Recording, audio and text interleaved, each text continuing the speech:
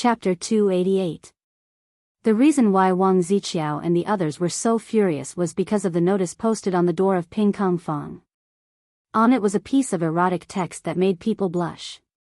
The main characters of the erotic text were the Taiyuan Wang clan, Xingyang Jing clan, Boling Chui clan, Qinghe Chui clan, and Fanyang Lu clan. It did not even try to cover it up. It directly wrote the names of Wang Ziqiao and the others, as well as their families, in the text. This erotic text was very explicit, delicate, and vivid. Its imagination was so strong that it made people stunned. It was no wonder that the onlookers were so excited. Erotic texts had long existed in Huaxia. In the pre-Qin period, erotic texts had appeared. In the Book of Songs, National Wind, there were many chapters about love between men and women. In the Song dynasty, Zhu Shi even thought that the wind was obscene. Since Huaxia had etiquette, men and women should not touch each other. Everyone thought that these erotic texts were bad people's thoughts, and forbidden texts that made people's imagination run wild. But in every dynasty, these erotic texts were endless. It reached a record high in the Ming and Qing dynasties. For example, Cut Lamp Newspeak, National Beauty, Spring Dream in the Red Chamber, and so on. These books had a large scale of erotic descriptions that made people speechless. Even the well-known Jin Ping Mei belonged to the category of novelty in front of these erotic novels. These books were forbidden books since ancient times. Li Wangyu once found these ancient forbidden books out of curiosity and read them one by one. As for Li Wangyu, who had experienced the baptism of Japanese action movies, he didn't think much of these so-called forbidden books. At most, they were just a little more erotic. But for the ancient scholars of Huaxia, these erotic texts were too lethal. They could be called mental bombs. And now, the erotic text posted on the door was created by Li Wangyu to take revenge on the aristocratic families. The aristocratic families boasted of being a 1,000-year-old family, and what they valued the most was their reputation. Even if Wang Ziqiao and the others were unruly in Chang and city and did all kinds of ugly things, they were covered up by the aristocratic families using their power. In order to maintain their prestige, these aristocratic families did not hesitate to throw out huge amounts of copper coins every year to let the literati cheer for them. Li Wangyu wanted to strip them of their bright and beautiful clothes and let the world see the ugly side of the aristocratic families. For several times, the aristocratic families had tried in vain to deal with him using scholarly rumors, which made Li Wangyu even more annoyed. Since the aristocratic families liked to stir up the hearts of the people, Li Wangyu didn't mind letting the aristocratic families experience what it meant to be full of malice. Therefore, he chose the seemingly absurd erotic text, fighting poison with poison. As the saying goes, 3 men make a tiger. Although the plot of these erotic novels seemed absurd and unruly, there would naturally be people who would believe it after reading and discussing it. What's more, it wasn't completely fabricated. Just by looking at Jing Konghua of the Jing family in Xinjiang, one would know that these kinds of scandals were often committed by the rich young masters of aristocratic families. Now, it was just Li Wangyu presenting it in front of everyone through artistic processing. Although Li Wangyu couldn't recite the erotic novels, he could remember the general plot. Together with his own imagination, several erotic novels that were classic in the eyes of the people of the Tang dynasty were concocted by him. These erotic novels, he wrote not only one, but a series of them. One was Cutting Lamp Newspeak, in which Li Wangyu described the erotic story between human and ghost, and the protagonists were naturally the legitimate sons of several aristocratic families. There was also Flying Flower Thoughts, which described the plot of men and women in aristocratic families. Heavenly Fragrance of the Nation, which described how several young masters of aristocratic families stole beauties. In short, after reading these erotic novels written by Li Wangyu, Qing Chimo and the other rich young masters didn't know what to say. However, these erotic novels had a surprisingly good effect on the Tang people. Even Qing Chimo and the other rich young masters, after reading these erotic novels, bent down and didn't dare to straighten their bodies. Fortunately, they were in the Hu Tavern at that time.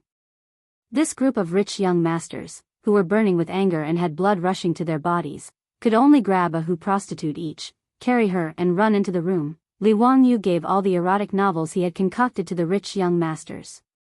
His plan was to distribute these erotic novels describing the aristocratic families in Chang and City and paste these erotic novels all over Chang and City, so that the aristocratic families could show their faces. However, Li Wangyu didn't want the aristocratic families to find out the truth. He didn't have the ability to stand up against the aristocratic families face to face. He was sure that once these erotic novels were made public, the aristocratic families would definitely go crazy. As for the crazy aristocratic families, they were capable of doing anything. Therefore, it was not easy to secretly paste these erotic texts all over Chang and City without anyone noticing. At least, Li Wangyu, who was alone, couldn't do it. Therefore, he found the rich young masters, hoping to make use of their family power. Ching Chumo and the others were also very excited. It was so fun, and it could make Prince Qiao and the others feel disgusted. Now, they couldn't even chase them away. The group of rich young masters finally vented on the Hu prostitutes. After seeing the negative reactions caused by the erotic novels, they gathered again and began to discuss how to trick the aristocratic families. The discussion was so heated that even Li Wangyu couldn't get a word in. He could only drink helplessly at the side and listen to the rich young masters discuss how to proceed. First of all, how to make these erotic novels. They planned to paste them all over Chang and City, so they needed a lot of them. Fortunately, with Sun Ji bookstore's engravings of the Three Kingdoms on the market, the process of engraving printing was no longer a secret. This was a technique that could be understood easily. Many bookstore owners took the Three Kingdoms printed by Sun Ji bookstore and showed it to their own bookstore's craftsmen, who figured out how to do it. Therefore, in just half a month, all the bookstores in Chang and City had launched engraving printing books.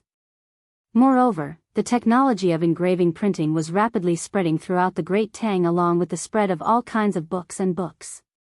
This was also the reason why Li Wangyu gave the technology to owner Sun just because he gave it to him for free. Seal engraving and rubbing techniques were already made. What they lacked was an opportunity to break through the window paper. Once someone discovered these engraving printing books, it naturally wouldn't be a secret. In order to keep it a secret, the rich young masters found an illiterate craftsman and asked him to carve a few erotic novels on the wooden boards. Most of the craftsmen in charge of engraving in the Tang Dynasty bookstores were illiterate. They just carved according to the copies pasted on the wooden boards. Whether they were illiterate or not didn't affect their work. After the engraving was completed, the rich young masters began to print the erotic novels themselves in order to keep it a secret. Chapter 289. Under the guidance of Li Wangyu, the group of fops found a secluded courtyard in Chang and City and started their black workshop business. After printing a few hundred copies of each of the pornographic articles, they destroyed the engravings and destroyed the corpses to prevent future trouble. These debauches were well aware of the possible serious consequences of causing trouble for the aristocratic families. Therefore, the Silk Pants didn't even tell their fathers about this matter. It was all done in secret by the Silk Pants and Li Wangyu. Everything was ready. All that was left was to put up these pornographic articles. Even for Ching Chumo and the others, it was not easy to secretly put up these pornographic articles on the doors of all the markets in Chang and City after the curfew. Fortunately, 3 stinkers were better than 1 zhuge. After some discussion, the fops really did come up with a solution. Waigua City had a total of 11 main streets in the north and south and 14 main streets in the east and west. After the curfew, other than the Marquis on night patrol, there were only the left and right Golden Guards in charge of the palace and the capital. Of the 16 guards of the Tang Dynasty, other than the left and right Golden Guards, the left and right Golden Guards, and the left and right Thousand Ox Guards, who were the emperor's personal attendants, the rest of the guards were stationed outside Chang and City to guard the capital. The generals of the 16 guards were basically military bigwigs like Qing Yaojin, Qin Xiong, and Yuqi Jingda. Ching Chumo and his 2 brothers, Yuqi Baolin and Yuqi Baoqi, these fops also had nominal titles in the 16 guards. For example, Ching Chumo was the Left Golden Guards commander of the Left Golden Guards, a 6th-rank upper military official. Yuqi Baoqi was the Thousand Ox Guards of the Right Thousand Ox Guards, a lower 6th-rank upper military official. However, the fops only had nominal titles. After all, Qing Yaojin, Qin Xiong, and Yuqi Jingda were all in their prime. No matter how open-minded Pai Lupi was, he could not let these generals under him control his own sons in the army. Therefore, even if Qing Chumo and the others had official titles, they were actually just eating empty pay. Usually, they had nothing to do. At most, they would go to the barracks to do roll call. Other than messing around together all day long, there was nothing else they could do. But although Qing Chumo, a trusted general of the E-Guards, did not care about the actual situation, he was still an official of the left Jin Wu Guards. This gave the foppish sons a chance to execute their schemes. After the drum of dusk was sounded yesterday, the city gates, palace gates, and all the gates of Cheng and were closed one after another. The Wu Ho who was in charge of patrolling the streets as well as the Jin Wu guards on the left and right began to patrol the streets with torches and lanterns. In fact, patrolling at night was quite boring, and it was difficult to slack off even if one wanted to. On both sides of the streets in Cheng and city, there were only trees and tall walls. The streets were empty. There wasn't even a place to shelter from the wind. Unless they hid in the drainage canals on both sides of the road, there was no place for the Imperial Guards and Marshal Marquis to rest. As for those drainage ditches that were full of filth, as long as one had a normal brain, they would not have such thoughts. On these main streets, only the residences of nobles, and officials of the third rank and above near the imperial city could open their residences. On the wide streets, only the lanterns hanging above the doors of these mansions could give off some faint light. The Jin Wu guards who were in charge of patrolling the streets had just passed by Duke Lu's residence when they heard the door creak open. The squad leader of the Jin Wu guards turned his head and saw the person clearly with the help of the lanterns hanging on the door. "Greetings, General Cheng." The squad leader hurriedly jumped off his horse and saluted Qing Chumo. The Jin Wu guards under him also dismounted and saluted.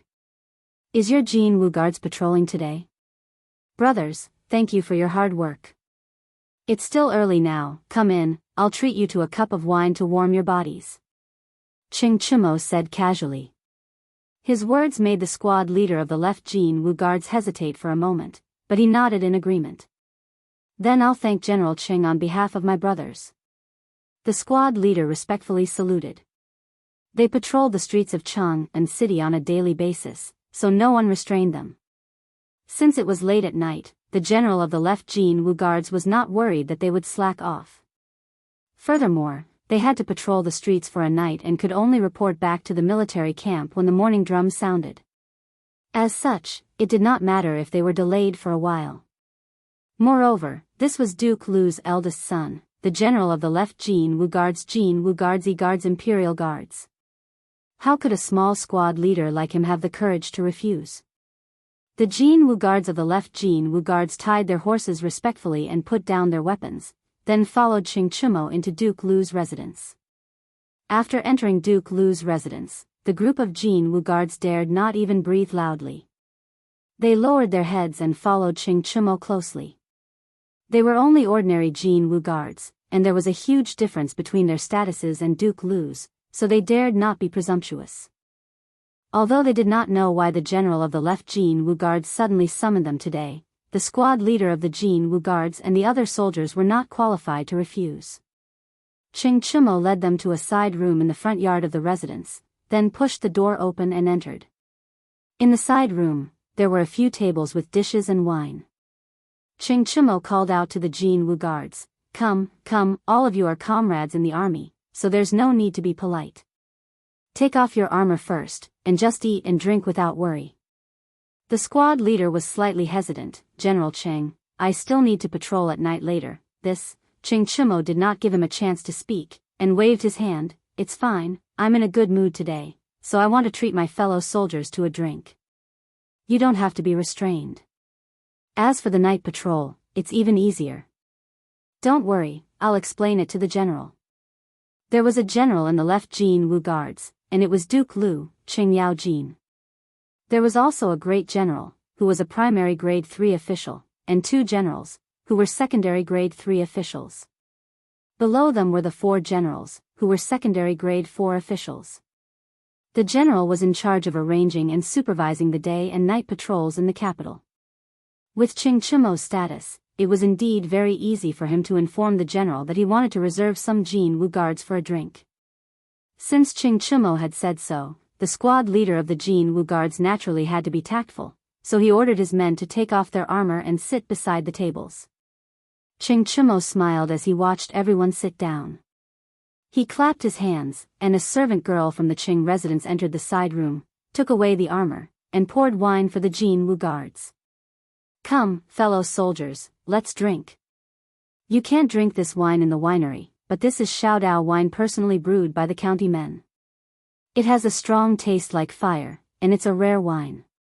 Ching Chimo did not say anything, and began to pour wine into their cups. These Jin Wu guards were all soldiers, so how could they not drink wine? Since Duke Lu's son said so, they naturally did not hesitate, and after thanking Ching Chimo, they raised their heads and drank the wine in their cups. In the room next to the side room, there were still many people, including the group of foppish sons, Li Wangyu, and the others. Chapter 290. According to the military system of the Tang dynasty, 10 people were one fire. Excluding Ching Chimo and Li Wangyu, there were exactly 10 people in the room.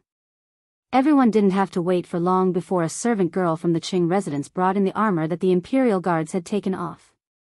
Ching Chuliang greeted everyone, picked up the armors of the left golden guards and began to put them on. Du He, Du Go, Wei Shuyu and Li Wangyu did not know how to put on the armors, so the maidservants came forward to help them. "Ziyu, is there any problem with your wine? These rough men in the army can drink a lot." Ching Chuliang asked as he put on the armor. Li Wangyu laughed, "Unless they are immortals, they will definitely get drunk. Brothers, you can rest assured. Let's hurry up, we have to go to many places later." "That's good." The group of foppish men did not say much. With the help of the maidservants, they put on the armors of the imperial guards and turned to leave the room. The 10 people directly left the Lu mansion, put on the weapons of the imperial guards, and mounted the horses of the imperial guards outside the mansion. Under the leadership of Ching Chuliang, they slowly walked to the streets of Chang and under the night curfew. This was the plan that the group of foppish men had discussed. They disguised themselves as imperial guards of the left golden guards and went to the doors of the various houses to post the printed erotic texts. Cross the sea by deception, steal the beams and replace the pillars. They quietly entered the village and did not want to shoot. The imperial guards that were left in the mansion by Ching Chimo to drink would not be able to come out for a while. Even if Li Wangyu's wine could not make them drunk, Ching Chimo would still make them stay. The imperial guards who were kept in the dark were still confused. They did not know what kind of luck they had today to be called by the eldest son of Lu Guogong to drink in the mansion. In fact, Ching Chimo wanted to be with the foppish men rather than stay in the mansion to act. However, he could only blame himself for his bad luck. He lost to his brother in a finger-guessing game and could only sullenly continue his career as a movie king. On the other hand, the group of good-for-nothings who were disguised as imperial guards felt extremely excited.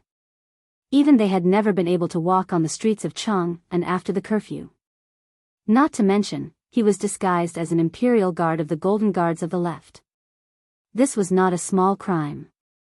If they were seen through, even if it was them, they would definitely be in trouble. They might even lose a layer of skin. At this moment, Li Wangyu was riding on horseback. His heart was also beating rapidly. In his previous life, he had never done such an exciting thing. On the streets of Chang and city, from time to time, there would be patrols of golden guards and Marquis Wu passing by. Naturally, there was no need to care about those martial Marquis.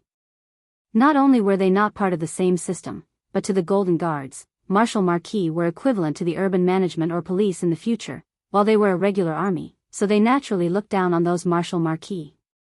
However, whenever the patrolling chamberlains of imperial insignia encountered each other, they would ask for the military password. This was also because he was worried that someone would impersonate an imperial guard with ill intentions. If they did not match the military password, the imperial guard would immediately blow the copper whistle in his hand, and the patrolling imperial guards would immediately rush over to help. Fortunately, this method of confirming each other's identity was completely ineffective against the fops. After all, Qing Yao Jin was the general of the Golden Guards of the left. Qing Chumo was also the general of the Golden Guards of the left. It was very easy for them to find out the password for the night patrol. Just like this, the fops used the night patrol as an excuse to post erotic texts everywhere in Chang and city. There were 4 gates in each of the houses, and they did not miss a single one. Under the cover of the night, they pasted erotic texts on the gates of dozens of houses in Chang and city that were close to the imperial city. Even when they passed by the gates of Taiyuan's Wang clan, Xingyang's Xing clan, and other aristocratic families, the fops did not let go. They looked left and right to see if there were any patrolling imperial guards passing by, then they ran to the gates of their houses and pasted the erotic texts. After being busy for more than 4 hours, the batch of erotic texts that everyone had printed were all pasted up. Only then did the Silk Pants and Li Wangyu excitedly look at each other, turn their horses around, and slowly head towards the Qing mansion. When they returned to the Qing mansion, they tied their horses, took off their armors, and asked the maidservants to send back the armors of the imperial guards. Their tense nerves finally relaxed, and they began to feel tired. In the side room, the imperial guards of the fire had already been drunk by Qing Chumo, and they were all lying on the tables. For this plan, Li Wangyu even contributed the only high-grade sorghum wine he had left. The imperial guards of the Tang dynasty who had not been baptized by strong wine were easily drunk. It was not until the morning drum in Chang and city that the imperial guards of the fire were woken up by the servants of Marquis Lu's mansion. Seeing that they had stayed in Marquis Lu's mansion for the whole night, the imperial guards of the fire could not help but panic. They hurriedly put on their armors and were sent out of the mansion by the servants of the mansion. The imperial guards of the fire still did not know what had happened last night. However, when they learned that the notices that humiliated the aristocratic families were pasted everywhere in Chang and city last night, the squad leader of the imperial guard seemed to have guessed something. However, he was smart enough to pretend that nothing had happened and kept his mouth shut. This morning, Wang Ziqiao and the rest were not the only ones who discovered the erotic texts pasted on the doors of Peace House. Half of the people in Chang and city saw it, including the aristocratic families. The erotic texts were pasted on the doors of their own mansions, and it was impossible to miss them. In a fit of rage, the aristocratic families sent their monks to tear down the erotic texts pasted everywhere in Chang and city. But it was too late. At this time, in Chang and city, the doors of the shops that Li Wangyu and the foppish playboys had posted the erotic articles were already crowded with people. Countless busybodies were seriously studying these rare erotic articles.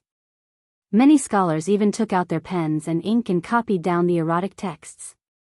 Some of the erotic texts on the doors were carefully removed and kept for themselves. Many people were reading out loud the contents of the erotic texts at the doors of the houses, causing the crowd to heat up. "Who's the mother f*** cur?"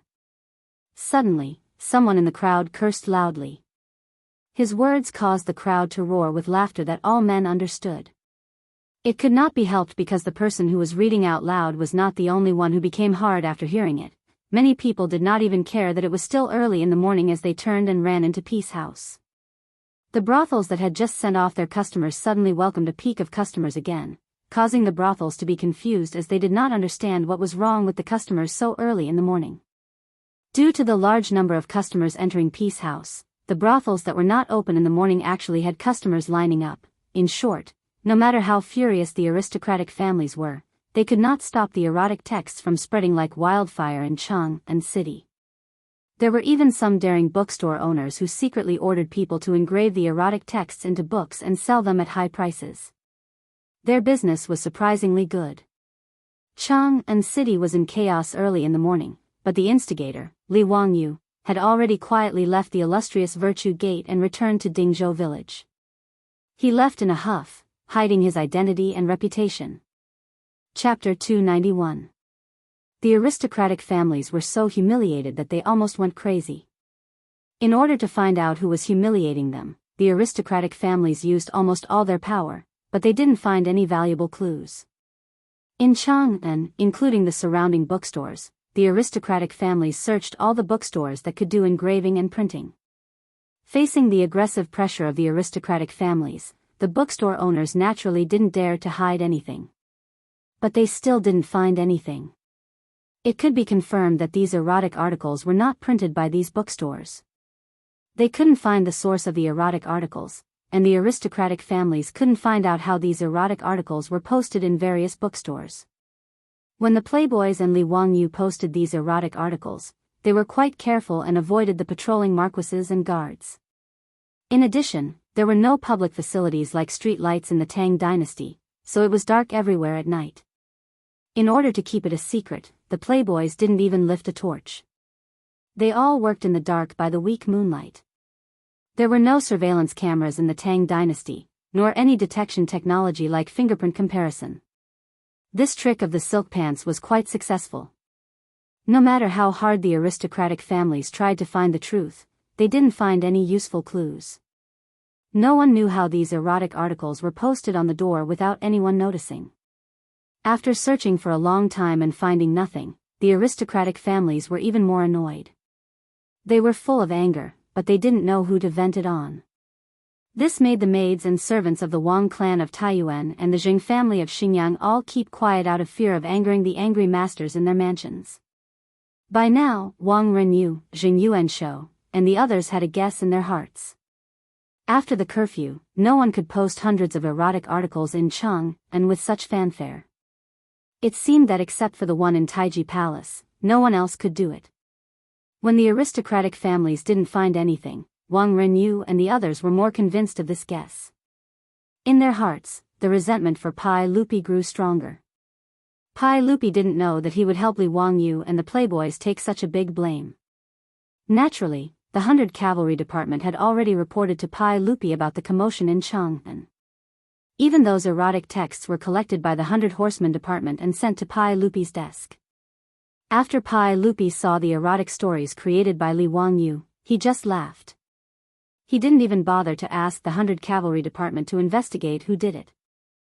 However, Pai Lupi, who had seen these erotic texts, put them away and couldn't help but sleep with a few of his concubines that day, not to mention how Pai Lupi was licentious in the harem and how angry the aristocratic families were. The reputation of these aristocratic families, as well as the protagonists of the erotic literature, such as Wang Ziqiao and Cui Daogu, was notorious in Chang'an. Even his friends from the aristocratic families couldn't help but smile strangely when they saw them. Chang'an City was also filled with all kinds of discussions. Some people, after reading the erotic literature, had a righteous look on their faces. Who wrote this? It's so vulgar. Using such unsightly words, it's really a disgrace to the educated. That's right, the person who wrote this is extremely morally corrupt. How could such a wicked article be written? It's a bad atmosphere, the moral of the world is deteriorating day by day. The person who wrote this should be punished for his evil intentions. These few defenders, while scolding angrily, carefully took down the erotic literature pasted on the door and put it into their arms. Then, they angrily scolded and moved out quickly. However, the direction they were walking in was towards Peace Square. Most of them were the onlookers in Chang'an City. TSK, I didn't expect the eldest son of the Taiyuan Wang clan to be so playful. Not only did he not let go of his maids, sisters, his father's concubines, even the dogs in his mansion. That's right, there's also the Jing family of Xinjiang, the Cui family of Bowling, the Cui family of Qinghe, and the Lu family of Fanyang. I originally thought that these millennium-old aristocratic families were the leaders of the scholarly world, but I didn't expect them to be so filthy, hiding filth and accepting filth. Shoo, quiet, you guys don't want to live anymore, talking about the aristocratic families like this. That's right, did you guys see that erotic literature? It said that between the young masters of these aristocratic families, each other. The more he spoke, the lower his voice became, but the more excited the crowd heard. Similar scenes were playing out everywhere in Chang'an City. The image that the 5 families and 7 families had painstakingly built up was almost destroyed by Li Wangyu's erotic literature. Even those officials from aristocratic families, whether in the imperial court or in the government office, could not avoid the strange looks of their colleagues. This made the aristocratic families so angry that they almost vomited blood. And the initiators of all this, Ching Chumo and the other foppish young masters, were naturally very happy. The erotic literature that Li Wangyu threw out was simply a mental bomb. It made Wang Ziqiao, Cui Daogu, and the others feel absent-minded. Intolerable bullying, intolerable bullying. Who on earth wanted to destroy the pride of their aristocratic families? Who on earth wanted to humiliate them so viciously? This was a mortal enemy. Wang Ziqiao and the others did not dare to go out of their houses now. They felt that wherever they went, they were the center of the crowd's attention, and they always felt that someone was pointing at them and whispering.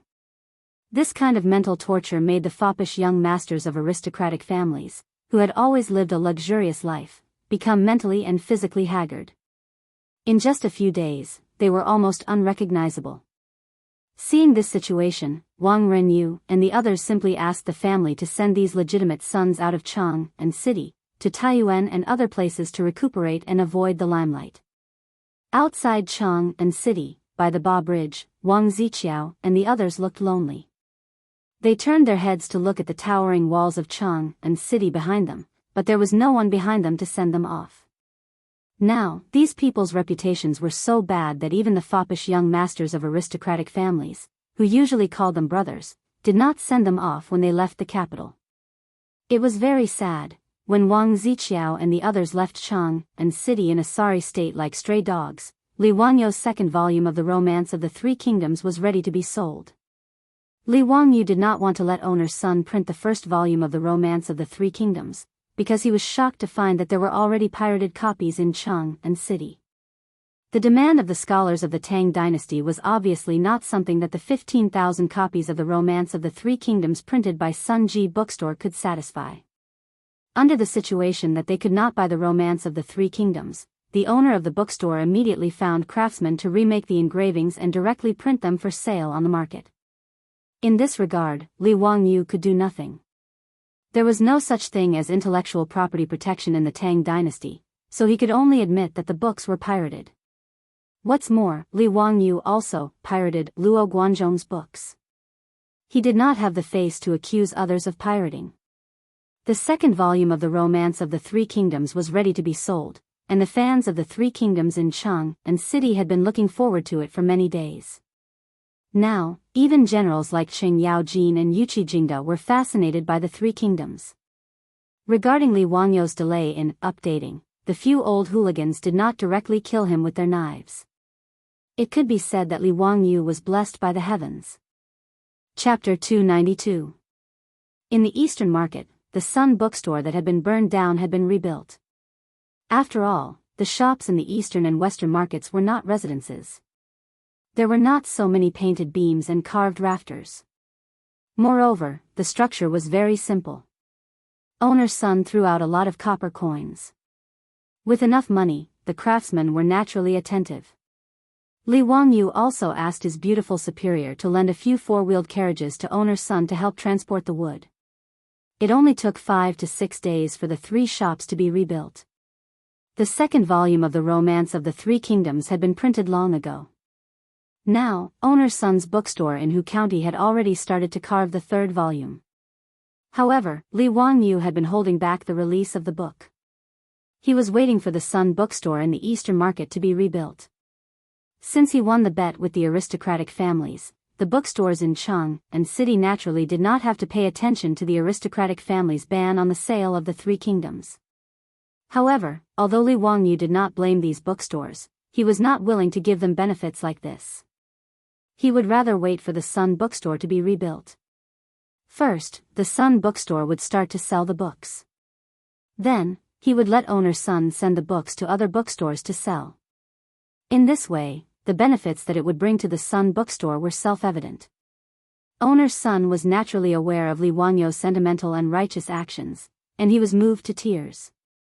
In the old man's opinion, it was very rare for a noble like Hu County to be considerate of a merchant like him. Owner's son was very attentive to Li Wangyu's instructions. He wanted to make sure that Li Wangyu was satisfied. After the Sun bookstore was built, a notice was posted early to inform everyone that the second volume of The Romance of the Three Kingdoms was about to be released. This news was immediately noticed by many fans of the Three Kingdoms who were looking forward to it. Now, not only did the Book of the Three Kingdoms have many fans, but the storytellers in the brothels had also started to talk about the Three Kingdoms. Storytelling actually started from the Tang dynasty. Originally, in the temples, in order to attract believers, spread Buddhist scriptures, and preach to the public, there were secular stories. Secular stories were stories that the monks used to explain Buddhist scriptures that were easy to understand. The content was interesting and very popular. As a result, storytellers began to appear in the brothel. They would often tell stories about supernatural stories to attract customers. After Li Wangyo's Three Kingdoms was published, it naturally attracted the attention of storytellers. Many storytellers saw that there were many fans, so they also began to try telling stories about the Three Kingdoms. However, because Li Wangyo's Three Kingdoms had only published the first volume, there were only 5 chapters and about 20,000 words. The content was too little, and this made the storytellers extremely vexed.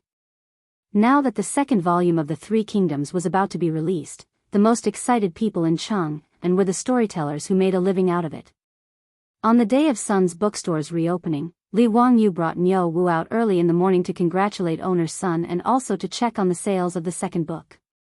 He still remembered the time when he confidently went to see how the first volume of the Three Kingdoms was selling. In the end, only a few big and small cats bought the book. The scene was very awkward. He even inexplicably got into a conflict with Wang Ziqiao and the others. In the end, it led to the destruction of owner Sun's bookstore and the death of his employees. Now that Wang Ziqiao and the other aristocratic playboys were chased out of Cheng, and Li Wangyo's mood improved a lot.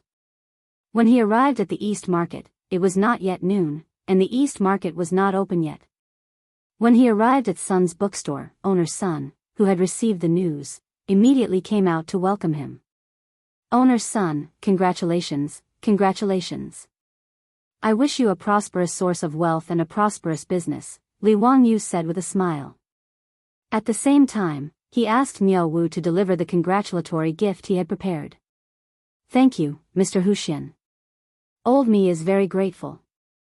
Please come in. Today, the second volume of the Three Kingdoms is on sale. Old me has already prepared everything. Owner Sun was wearing new clothes today, and his face was full of wrinkles from smiling. He asked his employees to take the congratulatory gift, and he respectfully invited Li Wangyu into the store. Li Wangyu looked around the newly renovated bookstore. There were already many scrolls, calligraphy, and paintings placed inside. However, in the most eye-catching position of the store, there was a wooden table with the second volume of the Three Kingdoms neatly stacked on top of it. Seeing that everything was ready, Li Wangyu nodded in satisfaction. He went to the back of the store with owner Sun to drink tea and chat, waiting for the East Market to open at noon. Because Sun's bookstore was opening for business today, owner Sun had prepared a lot of firecrackers for the auspicious time to burn. Firecrackers were the predecessor of firecrackers. Before the Tang dynasty, people used fire to burn bamboo, causing it to crackle and explode to drive away the god of plagues. At the beginning of the Tang dynasty, saltpeter was placed in bamboo tubes and burned, resulting in an even louder explosion. This was the firecracker. In the Tang dynasty poem, Early Spring Poem, there was a line like, "The new calendar is only half open, and the small courtyard is still full of firecrackers." However, before the auspicious time arrived and the firecrackers were lit, the employees of the bookstore rushed in. "Boss, bad news. Our bookstore has been surrounded." Owner Sun was also shocked when he heard this. How could there be trouble before his bookstore had even reopened? He hurriedly apologized to Li Wangyu and hurriedly followed the worker to find out what had happened. Li Wangyu was also worried, so he followed them to see what was going on. He was worried that those aristocratic families would not let Sun's bookstore go and find people to cause trouble again. Outside the bookstore, there were indeed many people gathered. They surrounded the entrance of the bookstore so tightly that not even a drop of water could trickle through. When owner Sun and Li Wangyu saw this situation, their hearts couldn't help but thump. The two of them didn't dare to go out rashly, so they waited for the door to open and listened to what was going on outside. When they heard the voices of the crowd outside the bookstore, the two of them couldn't help but heave a sigh of relief. They heard a few people talking loudly outside the bookstore. Sigh, I wonder if that bastard Dong Zhuo will be caught by Zhang Fei and Zhang Ida. Every time I read about that bastard plotting to kill the Han Emperor, I hate that I can't break his bones and suck his marrow to vent my anger. That's right. How could a hero like Lu Bu help a treacherous official like Dong Zhuo? What a pity. I still feel that Guan Yu and Guan Yunchang are amazing. That Hua Xiong killed several generals, but he was killed by Guan Yunchang's warm wine. It was so satisfying. It turned out that the people outside the bookstore were all fans of the Three Kingdoms. Because the employees didn't know what was going on, they made a ruckus and nearly gave owner's son a heart attack. The old man glared at the employee who came to report in a panic and then said respectfully to Li Wangyu, "Congratulations to Mr. Huxian. The people outside the bookstore are all customers waiting to buy books." Li Wangyu naturally heard the voices of the people outside the bookstore and was secretly happy. He didn't waste his time copying books. However, as more and more customers gathered outside the bookstore, Li Wangyu couldn't help but frown. Sun's bookstore only had 3 shops, but there were at least thousands of people gathered outside the bookstore. If they were to open the bookstore to sell books, there would be trouble if so many customers rushed in. Li Wangyu didn't want a happy occasion to turn into a sad one. If there were too many people and they got trampled, it wouldn't be good. He frowned and thought for a while. He had a plan in mind. Chapter 293. Whether it was Li Wangyu or owner's son, they did not expect the bookstore to reopen today and attract so many customers. He had underestimated the influence of the Romance of the Three Kingdoms. As one of the 4 classical novels of Huaxia, it naturally had its own unique charm.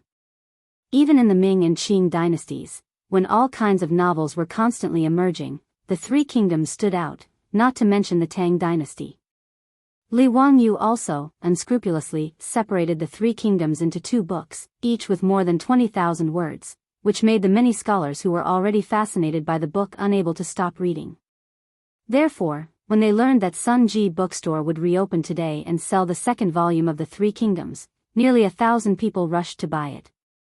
Owner's son had never seen such a scene even though he had been in the bookstore business for most of his life. In the face of so many customers, owner's son was happy, but he could not help but start to worry. The old man also thought of Li Wangyu's previous concerns. Before the old man could think of a solution, Li Wangyu stretched out his hand to summon him and whispered a few words to him. After hearing Li Wangyu's words, the old man could not help but be stunned. Is this really feasible? Isn't this too childish? It's okay, just listen to me, it's definitely feasible. Owner's son, quickly go and arrange it, Li Wangyu said with a smile. Seeing that the man was so confident, and owner's son did not have any good ideas, he could only be skeptical and follow Li Wangyu's instructions to make arrangements. Fortunately, there was no shortage of the items that Li Wangyu had mentioned in the bookstore. Owner's son called over the shop staff and busied himself. Before the auspicious time for the opening of the bookstore, everything was ready. Owner's son specially invited the Taoist priest of the Taoist temple to calculate the auspicious time of the opening. Immediately, the shop staff took the brazier out of the shop and began to burn the exploding rods in it. The exploding rod ignited and exploded, emitting crackling sounds as the smoke dispersed in all directions. The crowd outside the bookstore also cheered. They were waiting for the bookstore to open so they could rush in to buy books. However, after the rods were set off, the bookstore's door did not open. Only owner's son and a few staff walked out of the bookstore. Owner's son took a deep breath and used the force of his dantian to yell at the crowd. Esteemed guests, Sun's bookstore is reopening today. Thank you all for coming. However, due to the limited space in the bookstore, it couldn't accommodate so many distinguished guests at the same time.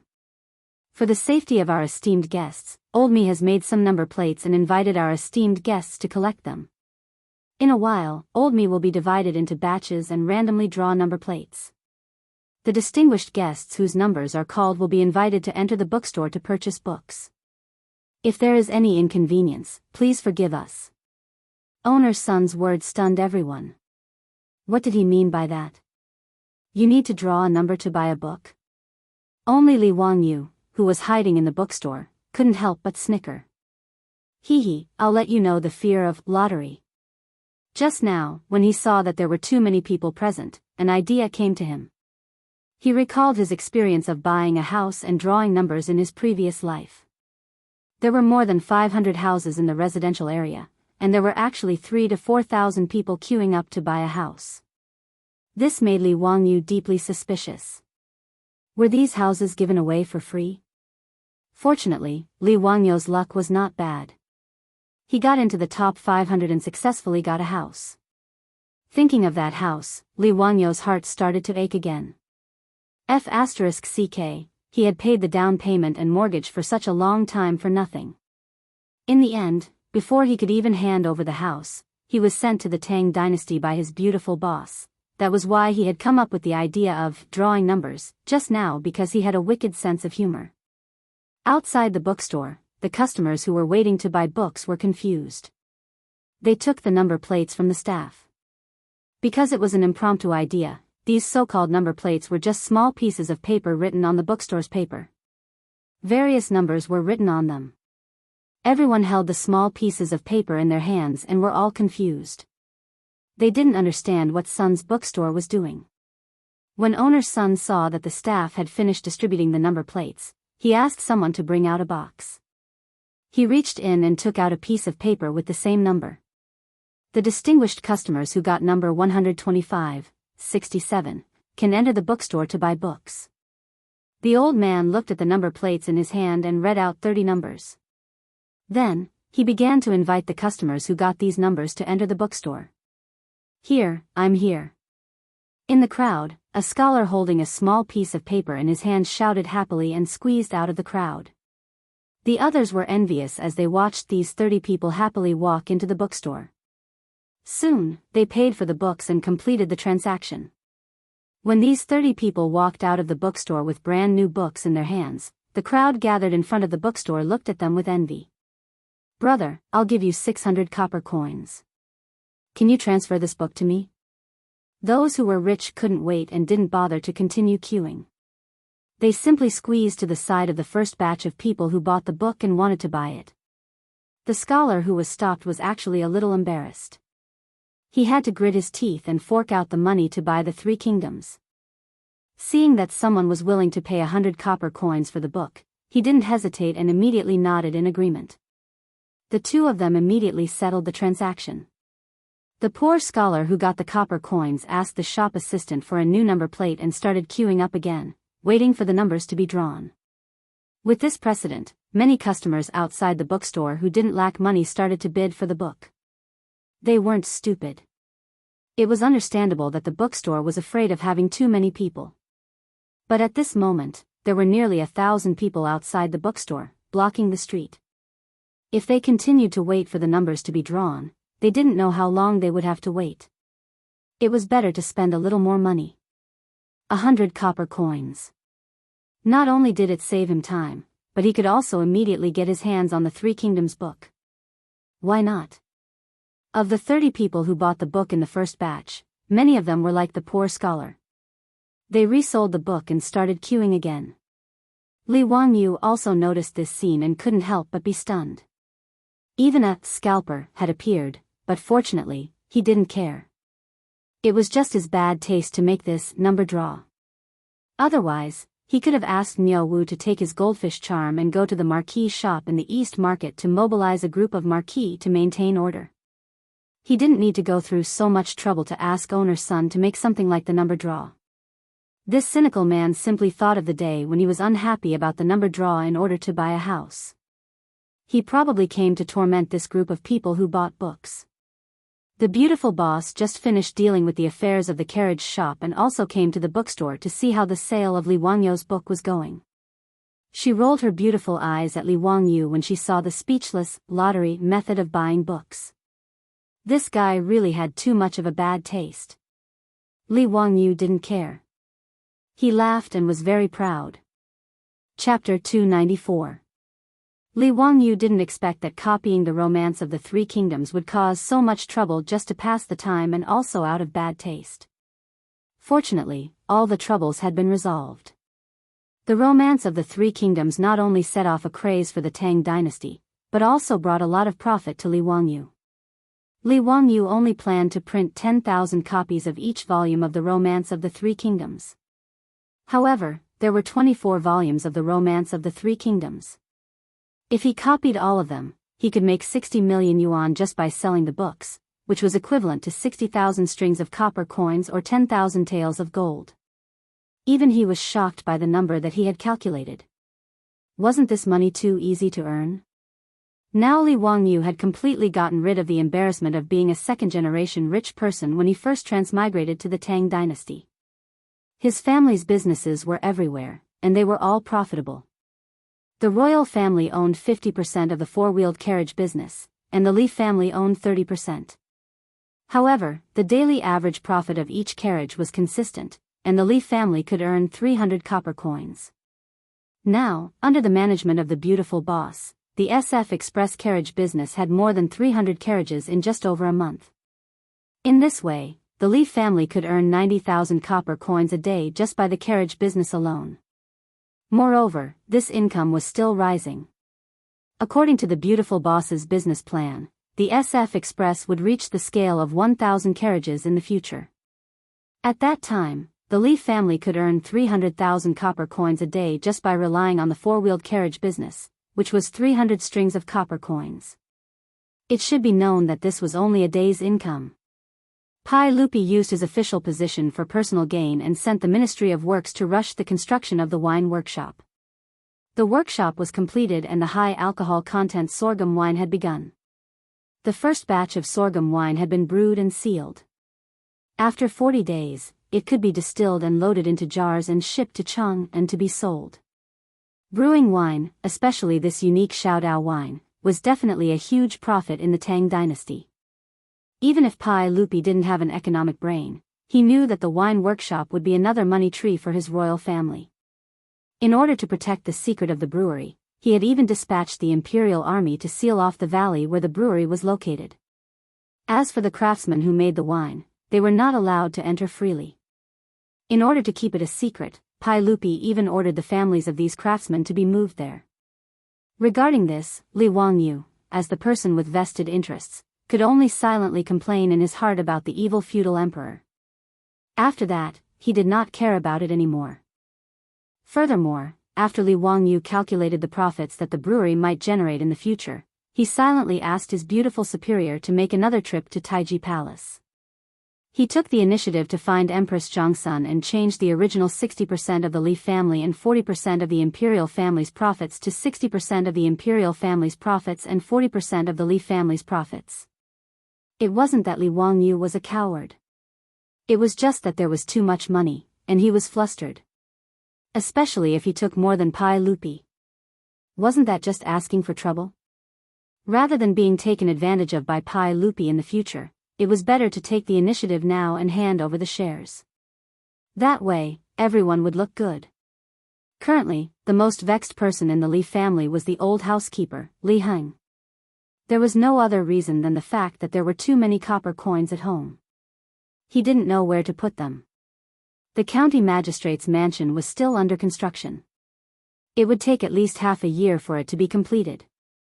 Moreover, the Li family's old mansion was too small. Even though most of the copper coins at home had been exchanged for gold, the remaining copper coins still gave Li Heng a headache. He didn't know where to put them. Li Wangyu didn't want to return the money that he owed the county magistrate so early. In Li Wangyu's mind, this money was the same as a bank loan. Since he had to pay a lot of interest, why should he return it early? However, the old mansion's treasury was now full. Seeing Li Heng's distressed appearance, Li Wangyu didn't hesitate. He hurriedly took the copper coins to the county magistrate's mansion and paid off the family's debt. 5 four-wheeled carriages were needed to transport the 1 million copper coins. In an era before paper money, it had to be said that money really had a lot of weight. After Li Wangyu finished checking the family's assets, he closed the account book and proudly hummed a tune. I made money, but I don't know how to spend it. I'll buy a Nokia with my left hand and a Motorola with my right. The beautiful boss looked at the smug Li Wangyu from the side and was too lazy to pay attention to him. Fanning herself with a round fan, the beautiful boss wiped the fragrant sweat on her forehead and couldn't help but say, "Wangyu, why is the weather in the Tang dynasty so hot? It's only April, which is March according to the Gregorian calendar. Why is it so hot?" Li Wangyu also wiped his sweat and replied, "Don't you know? During the Tang dynasty, the temperature on Earth was relatively hot. I remember reading in a history book that there was no snow in the Tang dynasty for 19 years. After the heat, it was cold. Therefore, the Song and Ming dynasties encountered the Little Ice Age. No wonder it's so hot in March and April." The beautiful boss was surprised. The weather was so hot that she was too lazy to go out. Every day, she hid in the mansion's backyard to avoid the heat. Fortunately, there was saltpeter, which could be used to make ice at any time. This made the early summer not so hot. The main reason why she felt hot was because of her clothes. Thin, transparent, and revealing. These were the characteristics of women's clothing in the summer of the Tang dynasty. Unlike the women of the modern era who directly exposed their arms and legs, the Tang dynasty women's clothing, although light, was still a full-body gauze skirt.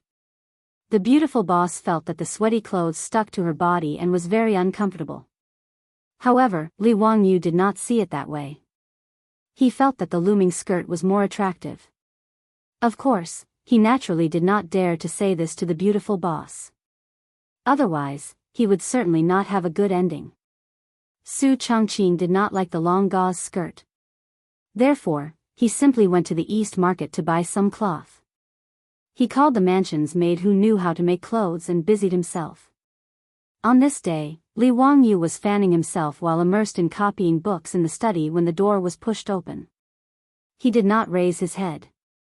He knew that the person who came in must be Su Chongqing.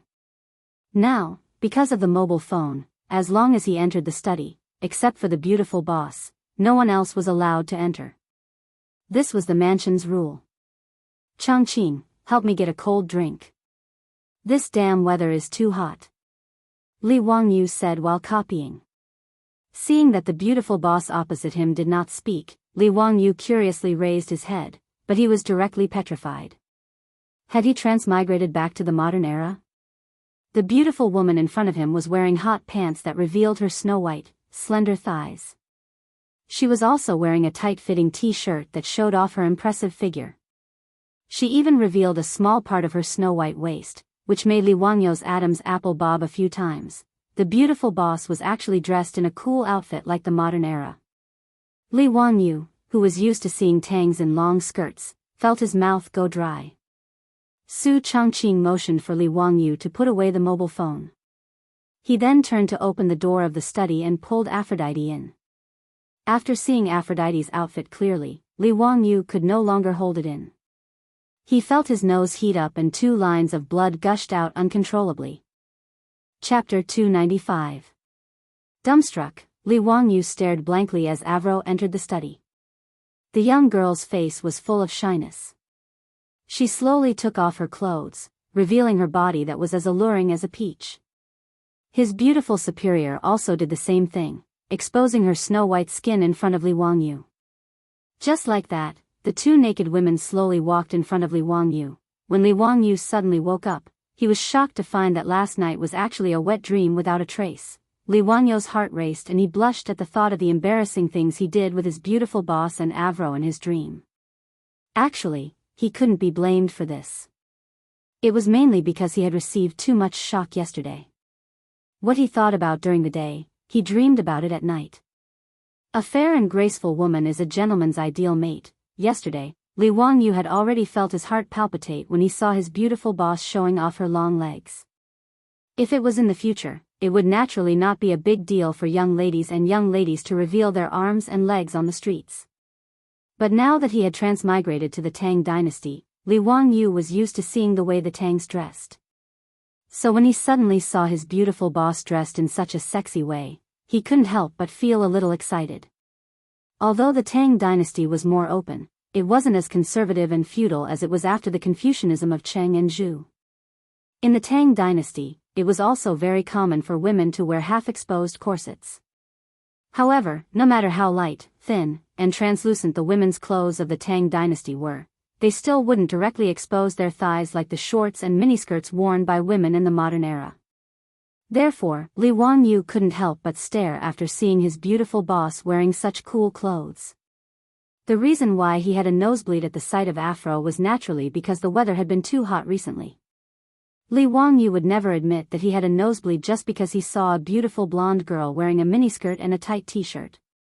That would be too embarrassing. The teenage version of Angelina Jolie had blonde hair tied into a ponytail that hung in front of her chest. As for the hand-sewn t-shirt, because of the girl's towering protrusions, it was super full. Li Wangyu suddenly remembered a sentence he had seen on the internet in his future life. It was a crime for a woman with a good figure to wear a t-shirt. At this moment, Li Wangyu deeply agreed. In fact, even the beautiful boss was jealous of the blonde girl's overly good development. How did this European race grow up? His beautiful boss's figure was already very hot among Asian women. Whether it was her long legs or her slender waist, they were all filled with fatal temptation. Her perky buttocks and voluptuous upper body were even more attractive to men. However, compared to Avro, she had to concede defeat in certain aspects.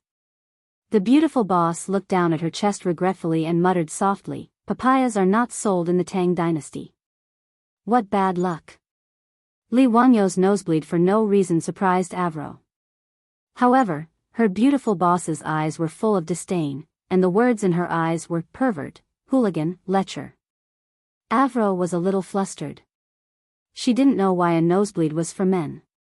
Seeing 2 lines of blood flowing out of Li Wangyu's nose, she exclaimed in shock. "Lang Jun, what's wrong with you?" The girl hurriedly rushed forward, took out her handkerchief, and frantically wiped the blood off Li Wangyu's nose. The girl's delicate fragrance uncontrollably entered Li Wangyu's nostrils. What was worse was that the girl's impressive upper body was now pressed against Li Wangyu's arm. The soft, bouncy feeling made Li Wangyu's nosebleed even more. The beautiful boss snorted and went forward to pull Avro away, who was still unaware that she was being taken advantage of. She said coldly, "Raise your head." Li Wangyu obediently raised his head. Su Chongqing picked up a piece of rice paper from the table, tore off 2 strips, and stuffed them into Li Wangyu's nostrils. She then asked Avro to fetch a basin of cold water. After dipping her hand in the cold water, she gently patted the back of Li Wangyu's neck. Only then did Li Wangyu's nosebleed stop. Li Wangyu said in a low, muffled voice, "Hee, the weather has been too hot recently." "I'm heaty." The beautiful boss glared at him. Pervert. Li Wangyu wanted to cry out for his innocence, but he didn't know how to explain himself. In short, ever since the beautiful boss came up with the cool clothes, the backyard of the Li family's old residence had become a forbidden area in the residence. Apart from Li Wangyu, all the other men in the residence were not allowed to enter the backyard. Li Wangyu was both pained and happy about this. It wasn't just the beautiful boss and Avro who changed their clothes. Perrin and the 4 maidservants in the residence also shyly changed into cool clothes as long as they stayed in the backyard. Li Wangyu feasted his eyes every day. But it was just a look. After a wet dream, Li Wangyu secretly changed out of his underwear. Too embarrassed to let the maidservants wash it for him, he took care of it himself. Speaking of underwear, there were naturally no such things in the Tang dynasty. Strictly speaking, the underwear that the people of the modern era were used to was invented by the Americans in the 1940s. The ancient people of China naturally didn't wear underwear. During the Shang and Zhou dynasties, men didn't wear underwear or pants and only wore skirts, which were called chang. Starting from the Han dynasty, people began to wear pants inside, but they were open-crotch pants, which were called straddles. After the Tang and Song dynasties, open-crotch pants and closed-crotch pants became the mainstream clothing for men. During the Ming and Qing dynasties, closed-crotch pants dominated the world. In addition, many poor people who needed to work had a type of underwear that was similar to underwear called calf-nose underwear. The calf-nose underwear was similar to the underwear worn by Japanese wrestlers in the modern era. It was first wrapped around the sides and then passed under the crotch. This type of pants had been popular for thousands of years. It was originally underwear, but people at the bottom of the hierarchy, such as servants, coachmen, farmers, and other laborers, would directly wear it outside for convenience. After Li Wangyu and Su Chongqing transmigrated to the Tang dynasty, they naturally couldn't get used to not wearing underwear. Not to mention, if Li Wangyu wore open crotch pants, it would really be terrible. Thus, they self-made a few pairs of underwear and finally avoided the embarrassment of not wearing underwear. As Li Wangyu washed his underwear, he wondered when this bitter, single life would end. Now, the beautiful boss's attitude toward him had finally softened under his relentless fawning and flattery. At least, when he held the beautiful boss's soft and seemingly boneless hand, he wouldn't be shaken off anymore. The long, cold war, caused by him secretly bringing Aphrodite home had finally ended, but Li Wangyu still had to work hard to achieve the success of his revolution.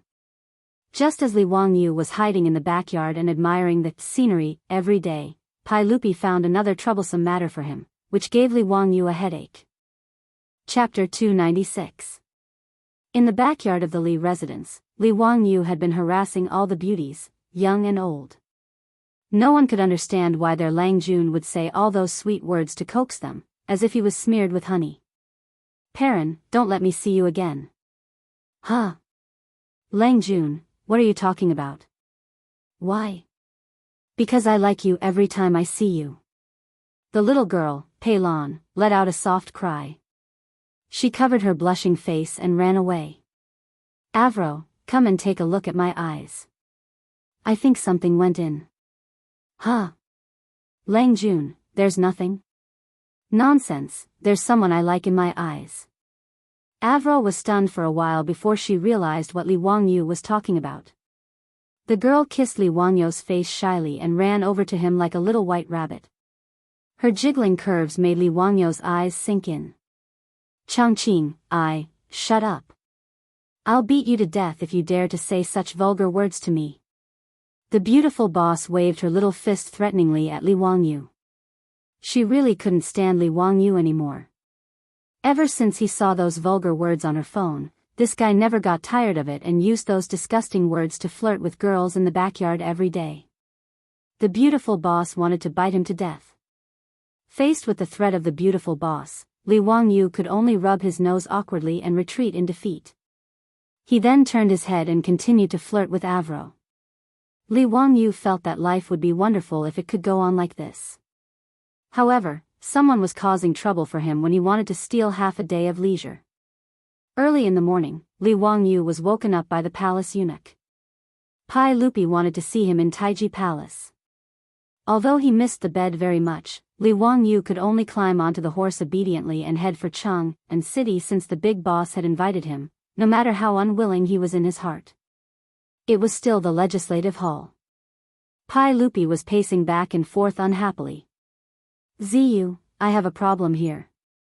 Come and give me some advice," Pai Lupi said bluntly as soon as he saw Li Wangyu enter the palace. These words made Li Wangyu's balls hurt. "Pai Lupi, you bastard. You already said it was a very troublesome matter, and you still asked me to come. What is the meaning of this? Could it be that the things that you find troublesome are not troublesome for my small body?" However, even though he was cursing in his heart, Li Wangyu still bowed sincerely. "Uncle, please speak. This nephew will do his best. Recently, a court official has submitted a memorial, asking me to issue a decree to release the palace maids, saying that this year's spring drought is related to the fact that there are too many palace maids in the palace. It was the accumulation of yin energy that caused the drought and lack of rain.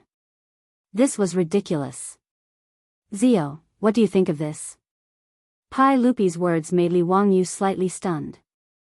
There was actually someone who said that the spring drought of the second year of Zhongguan had something to do with Pai Lupi's Taiji Palace having too many palace maids? What kind of strange logic was this? However, Li Wangyu was not in a hurry to speak. This was because in history, Pai Lupi had indeed released 3,000 palace maids this year, allowing them to leave the palace for marriage. This should be considered a good thing, right? As a steely straight man, Li Wangyu had long disliked the fact that Pai Lupi's Taiji Palace had so many beautiful young ladies. If Pai Lupi was willing to release the palace maids, then it was a good thing. In history, Pai Lupi had released the palace maids twice. The first time was in the 9th year of Wuda. Pai Lupi issued a decree to release 3,000 palace maids from the palace for marriage. The second time was this year, in the 2nd year of Zhengguan. Pai Lupi once again issued a decree to release the palace maids. According to the historical records, in the 9th month of the 2nd year of Zhengguan, Li Baiyao, the secretary of the secretariat, requested to leave the palace again. Emperor Taizong of the Tang dynasty ordered the Minister of External Affairs left Prime Minister Dai Zhou and the Minister of External Affairs Du Jingluan to select palace maids at the west gate of Yeding. From beginning to end, they released more than 3,000 palace maids. Bai Ji once wrote in his poem, 3,000 resentful women leave the harem. It was referring to this matter. But that should have happened in the 9th month of the 2nd year of Zhengguan's reign. It was only the 4th month now. Why was this matter being brought up? And judging from Pai Lupi's tone, he didn't seem too happy about it. There were too many palace maids, and the Yin energy was too concentrated. He seemed to remember that in the history books, Li Baiyao, the secretary of the secretariat, had used this excuse to impeach Pai Lupi. Although it might seem nonsensical to the people of the future, in an era where even the plague of locusts was attributed to the emperor's immorality, one couldn't ask for too much, right? In short, according to the history books, Pai Lupi did release 3,000 palace maids because of this person. But Pai Lupi's words just now clearly implied that he wasn't happy about it. Why was that? Li Wangyu wasn't a hothead. He planned to first sound out Pai Lupi's tone and see what this fellow was thinking before making a plan. Uncle, these words are simply absurd. How could a gathering of palace maids cause a drought and lack of rain? Who knows how many palace maids there were in the Sui dynasty? Why didn't there be a drought? There were no palace maids on the Turkic grasslands, so why would there be a drought? Li Wangyu retorted agitatedly with an indignant look on his face. His words struck a chord with Pai Lupi's heart, and he couldn't help but nod repeatedly. Well said. We also think the same. This group of courtiers can't see things as clearly as a young man like you. Li Wangyu changed the topic and continued, however, the palace maids are truly pitiful. Many of them entered the palace in the Sui dynasty, right? Since in the 9th year of Wuda, Uncle already issued a decree to release 3,000 palace maids, why not continue to push the boat along with the current? His words made Pai Lupi's expression become awkward. In the 9th year of Wuda, Pai Lupi had just passed through the coup of the Xuanwu Gate. He had killed his brother and imprisoned his father, and disgracefully sat on the throne. At that time, he issued a decree to release the palace maids. On one hand, it was to show his benevolence, and on the other hand, it was to disgust Li Yuan. The 3,000 palace maids that were released from the palace were basically the palace maids that had previously served Li Yuan. After Pai Lupi ascended the throne, he naturally didn't want to keep these women. Who knew if any of these palace maids had once been favored by his father? Although Pai Lupi didn't care about these things, he also didn't want to inherit his father's property. There was another reason why Pai Lupi issued a decree to release the palace maids. It was because he was poor. At that time, the Tang dynasty had just been established. After the chaos at the end of the Sui dynasty, the Tang dynasty's treasury wasn't abundant. Later generations' impression of the prosperous Tang dynasty was that it was incomparably wealthy. That was from the Kaiyuan age. To put it bluntly, at that time, the amount of copper coins in the Tang dynasty's treasury was probably less than the amount of money in any of the 5 great clans' treasury. Therefore, Pai Lupi naturally didn't want to raise so many palace maids for nothing. Moreover, they were the palace maids that had served Li Yuan. Therefore, after he ascended the throne, he very happily issued a decree to release those palace maids from the palace. However, now that Pai Lupi had ascended the throne for 4 years, the amount of copper coins and grain in the treasury had gradually increased. In addition, Empress Zhongsun had made 2 good deals with Li Wanyou's family. The daily income of the carriage company from the partnership surprised Pai Lupi, not to mention the wine workshop that had already started production. Moreover, this money didn't even need to go into the treasury. It all went into Pai Lupi's little treasury. As the saying goes, money is a man's courage. With money in his pocket, Pai Lupi didn't want to release the palace maids. Therefore, when the court officials once again submitted a memorial, he became hesitant about this matter. Pai Lupi, who wanted to have a good reputation but didn't want to release the palace maids, thought of Li Wangyu. He hoped that he could give him an idea that could satisfy both sides. Pai Lupi didn't treat Li Wangyu as an outsider. After hesitating for a moment, he still gave him an explanation. After understanding Pai Lupi's thoughts, Li Wangyu felt even more disdain in his heart. Pai Lupi, this fellow, was simply a green tea bitch in the future. Not only did he want to be a bitch, he also wanted to establish a monument to his chastity. Chapter 297. Speaking of which, these palace maids were really pitiful. Many of them had been in the palace for decades or even longer. They were old and could not leave the palace. No one cared about them and no one asked about them. In the end, many of them died in the palace.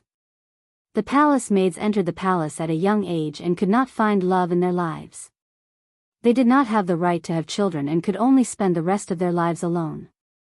As the saying goes, once you enter the palace, it is as deep as the ocean. As they had no hope of leaving the palace, many palace maids had escaped in history. The most famous one was in the first month of the first year of the Tang dynasty. At that time, there was a lantern festival in Chang'an City. Emperor Zhongzong, Li Xian, allowed the palace maids to go out and watch the lanterns. In the end, it was recorded, spring, first month, night of Bingyin, Emperor Zhongzong and Empress Wei went out to watch the lanterns in the city. Thousands of palace maids went out, and many died. Many died. It did not mean that they died, but they disappeared. It was the same as the saying, mending the pen after the sheep is lost. Emperor Zhongzong, Li Xian, allowed thousands of palace maids to go out and watch the lanterns. In the end, most of them took the chance to escape. What an irony. Thousands of palace maids all escaped. One could see how terrifying the palace walls were to these poor women. In history, apart from Pai Lupi in the 9th year of Wuda and the 2nd year of Jingguan, he did not release any more palace maids until he died. Pai Lupi's descendants also rarely released palace maids. When Emperor Xuanzong, Li Longji, ascended the throne, he followed his great-grandfather, Pai Lupi, and ordered the palace maids to leave the palace.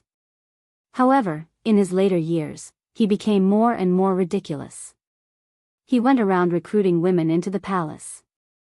In the Daming Palace, there were at most 40,000 palace maids. When Li Wangyu read the history of the Tang dynasty, he sympathized with these poor palace maids. He was also jealous of the emperors who shamelessly took over so many beautiful ladies. From Li Wangyu's point of view, Pai Lupi's current thinking was similar to that of his descendants.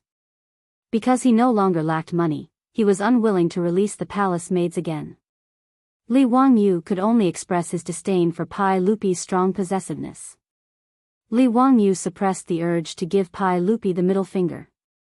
He pondered for a long time before he decided to follow his heart.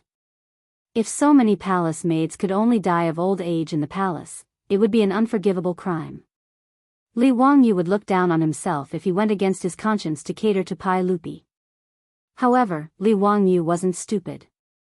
He wouldn't follow Wei Zhang's example and offend Li Er and give him a death remonstrance.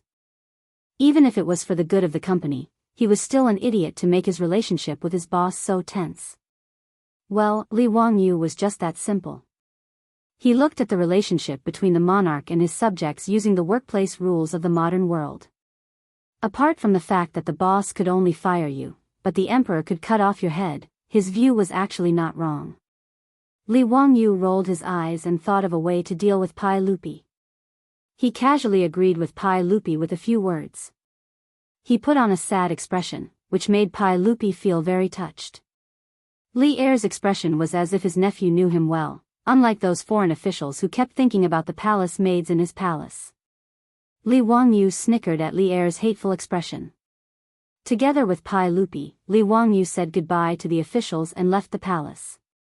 After he found his beautiful boss, the two hid in the room and whispered for a long time. In fact, Li Wangyu's idea was very simple. To deal with the possessive Pai Lupi, a pillow talk was the best choice. Although Empress Zhongsun insisted that the harem should not interfere in politics, in fact, releasing the palace maids was a matter of the harem. As the master of the harem, Empress Zhongsun was justified in dealing with these palace maids. As long as Empress Zhongsun was persuaded, even if Pai Lupi was unwilling, he would have to release the palace maids. Li Wangyu was planning for this. As for the reason to persuade Empress Zhongsun, it was simple. Her Royal Highness was now pregnant with the son of the dragon. She prayed for the child in her belly and also for the health of the child. The harem should not be too heavy with yin energy. Releasing some palace maids could not only pray for the child but also reduce the concentration of yin energy in the harem. In Li Wangyu and Su Changqing's opinion, as a pregnant mother, she would definitely not refuse this proposal. As for whether there were more women, whether it was really because of the gathering of yin energy, Li Wangyu was too lazy to think about it. Anyway, if the ancient people were willing to believe this kind of nonsense, then he would use it. It was not easy for other noble women to see Empress Zhongsun, but for the beautiful boss, it was simple. Whether it was entering the palace to discuss shop matters with Empress Zhongsun or teaching yoga, Su Changqing often went to the palace. After going there many times, Su Changqing was now very familiar with the harem of the Taiji Palace. He could find the way with his eyes closed. The beautiful boss naturally couldn't stand Pai Lupi's action of occupying many young ladies. Without hesitation, she went to the palace to give Pai Lupi a hard time. After Su Changqing entered the palace, Li Wangyu was very comfortable with his legs crossed, drinking tea, humming a song, waiting for the beautiful boss to return. I was watching the mountain scenery on the tower, and I heard the chaos outside the city. The banners fluttered in the air, but it turned out to be the soldiers sent by Sima. He felt that he was like Zhuge Liang, casually playing Pai Lupi in the palm of his hand.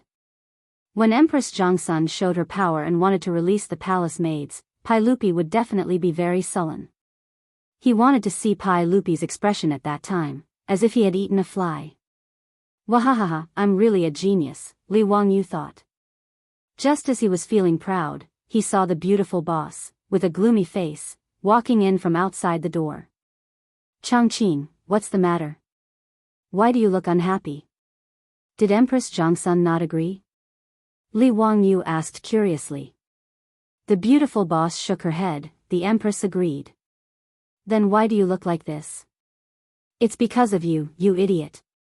As soon as he asked, he saw the beautiful boss gritting her teeth and rushing in front of him, her small fists pounding on his chest. Who asked you to come up with bad ideas? Who asked you to come up with bad ideas? Idiot, we've been fooled. Li Wangyu was baffled by the beautiful boss's words, and hurriedly asked what happened. Su Changqing angrily explained, and Li Wangyu suddenly realized, and couldn't help but pat his head.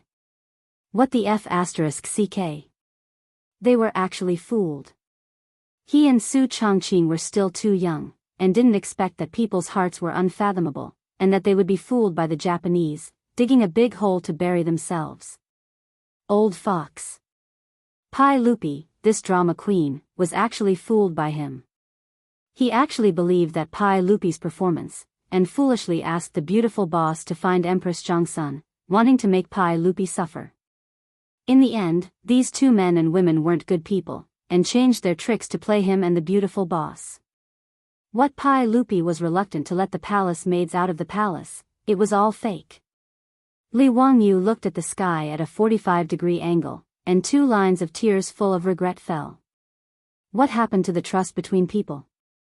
In the end, it was all a trick. I originally gave my heart to the moon, but the moon shines on the ditch. Chapter 298. It wasn't that Pai Lupi was unwilling to release the palace maids. He had long felt that keeping so many palace maids in the palace was too expensive.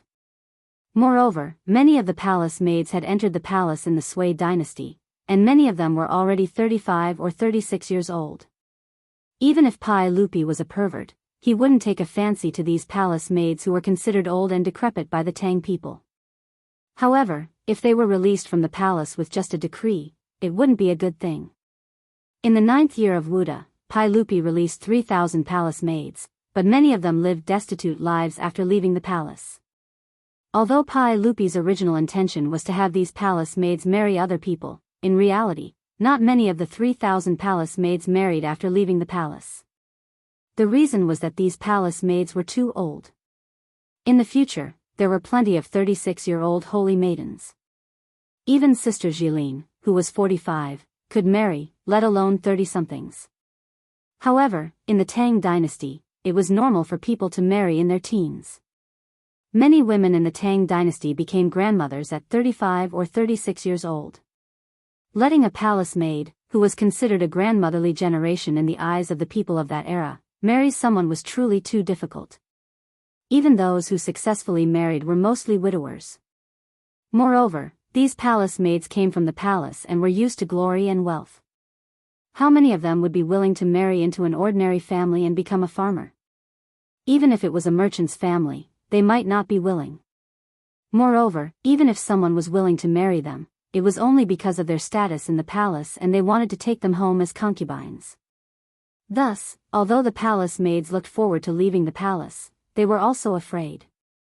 Many palace maids, after leaving the palace, would end up as prostitutes in Peace Square because they lacked a source of income. This made Pai Lupi feel that he had lost a lot of face. Thus, after Li Biao asked the palace maids to leave the palace, Pai Lupi and Empress Zhongsun thought about it and felt that they needed to find a way for these palace maids to make a living after leaving the palace. The two of them thought of Li Wangyu at the same time. They felt that it was best to leave this matter to their nephew. After all, Li Wangyu's businesses were quite profitable. Moreover, he was a nephew of the royal family. Letting him handle this matter would not bring shame to the royal family. However, thinking about Li Wangyu's languid personality, if he directly gave the decree to him, this scoundrel would definitely think of a way to refuse. Therefore, Pai Lupi and Empress Zhongsun cooperated to put on a show, digging a huge hole for Li Wangyu and his beautiful superior. When Pai Lupi was in the Lijiang Hall, Li Wangyu believed that he was reluctant to let the palace maids out of the palace. He foolishly urged his beautiful superior to go find Empress Zhongsun and give Pai Lupi a bad look. He thought that he had succeeded, but he did not know that with his skills as a white-collar worker in the future, he could copy poems and articles and make so-called inventions. If he wanted to play petty tricks with Pai Lupi, it was simply showing off his skills in front of Guan Yu. He was overestimating his abilities. In Lijiang Hall, the beautiful superior urged Empress Zhongsun to do good deeds and pray for the baby in her belly. She said that the yin energy in the palace was too heavy and was not good for the child's growth. She said for a long time. Empress Zhongsun only listened quietly, her face revealing a difficult expression. The beautiful superior did not notice the smile in Empress Zhongsun's eyes. She asked Her Highness what was troubling her. Changqing, it's not that I don't want His Majesty to let the palace maids out. It's just... forget it. Let's not talk about it. Empress Zhongsun was obviously someone who could win an Oscar for Best Actress. This sigh made the beautiful superior's heart tighten. Your Highness, is there anything troubling you? Changqing is willing to share Your Highness's worries. This, forget it. Empress Zhongsun wanted to say something but stopped. The beautiful superior was an elite in the workplace in the future. At this time, she was hot-blooded and only wanted to save the palace maids who were persecuted by Pai Lupi. Where was her former shrewdness? Under the repeated questioning of the beautiful superior, Empress Zhongsun told her and Pai Lupi's concerns. Then she looked expectantly at Su Changqing, waiting for her reply. Only then did the beautiful superior realize that she and Li Wangyu had been deceived. At this time, she was forced to the fire by Empress Zhongsun. She could not be hot-blooded just now and then directly turn her head and say that she had no way, right? Therefore, the beautiful superior had no choice but to pinch her nose and accept it. She promised to find a way to help the palace maids out of the palace find a livelihood. She could imagine how troublesome this matter would be. Even if only 1/3 of the thousands of palace maids needed to be worried about, it would be troublesome enough.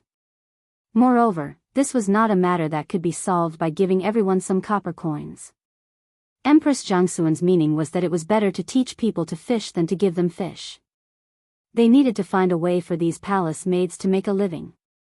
After listening to the beautiful superior's explanation, Li Wangyu had not yet recovered from the blow when the old housekeeper, Li Heng, hurriedly came to report that a palace eunuch had come to deliver an imperial edict. The women are secluded in the depths of the palace. It is truly acceptable.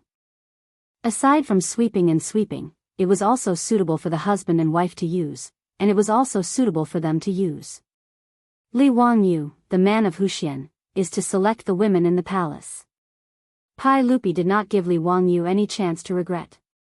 As soon as the beautiful superior stepped into the mansion, Pai Lupi's imperial edict arrived and directly threw the task of selecting palace maids to Li Wangyu. The eunuch who came to deliver the imperial edict seemed to have also received Pai Lupi's instructions. After reading the imperial edict, he did not wait for Li Wangyu to react and left as if he had just picked up a hot potato. He did not give Li Wangyu any chance to speak at all. In this regard, Li Wangyu could only send 2 fingers in the direction of Chang and City to express his endless admiration. Changqing, what do you think we should do about this? Li Wangyu tidied up his depressed mood and turned to look at the beautiful superior. I don't know. Think about it yourself. The beautiful superior snorted and did not have the slightest intention of sharing weal and woe with Li Wangyu. She pulled Afro and Perrin back to the backyard. Looking at the beautiful superior who did not care about this matter, Li Wangyu felt countless mythical beasts galloping through his heart. Why is this person like this now? How can we build a harmonious society where the 8 honors and 8 disgraces coexist if she avoids difficulties? Changqing, you can't be like this. Li Wangyu wailed and turned to chase after the beautiful superior. I won't listen. Su Changqing, who had always been graceful and generous, actually covered her ears and ran away like a little girl. If her colleagues in the company in the future were to see this little girl's behavior, who knew how many glasses would be smashed? Manager Su, who had always been cold and aloof, also had such a little girl side. In short, no matter how dejected Li Wangyu and Su Changqing were, the glorious and arduous task of selecting 3,000 palace maids and settling them down properly was placed in front of them.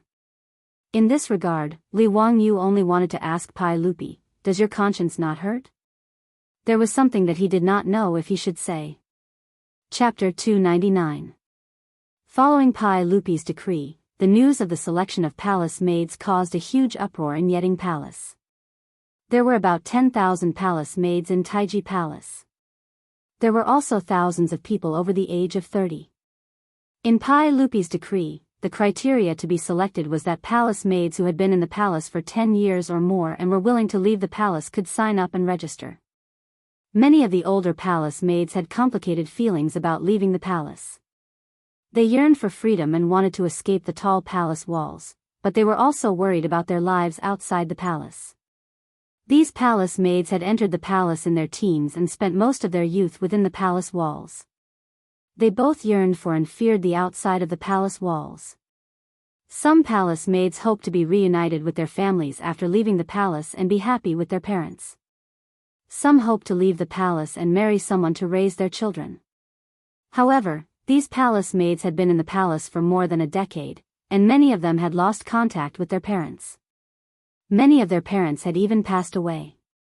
After the chaos at the end of the Sui dynasty, the population had plummeted, and many palace maids had lost contact with their families. In the 9th year of Wuda, Pai Lupi released the palace maids, and many of them had encountered the same situation. After leaving the palace, these palace maids had no family to rely on, and it was difficult for them to marry their ideal husband. Many of them lived in poverty. This was also the concern of Pai Lupi and Empress Jiangxun about releasing palace maids again. After all, the face of the imperial family was still important. Even if these palace maids had no one to rely on after leaving the palace, and even wandered to brothels and alleys, Pai Lupi's face would be ugly. However, even with such concerns, there was still an endless stream of palace maids signing up to leave the palace. In a few days, the list of palace maids who were willing to leave the palace was compiled. At this moment, Li Wangyu held the preliminary list of palace maids and felt a toothache. Of the 3,000 palace maids released, more than half of them had lost contact with their families. On the list, there were more than 1,600 palace maids that Li Wangyu needed to arrange for after leaving the palace. This was not a simple job. What made Li Wangyu's teeth hurt even more was the middle-aged man kneeling in front of him. This person was the assistant that Pai Lupi had arranged for him to assist him in the matter of the palace maids leaving the palace. This was the first time Li Wangyu had met this person, but no matter how he looked at this middle-aged man with a flattering smile, he was not happy. The main reason was because this person was extremely famous in history. However, his reputation was not good. Su Jingzong was the man who was kneeling respectfully in front of Li Wangyu in the new Tang dynasty, legend of the treacherous courtier. In fact, Li Wangyu also knew that Su Jingzong was not an evil person, nor had he done anything that humiliated the country. The reason why he was listed at the top of the list of traitorous officials was mainly because he had done too many scandals. For example, tampering with the history of the country, marrying his daughter to a barbarian because of his greed, sucking up to the powerful, working with Wu Zetian to ostracize the loyal, and so on. Using Su Jingzong as a fence-sitter was the most appropriate way to describe him. Li Wangyu naturally kept a respectful distance from this kind of person. However, he had never thought that Pai Lupi would order Su Jingzong, who was currently the vice minister of the imperial clan temple, to assist him. This made him feel extremely disgusted. Looking at the middle-aged man in front of him, Li Wangyu did not know how he should interact with him. What he didn't know was that Su Jingzong, whose face was full of smiles at this moment, was even more perturbed. Su Jingzong had previously targeted Li Wangyu several times, especially at the imperial clan temple. When faced with the Li clan leader of Hu County, who had come to complain, Su Jingzong had used a sinister move to deal with the young man in front of him. However, he had never thought that the Hu County Li clan would go for wool and come home shorn. Not only had he not been able to do anything to the young man, but he had also been reprimanded and grounded by Pai Lupi. He had not even been allowed to enter Chang'an City. Moreover, this young man, who had shone brilliantly at the Tsujiang Lake Poetry Festival, had been conferred the title of founding prince of the country in the short span of a month. Su Jingzong could not help but feel despair. Later on, Li Wangyu had fought with the 5 clans and 7 Wangs, and the crown prince and king Yu had taken Li Wangyu as their master. This series of events made Su Jingzong feel even more regret. How could this young man be someone he could provoke? Now that he was facing Li Wangyu again, Su Jingzong's jealousy had long since dissipated into thin air. After all, the current Su Jingzong was not the right minister of the Zhou dynasty. He was still the vice minister of the imperial clan temple. How could he have the right to oppose Li Wangyu? Right now, Su Jingzong could only hope that the old clan head of the Li clan in Hu County would be tight-lipped enough to not expose the fact that Su Jingzong had given him the idea to use the spring to deal with Li Wangyu. Prince of Panhu County, please feel free to instruct me on how to send the palace maids out of the palace. Next time, I will do my best to cooperate. When Li Wangyu heard Su Jingzong say the words, next time, he felt even more disdainful. The vice minister of the imperial clan temple was a secondary grade 4 official. In comparison, he, the prince of Panhu County, was only a secondary grade 5 official. In terms of official rank, Su Jingzong was even higher than him. What did the next time mean? Although he was being humble, he was referring to a pawn, someone who could run errands for others. F***ck, this fellow's skin was really thick. Li Wangyu cursed in his heart, but on the surface, he did not show any impatience or disdain. When he was running errands in the future, he had seen all kinds of strange clients. Li Wangyu had long been able to treat the client like his first love even if the client abused him thousands of times. Thus, even Su Jingzong did not see through Li Wangyu's true thoughts on his face. Vice Minister Su, you are too polite. Although the saint has ordered you to help me, Vice Minister Su, you have been an official for many years and have a lot of experience. This time, I will need Vice Minister Su's help to send the palace maids out of the palace. Of course, of course. Next time, I will do my best. I wonder if the Prince of Panhu County has a way to deal with these palace maids who have no relatives to rely on. Yes, I am also worried about this matter. The palace maids who left the palace this time were given 100 strings of copper coins by the saint. However, although this money is not little, it is also not much. It will be difficult to properly settle these palace maids down. Li Wangyu thought, Pai Lupi, this fellow, was also extremely stingy. To send these palace maids out of the palace, he only gave each of them 100 strings of copper coins. It was really pitifully little. This little amount of copper coins was only enough for these palace maids to buy a few acres of land. If they wanted to use this to solve their livelihood problems for the rest of their lives, they would be dreaming. Li Wangyu despised Pai Lupi's stinginess, but he did not know that Pai Lupi's heart was bleeding. 3,000 palace maids meant 300,000 strings of copper coins as a settlement fee. This was not a small sum. Su Jingzong blinked and said in a low voice, "It is not easy for the saint, but this 100 strings of copper coins is indeed not enough. Next time, there is a way to raise some copper coins. I don't know if I should say it." When Li Wangyu heard that this fellow could get copper coins, he did not have time to despise Su Jingzong's character and hurriedly asked, "Vice Minister Su, what method do you have?" In Chang and City, there are more than 10,000 shops of various sizes in the two cities. These shops are all merchants and wealthy merchants. Can we let these merchants share the saint's burden? Su Jingzong's words were hesitant and unclear, but Li Wangyu immediately understood what he meant. Damn, he wanted to set up a stall and beat up the rich merchants in Chang and City? Chapter 300. Li Wangyu wanted to curse after hearing Su Jingzong's idea. What kind of rotten idea was this? If he went to the merchants in Chang'an, he would definitely be able to collect money, but Li Wangyu's reputation would be ruined. The merchants in Chang'an would probably nail Li Wangyu's name on straw figurines and beat them up.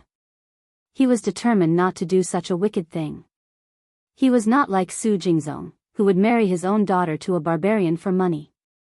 However, although Su Jingzong's idea was wicked, it was not to make money for himself. He could not say much and could only wave his hand, indicating that this method was not feasible. Su Shaoqing, we will discuss how to settle the homeless palace maids. As for the 1,000 or so palace maids who are preparing to return home, I will need you to take care of them. Su Jingzong quickly stood up and said, "Don't worry, Mr. Huxian. Leave this matter to me. I will take care of it." Releasing the palace maids was not a simple matter.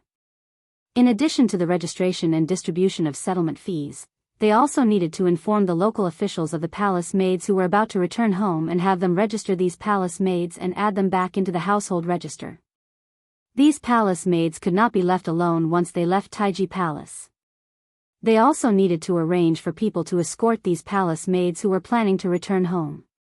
Each and every one of these matters was troublesome. Li Wangyu didn't want to do these tedious things, so he pushed all of them to Su Jingzong to handle.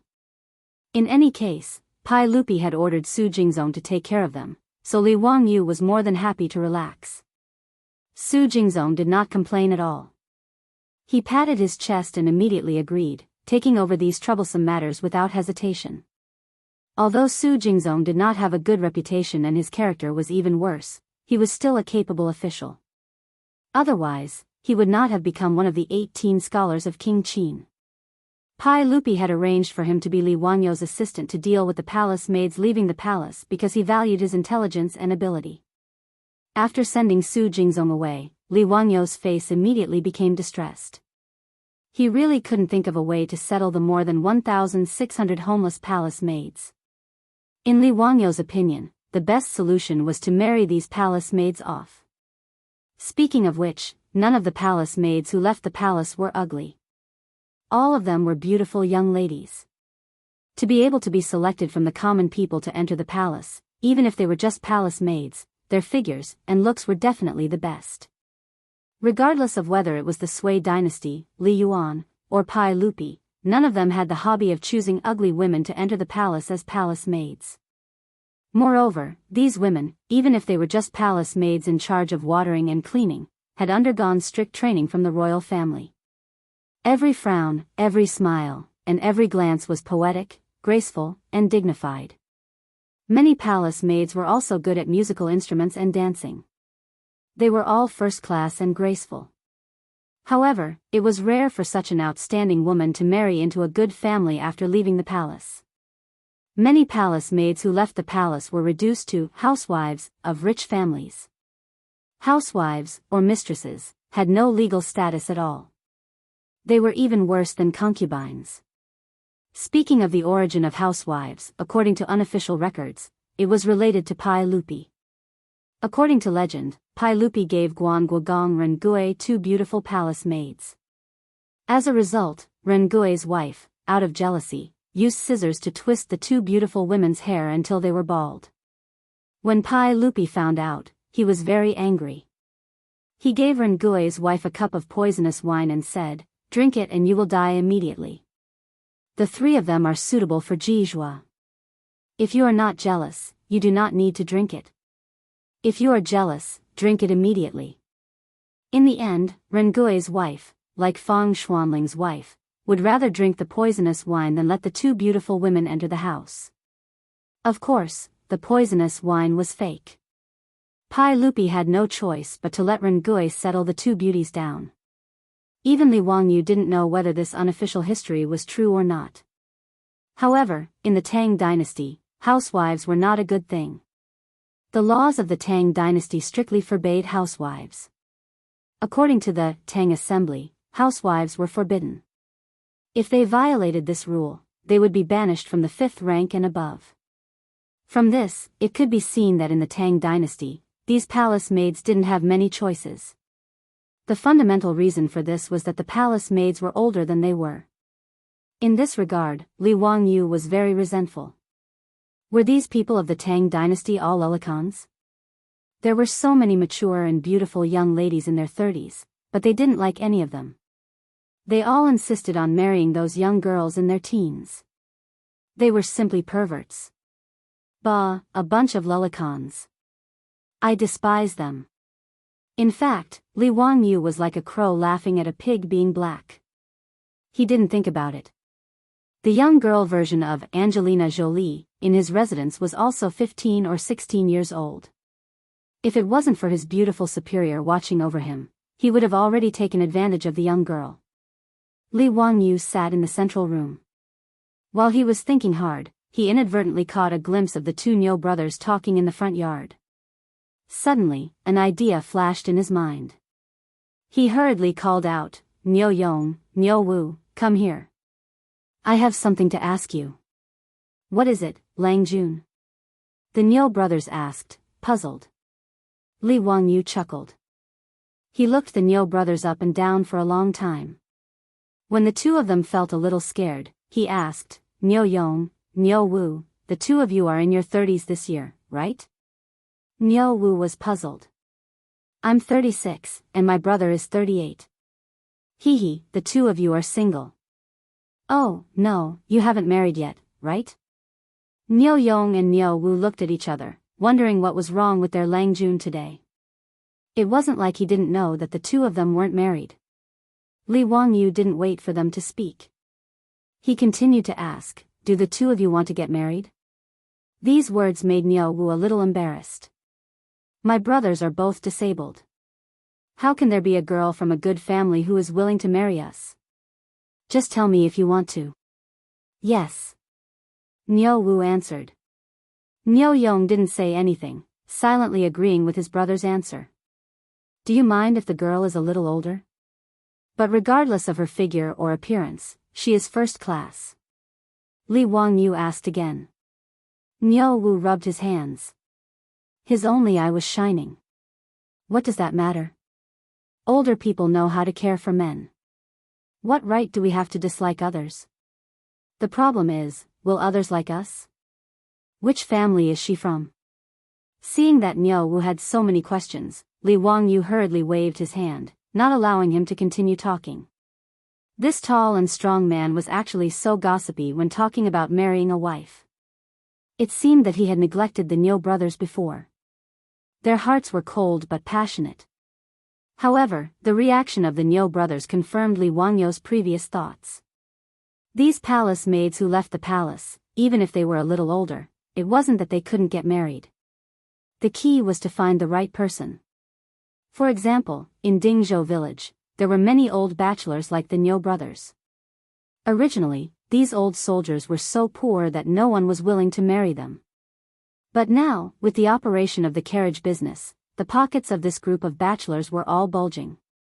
To be able to marry a 30-year-old, educated, and beautiful young lady home, wouldn't this group of bachelors be overjoyed? Bah, they were lucky. Chapter 301. Li Wangyu reflected on himself and felt that he seemed to have made a mistake before. In fact, there were many palace maids who were sent out of the palace because of their old age and beauty. Not to mention the distant ones, millions of people gathered in Chang'an and the surrounding counties. Was it difficult to find more than 1,000 men who were willing to marry palace maids? Although the situation like the Niu brothers was not many, it was not rare. It was just that in the Tang dynasty, where information was blocked, most people did not have the channels to get information. It was too inefficient to rely on those matchmakers to connect the two sides. No wonder so many palace maids were homeless after leaving the palace, wandering among the people, and living a wandering life. Li Wangyu thought of the bald host in the future and the dating show. Would he be able to organize an unprecedented matchmaking event in the Great Tang and solve the problem of more than 1,000 unmarried young ladies from there? He was thinking about it when the beautiful boss came to the central room with a plate of washed fruit. Changqing, you came at the right time. I have something to discuss with you. Li Wangyu said as he reached out to grab the fruit in the plate, but the beautiful boss slapped his hand away. How old are you? Wash your hands. Hey, you are dirty. You will not get sick after eating it. The beautiful boss did not speak but just stared at him. Li Wangyu was embarrassed and ran to wash his hands with a smile. Changqing, you are really like my mother. You care about everything. After washing his hands, Li Wangyu ran back, grabbed a handful of cherries from the plate and stuffed them into his mouth. He said vaguely while eating. Hearing his words, the beautiful boss was so angry that her cheeks puffed up, which was very cute. Li Wangyu, what do you mean? Do you think I am too old? Li Wangyu was speechless. Can you focus on something so strange? Is that what I mean? Fortunately, he wasn't stupid enough to reason with a beauty. He hurriedly defended himself. No, I meant that you are gentle, understanding, and can take care of people. Humph, at least you know how to talk. The beautiful boss raised her eyebrows, acknowledging Li Wangyu's explanation. Li Wangyu silently wiped the cold sweat off his forehead. Indeed, Confucius was right. Only women and villains are difficult to deal with. He didn't dare to dwell on this issue and told his beautiful boss about the idea he had just thought of. Changqing, what do you think? I use my eyes to see. Hee, I'm just teasing you. I think this is a good idea, but the point is, how are you going to find 1,000 or 2,000 suitable blind dates?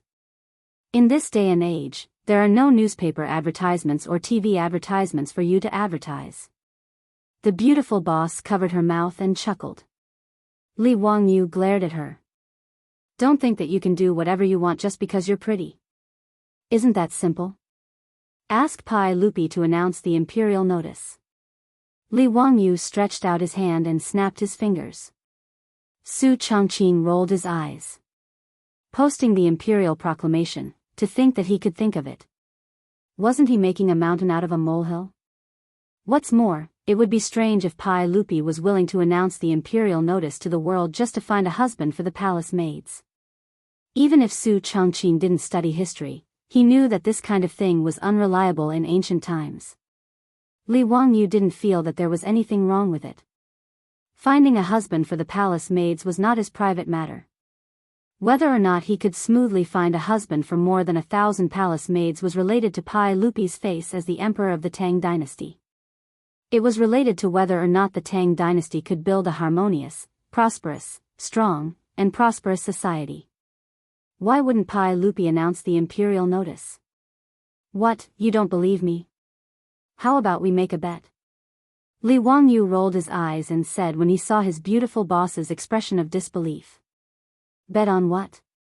Bet that I can make Pai Lupi announce the imperial notice and find a husband for the palace maids. Do you want to bet or not?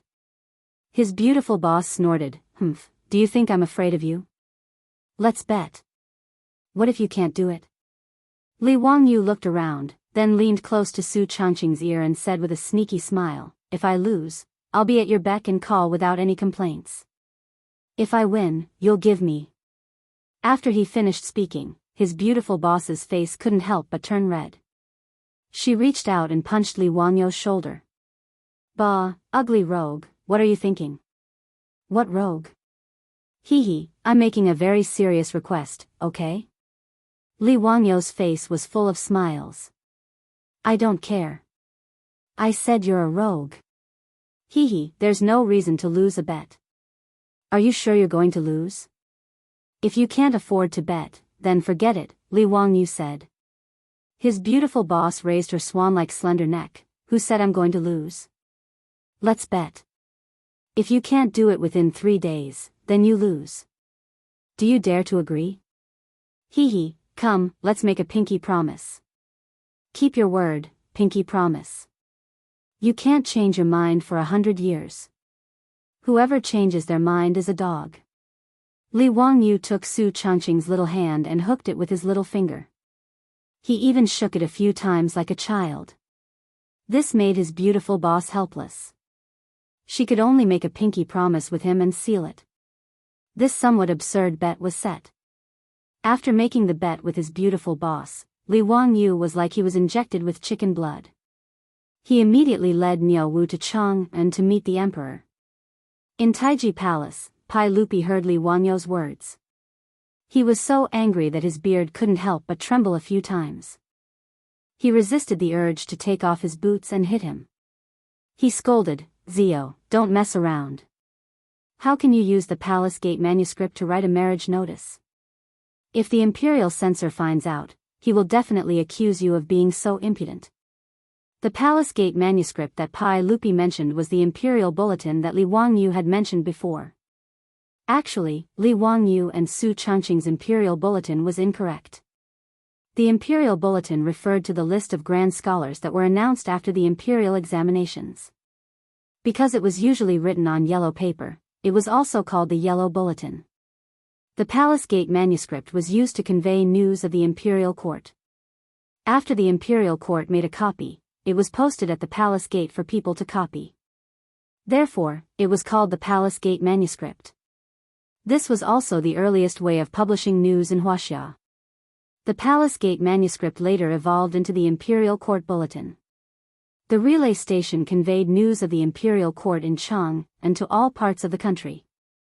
Pai Lupi didn't know whether to laugh or cry when Li Wangyu wanted to post a marriage notice on the Palace Gate manuscript. It was as unreliable as posting a marriage notice on the People's Daily in the future. Uncle, why not? Isn't it because you love the people like your own children that you want to find a good husband for the palace maids? Who can accuse me of this? I will spit on his face. Li Wangyu persistently tried to persuade him. Now, this matter wasn't just about finding a husband for the palace maids. This was a bet between him and his beautiful superior. It was related to his personal happiness, so he couldn't help but take it seriously. Pai Lupi only felt a headache. He began to regret handing this matter over to this brat. This bastard brat. He had asked him to properly arrange for the palace maids to leave the palace, but he actually had the idea of plundering the Palace Gate manuscript. It was really absurd. He was too lazy to argue with Li Wangyu. He still had a bunch of important matters to deal with. He didn't have the time to play around with him. Pai Lupi simply said perfunctorily, okay, you can discuss this matter with the minister. If he nods his head, I will agree. Li Wangyu still wanted to continue to argue with Pai Lupi, but he was chased out by the impatient Pai Lupi. Chapter 302. After Li Wangyu was chased out of the Li Zheng Hall by Li Er, he grumbled helplessly and went to the imperial city outside the Taiji Palace. Fang Xianling was the left servant of Minister Fang Xianling, who worked here. However, as Pai Lupi expected, after hearing Li Wangyou's words, Fang Xianling shook her head like a rattledrum.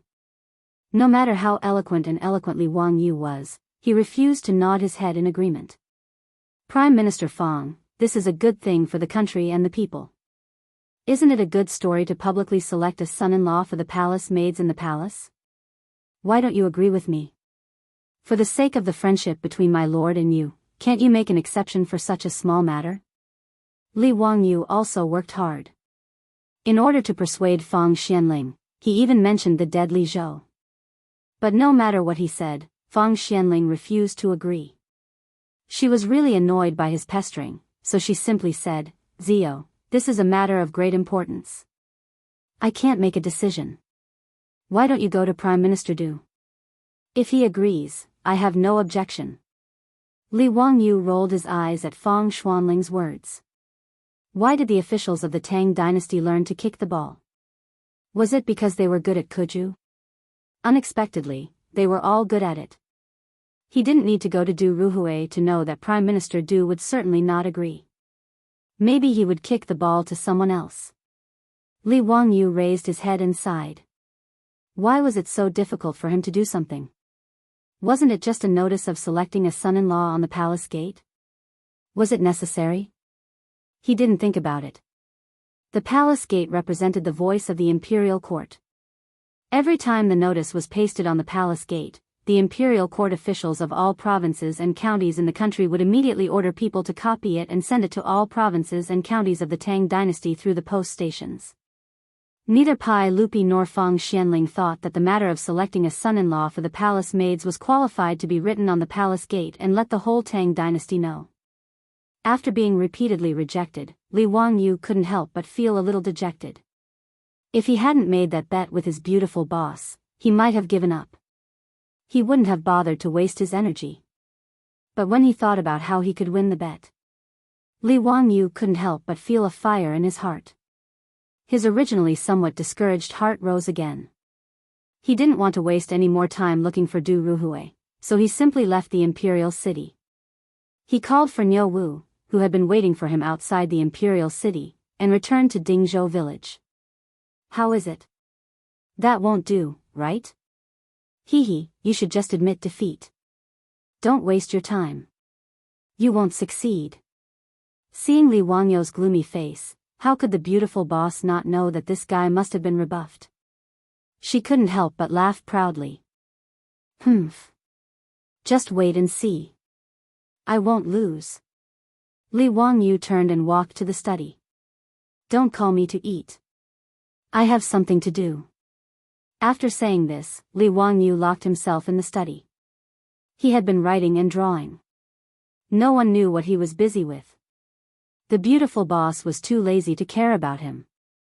She just thought that this guy was afraid of losing face and was too embarrassed to admit defeat.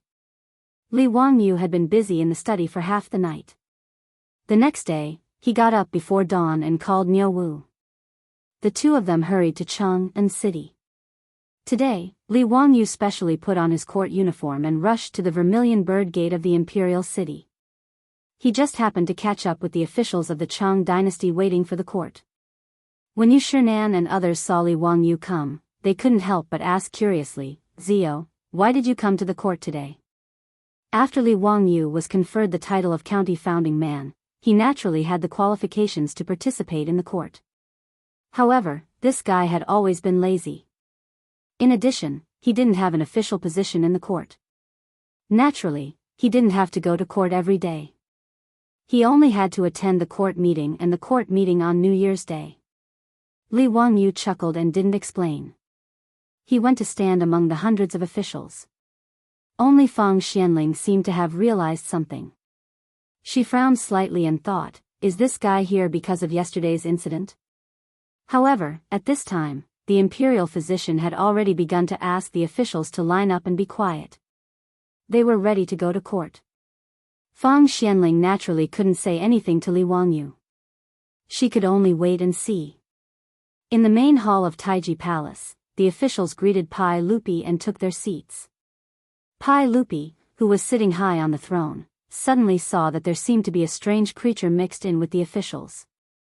Only when he looked over did he notice that Li Wangyu had also come to attend the court session. He couldn't help but feel puzzled.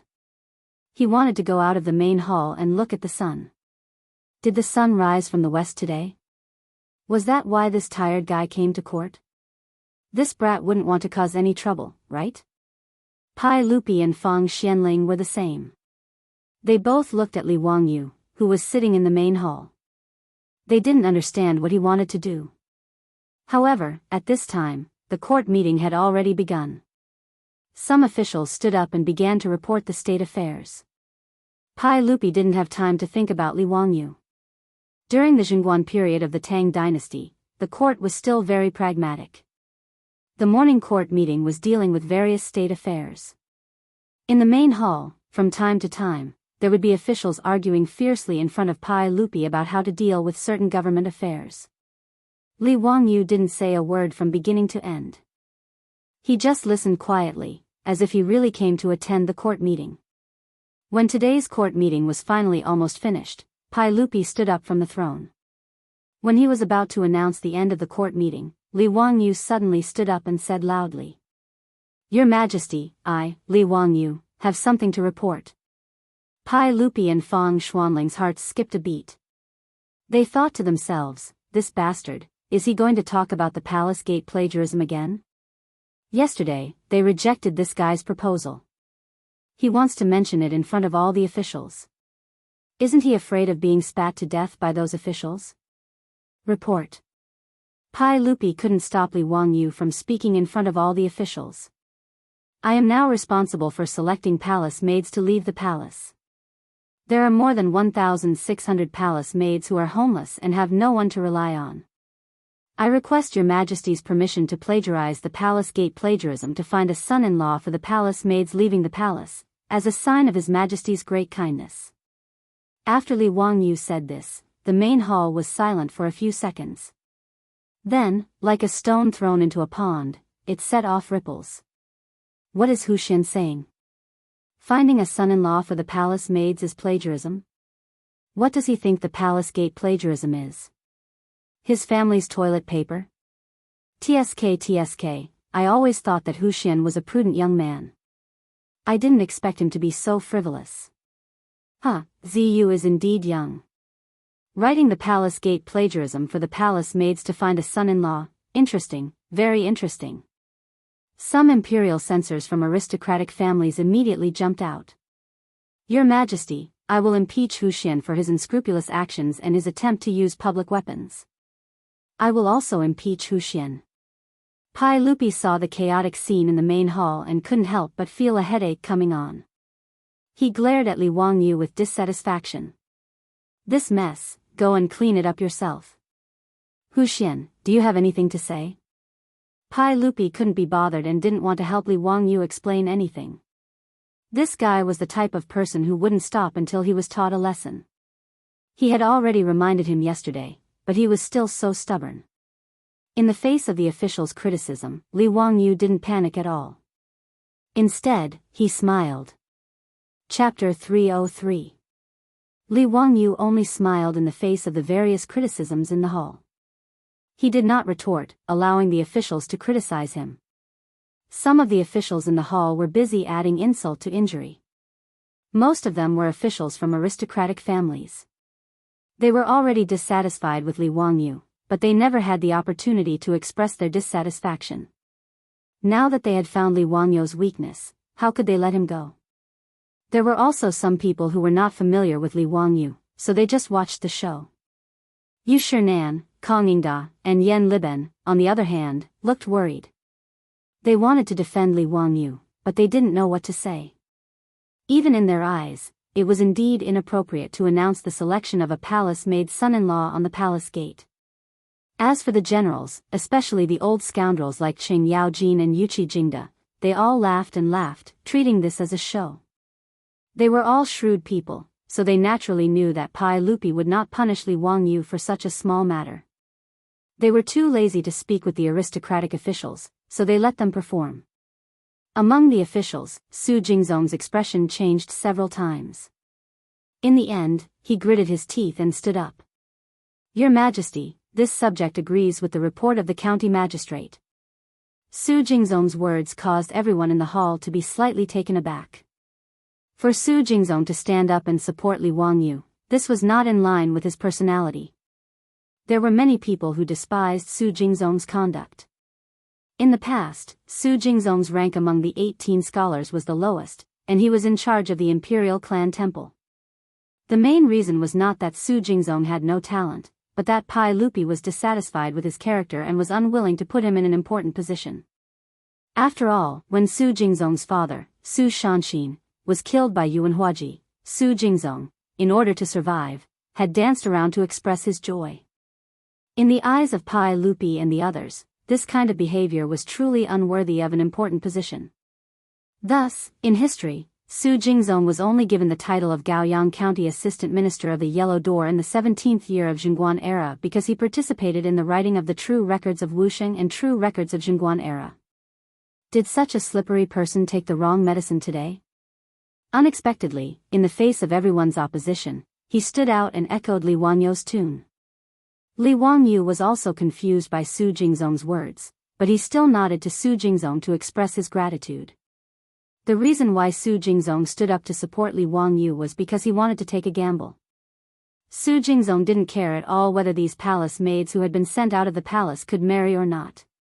However, since Pai Lupi had ordered him to assist Li Wangyu, he wanted to bet on how much Pai Lupi valued Li Wangyu. In any case, even if Li Wangyu's tune was refuted by Pai Lupi, or even if Li Wangyu was punished because of it, it didn't have much to do with him. However, if Pai Lupi really valued Li Wangyu, his actions of helping him in his hour of need would leave a good enough impression in Pai Lupi's heart. In Su Jingzong's view, Li Wangyu was now the crown prince's imperial tutor, and his future was limitless. He naturally had to hold onto such a promising thigh tightly. Su Jingzong also felt that Li Wangyu's tune was a bit ridiculous. Using the palace gate to find a husband for the palace maids was something that this young man could think of. But so what? He didn't believe that Pai Lupi would heavily punish Li Wangyu because of this.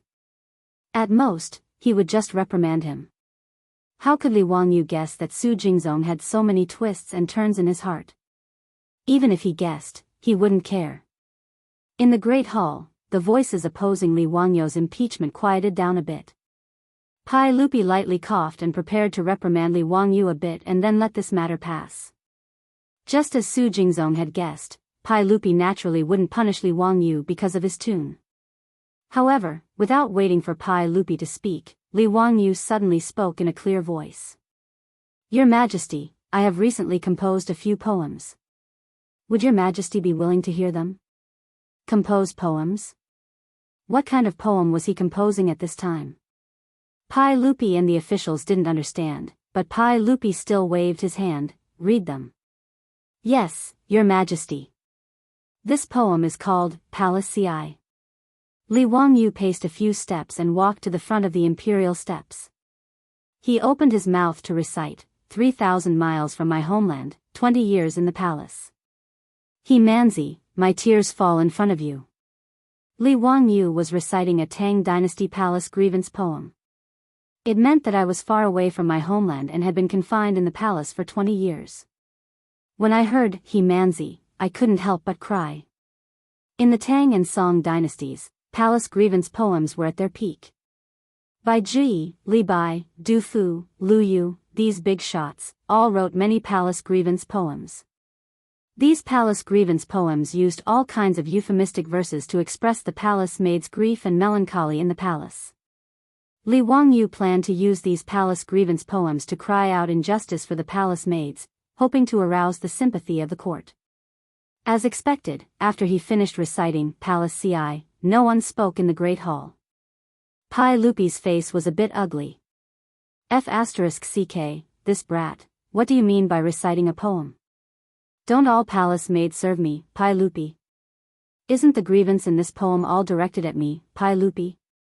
Li Wangyu didn't look at his face and continued, Your Majesty, I have another palace. In the ancient palace, the palace flowers are lonely and red. White-haired palace maids sit idly and talk about Emperor Yang. The last line of this poem was originally about sitting idly and talking about Xuanzong, which was Pai Lupi himself. Fortunately, Li Wangyu didn't make a mistake and changed it to Emperor Yang, which was Emperor Yang of the Sui dynasty, Yang Guang. This poem made Pai Lupi's face slightly better. Yes, it was about the palace maids of the former Sui dynasty. However, after he carefully thought about it, he gnashed his teeth in hatred.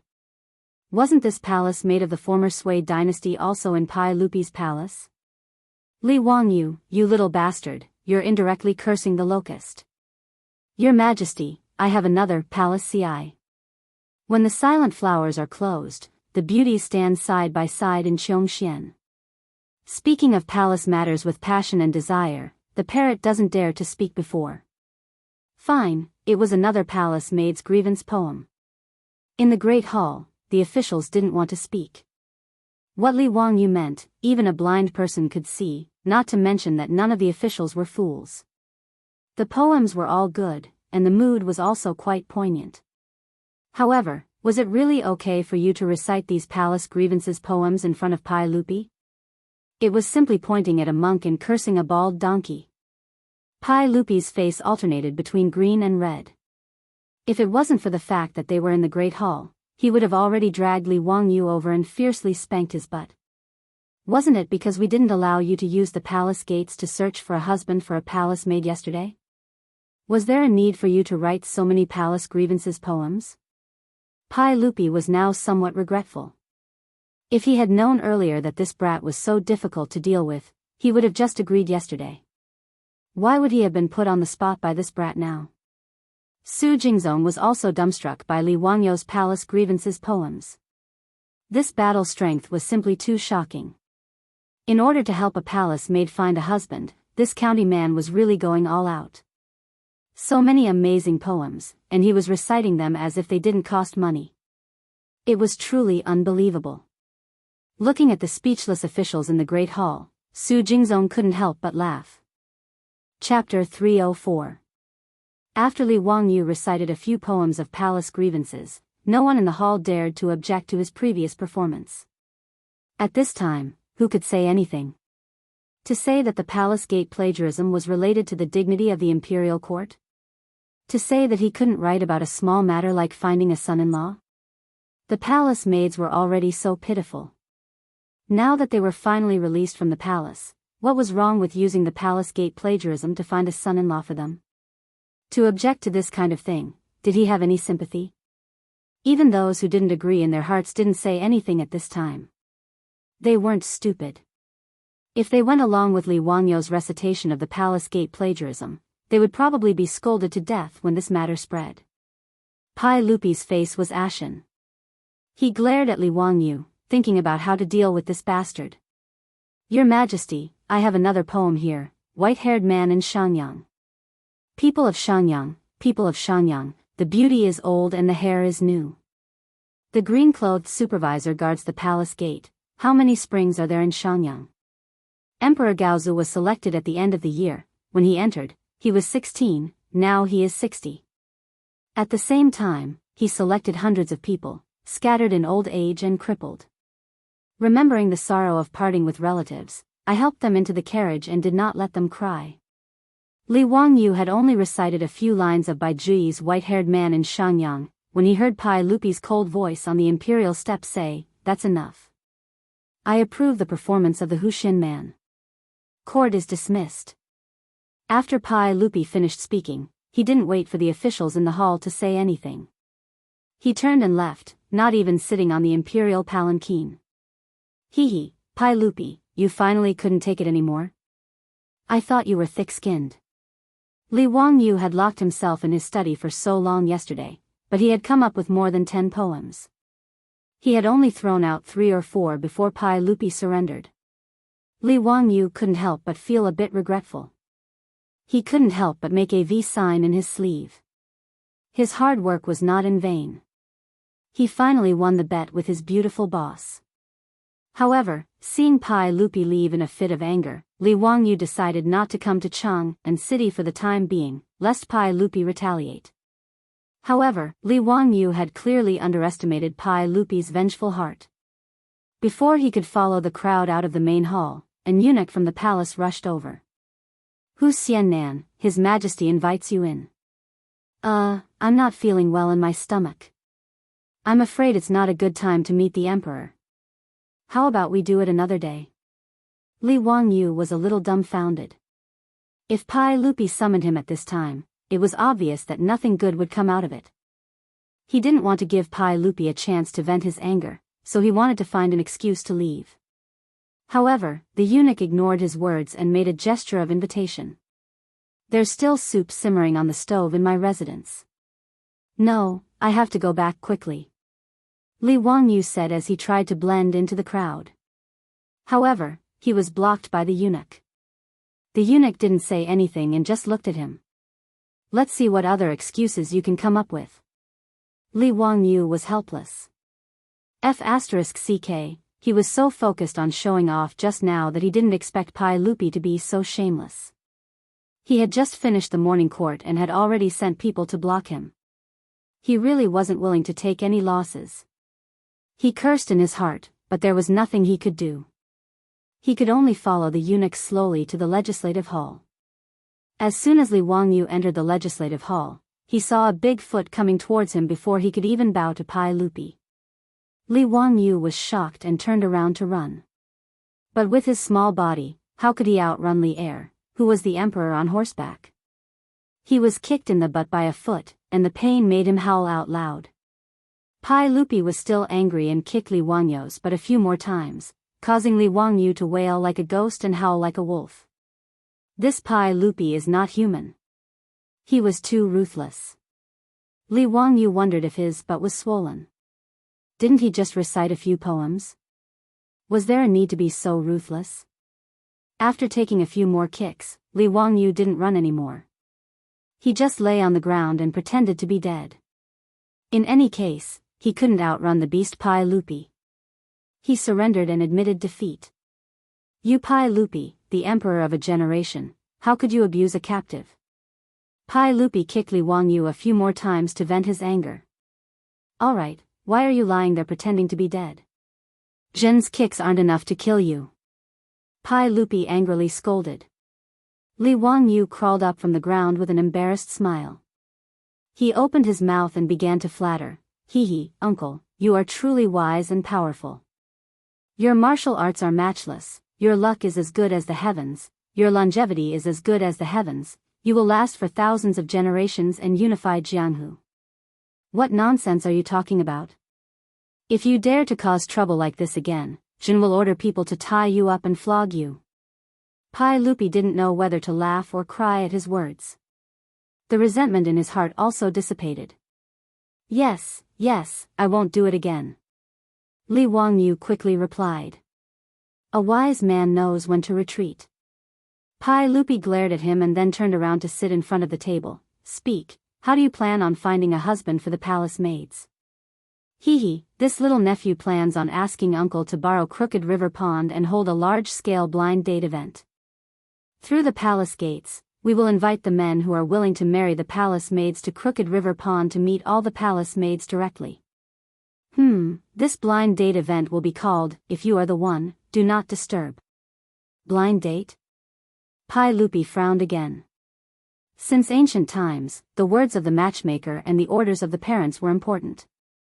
Blind dates were also arranged by the matchmaker or the matchmaker, and the parents worried about them. Before the man and woman went through the wedding ceremony, it was very difficult for them to see each other. Li Wangyu wanted more than 1,000 palace maids to meet the men who wanted to marry the palace maids directly. This seemed to go against common sense. But on second thought, these palace maids didn't have any relatives in this world anyway. Since that was the case, she might as well let Li Wangyu do as he pleased.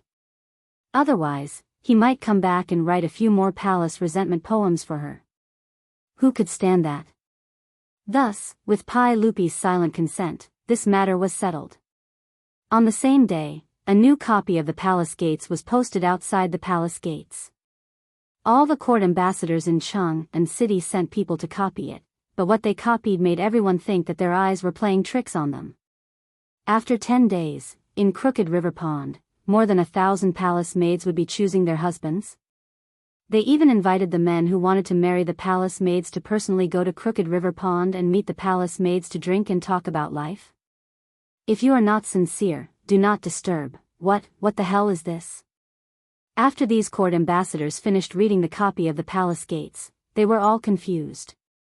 Some of them couldn't believe the content copied by the servants and personally went to the palace gates to confirm it. In all the squares of Chang'an City, there were also voices of discussion about this matter. Everyone, did you see the copy of the palace gates today? TSK, this is really unheard of. Brother, are you talking about the Crooked River Pond and the palace maids' husbands? Yes, that's right. Brother, you are still unmarried, right? Do you plan to go to Crooked River Pond? Hee, of course I will go. I heard that those palace maids are extraordinary and have the demeanor of a noble family. They are much better than the common girls. Naturally, I want to ask for a marriage. Brother, your wife has passed away for many years. Don't you plan to remarry? Hee, I have the same intention. Why don't we go together? That's right. Let's go together. Chapter 305. Not only was the imperial palace selecting a husband for a palace maid who had left the palace, but it was also the first time that a man and a woman were allowed to meet each other at Sujiang Pool. As time went by, this matter caused a lot of heated discussion in Chang'an and Guangzhong Road. Many old pedants and defenders muttered that it was immoral and should be avoided between men and women. However, the people were all applauding this matter. As Li Wangyu had predicted, there were many people in the Tang dynasty who were interested in marrying palace maids. Even when the news was spread through the courier stations, people in the provinces and counties far away in Yingzhou immediately rode to Chang'an and to catch up with the unprecedented Sujiang Pool blind date. Pai Lupi, through the 100 Horsemen department, unexpectedly found that he had received unexpected praise from the people because of this matter. Whether it was in the streets or in the villages, they praised Pai Lupi for his benevolence and love for the people. Even the palace maids who had left the palace were not left to fend for themselves. He deserved the praise of a benevolent emperor. This surprised Pai Lupi. He was forced to agree to this matter because of Li Wangyu's nonsense. He did not expect that it would have such an effect. What surprised Pai Lupi even more was that his harem had also changed greatly because of this matter. The palace maids in the Tang dynasty were mainly composed of two groups. One was selected from the people, and the other was the women of the criminal officials who were thrown into the Yeting Palace to work. Whether it was the palace maids selected from the people or the women of the criminal officials, they did not see any hope of leaving the palace. Thus, they appeared to be lethargic. Even if these palace maids could leave the palace, they might not have a good ending. But this time, Pai Lupi not only released the palace maids, but also selected a husband for them at the imperial palace. This kind of benevolence made the other palace maids see hope. Even if the chances of them being released were slim, it was always good to have hope. Thus, in the originally lethargic Yeting Palace, there was now the bell-like laughter of the palace maids. Even the atmosphere in the Taiji Palace seemed to have become more lively. As for Pai Lupi's concubines, they treated Pai Lupi more and more gently. In particular, Empress Zhongsun and concubine Yang were extremely gentle to Pai Lupi. Yang Fei and the others even shyly unlocked many novel positions for Pai Lupi, making Pai Lupi, the emperor of the Tang dynasty, unable to stand it. For the past few days, Pai Lupi had been indulging in the warmth and tenderness of the harem. He almost didn't want to get out of bed and go to court. The reason why the concubines of the inner palace treated Pai Lupi like this was because of the palace gate scroll. How could these Pai Lupi's women not feel proud that their man was so protective of women, to the point that he didn't even hesitate to publicly select a son-in-law for them at the palace gate? Although there was no such thing as women's rights in this era, it didn't mean that these women didn't want their husbands to protect women's rights. Putting aside the huge impact that the palace gate scroll had on Chang'an and Guangzhong Road, Li Wangyu was full of pride as he returned to the Li family's old residence in Dingzhou village. Although he was still limping a little after climbing down from the horse but was still hurting from Pai Lupi's sneak kick, he couldn't suppress the smile on his face. Li Wangyu was full of anticipation at the thought of how his beautiful boss would react when she found out that he had lost the bet. Changqing, I won. You must accept your loss and don't go back on your word. Li Wangyu couldn't wait to declare his victory as soon as he stepped through the gate. Su Changqing obviously knew what this guy was thinking, but he pretended not to hear him and turned to chat with Aphrodite. Aphrodite, do you know Chang'an East City's Maji Silk Company? I saw that they had a new design yesterday. Why don't we go shopping tomorrow? Seeing that his beautiful boss was ignoring him, Li Wangyu panicked. Hey, did you hear me? I won. Why does it seem like there's a mosquito? It's so annoying when the weather gets hot. Even mosquitoes and flies are coming out. The beautiful boss waved her hand as if Li Wangyu's words were just the buzzing of mosquitoes. Li Wangyu was so angry that he almost choked. What was the meaning of this? Was she not going to accept her loss? She was even treating him like a mosquito and a fly. How abominable. Hey, shameless people should be careful that you don't have chicks. Oh, wrong, you don't have any in the first place. Be careful that shameless people don't have breasts. Li Wangyu put his face in front of his beautiful boss's eyes and glared at her fiercely. Su Changqing pushed the big face in front of him away in disdain. Stay away from me or I'll scream molestation. Heh, go ahead and scream. It's useless even if you break your throat. Come on, you must accept your loss. Break my throat. Li Wangyu couldn't help but shudder at the rare cold humor of his beautiful boss. Well, isn't it just a loss? You wait. I'll definitely honor the bet tonight. Su Changqing suddenly glanced at Li Wangyu with her charming eyes. Li Wangyu almost didn't know what to believe when he saw those beautiful watery eyes. Are you sure? You're not lying to me, are you? Li Wangyu couldn't believe that such a good thing could really happen. The beautiful boss pushed him away with a smile. Really, I'm definitely not lying to you. Are you sure?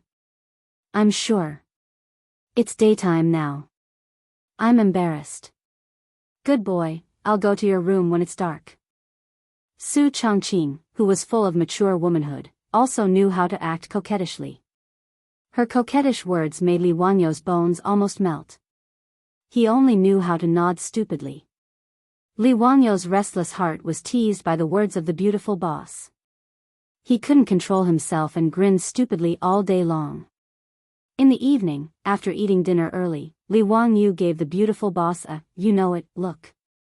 Then, he ran back to his room full of expectation and waited. Every time he heard someone passing by outside the room, Li Wangyu's heart couldn't help but beat faster. At this time, he was restless in his room, as if a cat was scratching his heart. He made a bet with Su Changqing. The bet he proposed was that if Su Changqing lost, she would have to belly dance for him. Moreover, she would have to wear the leopard print underwear she wore when she first crossed over to the Tang dynasty. The reason why he proposed this bet was that Li Wangyu had accidentally learned in the future that the beautiful boss actually learned belly dance. Belly dance originally originated in the Arabian region. Later, it spread to Europe and America and became popular all over the world. In the future, many women would practice belly dance to keep fit, lose weight, and reduce pressure. Along with the fast rhythm of the music, they would sway their buttocks and abdomens. The dance was beautiful, the fancy movements of the crotch and the sexy and charming posture made belly dance full of temptation. This made Li Wangyu fantasize from time to time. What would a goddess like the beautiful boss look like when she belly dances? Therefore, when the beautiful boss wanted to make a bet with him, he immediately thought of this matter and proposed this bet. Just as Li Wangyu was looking forward to it, his room door was finally pushed open with a creak. A graceful figure flashed into his room. Chapter 306. For the next few days, Li Wangyu looked at his beautiful boss with a kind of resentment in his eyes. There was no other reason. He was being teased by his beautiful boss again. He racked his brains to win the bet with his beautiful boss, and even paid a painful price for it. He was kicked in the butt by Pai Lupi. As a result, that night, Li Wangyu looked forward to it, and his beautiful boss didn't break the promise, and really went to his room. Su Chongqing was barefoot, wearing a low-waisted long skirt, revealing her sexy waist, and a thin veil covering her upper body, faintly revealing her leopard print underwear. Just looking at her appearance, Li Wangyu began to feel his nostrils itch. Ever since Su Chongqing's phone was charged, he heard music coming from his beautiful boss's closed door many times, and saw dancing figures reflected on the window paper. He knew that his beautiful boss must have practiced dancing when she was alone. Regarding this, he envied for a long time, wanting to see his goddess dance, but unfortunately, he never had the chance. Today, by making a bet with his beautiful boss, he could finally get what he wanted. Li Wangyu's inwardly passionate heart was about to burst out. He saw his beautiful boss give him a coquettish look, take out her phone, and click on the play button. Accompanied by the Arabian-style music, the beautiful boss began to twist her waist, but before Li Wangyu could open his eyes wide, he saw his beautiful boss suddenly stop, turn off the music, and open the door, ready to leave. Hey, Chongqing, what do you mean by this? Li Wangyu said anxiously. The beautiful boss had a proud expression, and raised her eyebrows at Li Wangyu. Hee, I finished the bet, I didn't cheat. What do you mean finished? You just started? That's right. Think about what our bet is.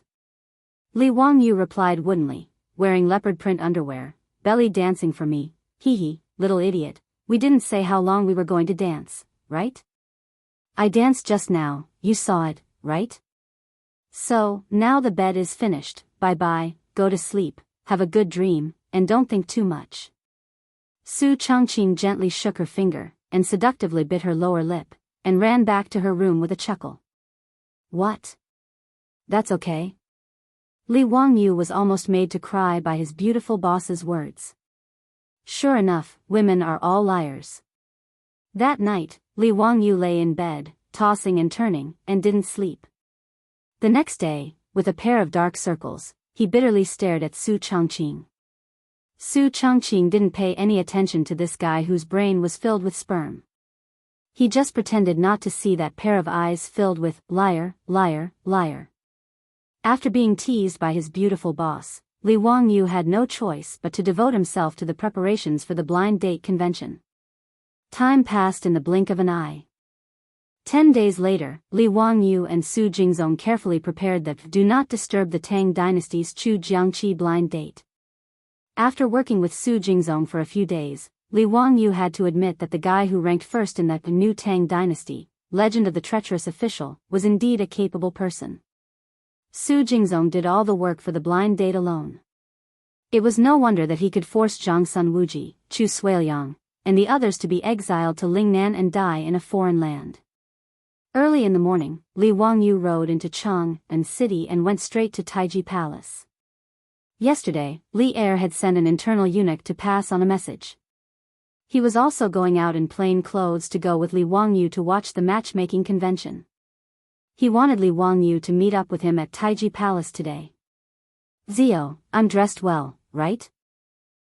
I'm going to have a blind date with those palace maids today. You're not allowed to reveal my identity, do you hear me? In the Hall of Political Affairs, Li Wangyu looked at Pai Lupi, who was dressed like a scholar, and felt a toothache. Is this guy really going to have a blind date with the palace maids? Although these palace maids were all from Taiji Palace, there were only a few who had seen Pai Lupi. It would be a comedy if one of the palace maids was blind and took a fancy to Pai Lupi. However, since Pai Lupi had such a bad taste, Li Wangyu was too lazy to say anything. He just nodded silently. The two of them were escorted by the palace guards, who had also changed into casual clothes, and went straight to Chu Jiangqi. Walking on the road, Li Wangyu felt that the Tang craftsmen were really amazing. This kind of road actually existed in the Tang Dynasty 1,300 years ago. No one in the future would believe it. The so-called road was the elevated road in the future. Because it was high in the air like a pavilion, it was also called the Pavilion Road. In fact, the Pavilion Road had already appeared in the spring and autumn period. In Qin Shi Huang's Afang Palace, there was a pavilion road that was 500 steps long. The imperial palace of the Han Dynasty also had a pavilion road. In a later Han Dynasty book, there was a description of the killing of General He Jin. Because the Empress Dowager, the Emperor, and Prince Qianlu robbed the officials of the province, they went from the Pavilion Road to the North Palace. In the Tang Dynasty's Chang and city, there was a pavilion road from Taiji Palace in the north of the city to Chujiangqi in the southernmost part of Chang and city. This pavilion road was not for ordinary people to use. Only the officials could use it. If Pai Lupi, Empress Zhangsun, and the others wanted to leave the palace and go to Chujiangqi, they would use this pavilion road. They did not need to travel with ceremonial guards to disturb the people. It was also relatively safe and did not need to worry about the threat of assassins. The pavilion road in Chang and city was completely enclosed. Walking on it was like walking in a pavilion. There were small windows on both sides of the pavilion road for ventilation and light. At the same time, people could enjoy the scenery outside. However, the pedestrians below could not see the situation on the pavilion road. It was Li Wangyou's first time walking on this pavilion road. He felt that it was very novel. At the same time, he was amazed by the skills of the ancient craftsmen. The high wooden plank corridor not only allowed horses to ride, but also allowed carriages to pass. It was really amazing. They walked along the pavilion road and soon arrived at Chujiangqi. The pavilion road was built in a royal courtyard in Chujiangqi. It was guarded by the palace guards. Li Wangyu led Pai Lupi and the others down from the horses and walked to the place where the blind date was held. When they arrived at the entrance of the blind date, they saw a group of people in front of the entrance. They did not know why, but they were noisy. Someone in the crowd shouted, "We are here to go on a blind date with the palace maids. Why do you charge us?" "That's right. Why do you have to charge us a copper coin to enter? Outrageous. This is ridiculous. Why do you have to charge us for the blind date? Who set this rule? Do you only allow rich people to enter? Are you going on a blind date or selling women? Have you gone crazy for money? We are poor scholars. We also admire these palace maids. Why don't you let us in?" Pai Lupi was also stunned by these people's noisy words. He turned his head to look at Li Wangyu. "Zio, you actually charge money for this blind date?" Li Wangyu nodded matter-of-factly. "Uncle, of course. I came up with this idea." Chapter 307. Pai Lupi looked at Li Wangyu thoughtfully, waiting for his explanation.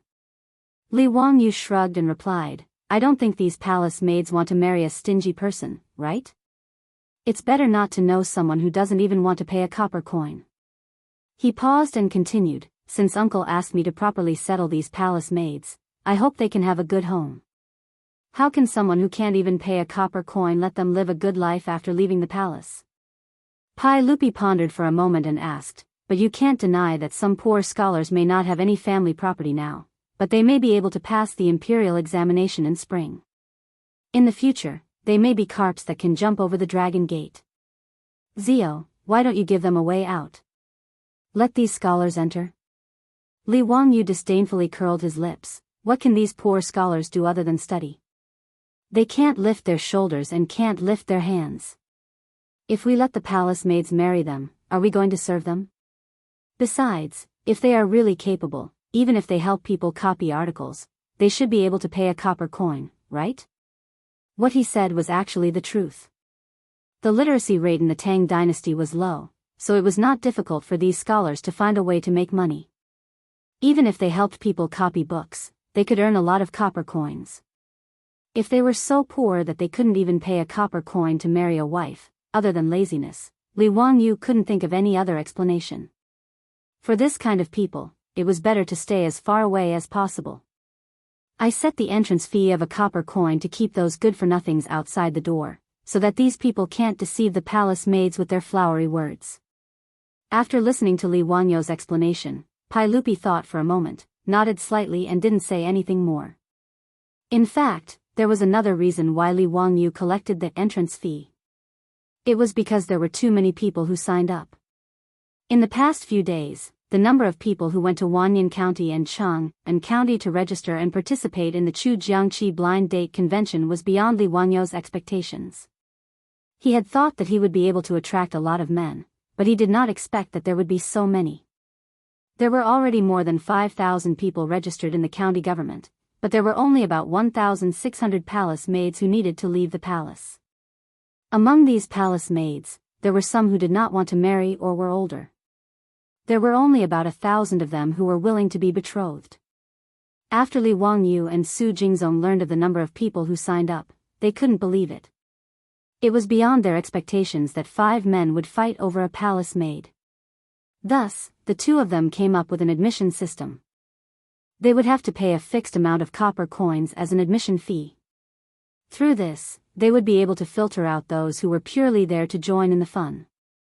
The group of people bypassed the noisy crowd gathered at the entrance and went straight inside.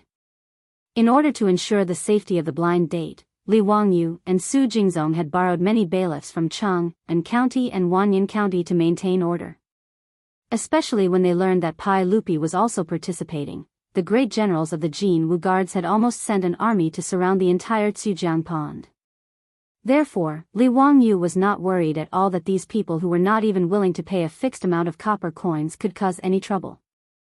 On the spacious lawn beside Tsujiang Pond, it was already quite lively. The men who wanted to marry palace maids had already been waiting there for a long time. However, there were many decorations at the scene that no one had seen before. For a moment, they did not know what to do. They just gathered around the lawn and whispered to each other. Pai Lupi looked at Li Wangyu's decorations and could not help but be curious. Zio, there are many tables over there. There are all kinds of food and wine on them. What is the meaning of this? What are the tall round tables on the lawn for? They are so tall. How can people use them? Li Wangyu chuckled and said, "Uncle, this is called a buffet party. You can take the food and wine on the tables. As for those tall round tables, they are not for sitting. Instead, they are for people to stand and chat." The matchmaking venue that this fellow ordered people to decorate had the appearance of a cocktail party in the modern world. The long tables were filled with wine and all kinds of food. The only thing missing was a champagne tower. As for the tall round tables scattered on the lawn, they were naturally for people to rest and chat. The round tables were only for people to place their plates and wine glasses. Pai Lupi found this new and interesting. He took the lead and walked toward the long table where the food was placed. There was no need for Li Wangyu to introduce him. He quickly took a set of tableware from the clean bowls and plates that were placed at the side and started to eat. The leader of the Imperial Guards at the side wanted to dissuade Pai Lupi. How could he allow Pai Lupi to casually eat food that was not in the palace? However, Pai Lupi did not care so much. He glared at the leader of the Imperial Guards and forced him to retreat to the side. He did not dare to say anything else. Li Wangyu also took some food and walked with Pai Lupi to a tall round table. They placed the food on top of it and chatted as they ate. The crowd that had been watching immediately understood after seeing Pai Lupi and Li Wangyu's demonstration. Some of the bolder ones immediately followed suit and tried to get food and drinks. Soon, the men who came to ask for her hand in marriage followed suit. The empty lawn quickly became lively. Pai Lupi drank a mouthful of wine and patted Li Wangyu's shoulder. He said with a smile, "Zio, it seems that the copper coins that you received were all used here, right? Uncle is wise." Hee, actually, the copper coins were all used on themselves. I did not embezzle a single copper coin. Pai Lupi thought about the crowd that was making a ruckus outside the door and then looked at the self-service wine party. He felt that his nephew was indeed brilliant. Moreover, he quickly saw the benefits of the self-service wine party. First of all, the guests could freely choose the food that they liked. It was very casual. Secondly, there were nearly 1,000 tall round tables scattered all over the lawn, allowing the guests to chat on their own. The atmosphere was very lively and unrestrained. Compared to the banquet he held in the palace, where each person had a table and everyone ate the same food, it seemed that Li Wangyu's style was more relaxed and pleasant. Li Wangyu was also very satisfied with the self-service wine party that he created. Although he had only seen it on TV in his previous life and had never participated in a real cocktail party, his beautiful boss was very knowledgeable. Whether it was when he was studying in the United States or when he was working in the company, his beautiful boss had often participated in such cocktail parties. Naturally, she was very familiar with the process. Based on the principle that his beautiful boss's was his, Li Wangyu was very shameless. He took the cocktail party process that his beautiful boss had written down for him and gave it to Su Jingzong to manage. Looking at the endless stream of food and wine that was constantly delivered, Li Wangyu sighed again. This guy who was ranked first on the list of treacherous officials really had some skills. Preparing a self-service wine party for a few thousand people, and there was no precedent to follow, but Su Jingzong made it look like it was a real thing. It was very rare. Just as he was sighing, someone suddenly patted his shoulder heavily. Wahahaha, Zio, your brothers are here. Damn, why did this group of foppish people come? Li Wangyu's face darkened. Chapter 308. Li Wangyu couldn't understand why these debauches would want to join in on the fun when he was clearly organizing a matchmaking event. He knew that these debauches weren't good people. Although these debauches had yet to marry, they had many concubines at home. Even so, these debauches' favorite places to hang out were still Peace Square and the Hu restaurants in Shi City. Li Wangyu could only express incomparable disdain and deep envy towards this group of drunkards who lived in a drunken stupor. Ching Chumo and the others were just about to speak when they turned their heads and noticed Pai Lupi.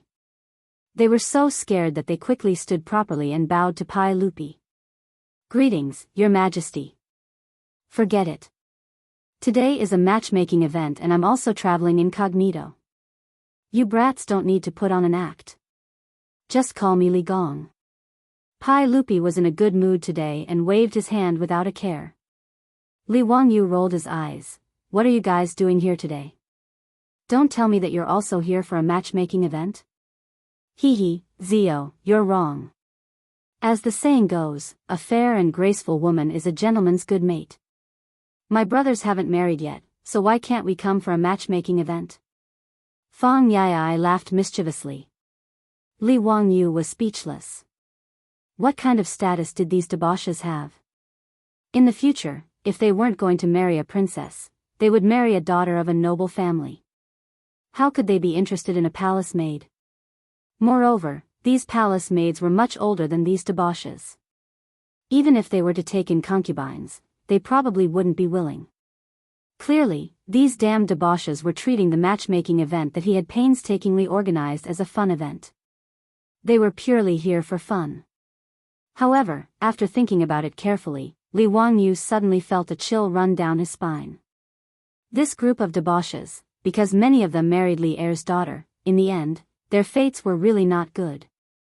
Not to mention Fang Juanfang's widow, Li Wangyu looked at this cuckold of the Tang dynasty with pity when he thought about how this guy's future wife was Princess Gao Yang. Not only had he been cuckolded, but Princess Gao Yang had also plotted a rebellion. In the end, both of them had been sentenced to death. Chai Lingwu married Princess Bailing, who was also a foolish woman. She plotted a rebellion with Gao Yang and was killed. Du He had married Princess Qingyang. In the end, because she had been implicated in Li Qingxian's rebellion, she had been killed. His brother, Du Go, was also implicated and was exiled to Lingnan. Wei Shuyu almost married the princess of the new city, but the engagement was later cancelled. Qing Chuliang married Princess Qinghe in the future. Speaking of which, Pai Lupi was really good at giving birth. He had a lot of women in his harem and had a lot of children. Pai Lupi also liked to marry princesses to the sons and grandsons of nobles in order to win people's hearts. However, in Li Wangyu's opinion, it was better not to marry Pai Lupi's daughters. None of them were easy to deal with. While he was lost in thought, wondering if he should warn the other rich kids in the future. Just as his thoughts were running wild, he was patted heavily on the shoulder again. Zio, why are you in a daze? Fang Yai shouted, why haven't the palace maids come out yet? His tone was very similar to the way people urged the old madam in the brothel of Peace Lane. Li Wangyu was so angry that he gave him the middle finger. It's useless for you to call me brother. Hurry up and tell me, when are the palace maids coming out? Fang Yai still remembered the words Li Wangyu used to trick them. Giving the middle finger meant calling him brother. He had no idea that he was being scolded by Li Wangyu again. Li Wangyu was speechless. It's not like you're going on a blind date. Why are you in such a hurry? It's not time yet. Oh right, how did you guys get in? Did you pay? Pay? Pay what? We entered Crooked River Pond. Who dares to ask us for money? Ching Chimo replied casually. Li Wangyu was exasperated. He knew that these bastards would definitely come in without paying. They would eat and drink for free, and they would even look at the girls. Oh, no, the maids for free. How could they be so heartless? Pai Lupi was too lazy to pay attention to the quarrel between the younger generation. He noticed that there were a few new dishes on the table and couldn't help but ask curiously. Zio, you're really extravagant. There's actually ice cubes under the fish slices. Which ice cellar did you get this from? This must have cost a lot, right? I see that you only charge 1 copper coin. I'm afraid it's not enough to cover the cost. The fish slices that Pai Lupi was talking about were sashimi, or sashimi, which was often called sashimi in the future. In the future, when eating sashimi, the bottom of the plate was usually covered with ice cubes. This was to maintain the freshness of the ingredients and to maximize the taste of the sashimi. Although the Tangs loved to eat fish slices, in an era without refrigerators, it was very extravagant to put ice cubes under the plate. Pai Lupi naturally didn't know that Li Wangyu could use saltpeter to make ice. He thought that he had bought the ice cubes from a rich family's ice cellar. That was why he asked. Li Wangyu chuckled. Hee, uncle, this ice cubes weren't bought. I made them. Made them? It's already summer. How can you make ice cubes? Pai Lupi asked doubtfully. Hee, it's a secret. Li Wangyu didn't want to reveal his business secret. He still wanted to make a fortune from this summer's ice-making technique. Although the Li family didn't lack money now, no matter how small a mosquito's leg was, it was still meat, right? He couldn't let Pai Lupi know the secret of his ice-making technique for no reason. Pai Lupi glared at him in annoyance and didn't bother to continue asking. In his eyes, this was just a small trick. He reached out with his chopsticks and picked up a piece of iced fish slices. He dipped it in the sauce and put it into his mouth. The iced fish slices were even more delicious in his mouth. Pai Lupi couldn't help but exclaim, good. It's very popular. The ice melts in your mouth. It's sweet. Zio, you've really used your little cleverness on these unorthodox methods. Li Wangyu was speechless. Couldn't he speak properly? If the food was delicious, then say it was delicious. Why did he have to say that it was unorthodox? It really made him want to flip the table. However, Li Wangyu decided to swallow his anger for the sake of the fierce palace guards by Pai Lupi's side. He asked the waiter to bring everyone fruit juice and other drinks. He added a lot of ice cubes inside. This kind of ice-cold and refreshing cold drink made the group of people yell and cry out in satisfaction. Humph, a bunch of country bumpkins. Emperor? Look down on him. Li Wangyu felt a great sense of psychological satisfaction. He looked down on Pai Lupi and the group of debauches.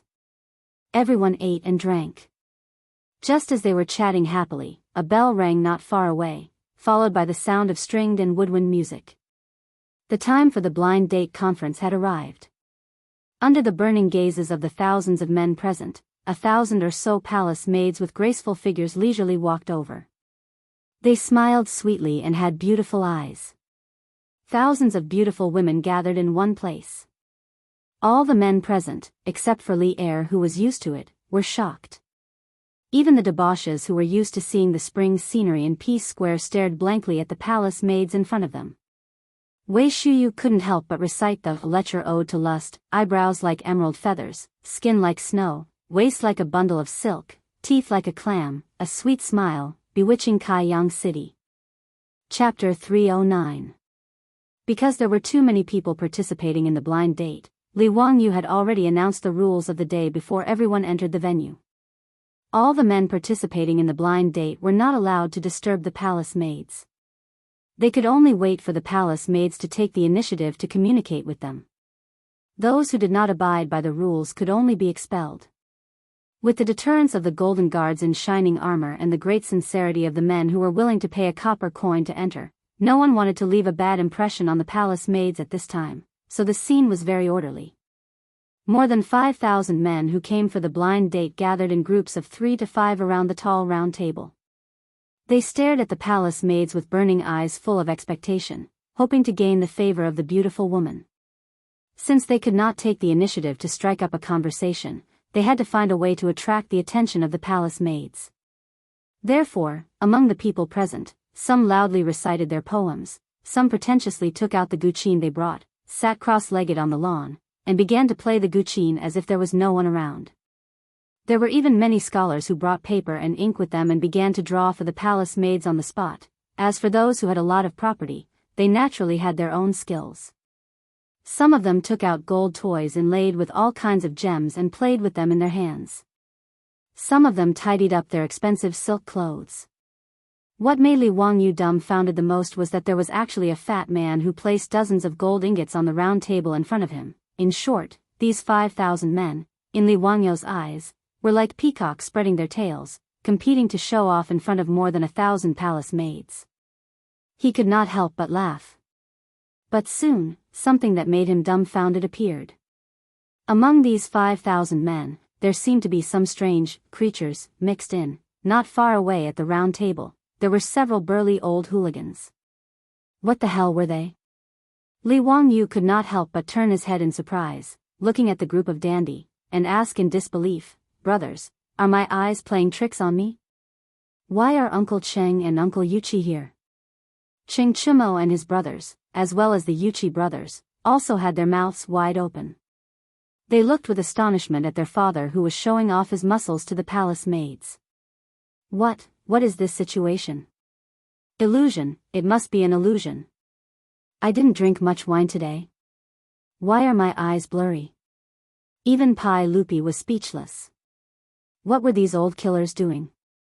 He didn't believe that these dukes would really take a fancy to a palace maid. After all, the palace maids who were selected to leave the palace had been in the palace for at least 10 years. Even if they entered the palace at the age of 16, they were 26 years old now. In the eyes of the Tang, this age was already considered an ant. What's more, which of these dukes' manners didn't have beautiful palace maids bestowed by Pai Lupi? Those who could be sent as gifts by Pai Lupi to the duke's mansion were all stunning beauties, and they were all budding young girls. However, this group of old killers actually came to this blind date in droves. What a premature death. Pai Lupi glared fiercely at the foppish sons.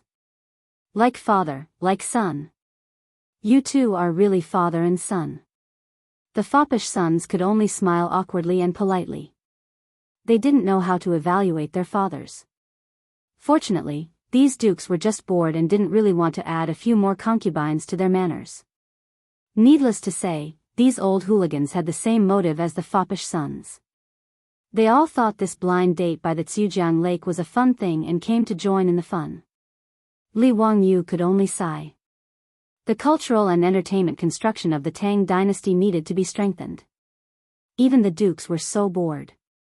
It could be seen that the cultural construction of the Tang dynasty had a long way to go.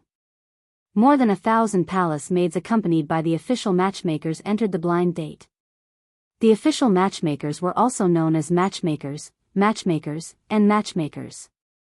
In the Tang dynasty, the official matchmakers represented the government in the marriage of men and women. They were the official marriage agencies. The official matchmakers had appeared as early as the Western Zhou dynasty. From the Qing dynasty to the Qing dynasty, the power of the official matchmakers was not small. As long as men and women become famous, they will be recorded in the year, month, day, and name.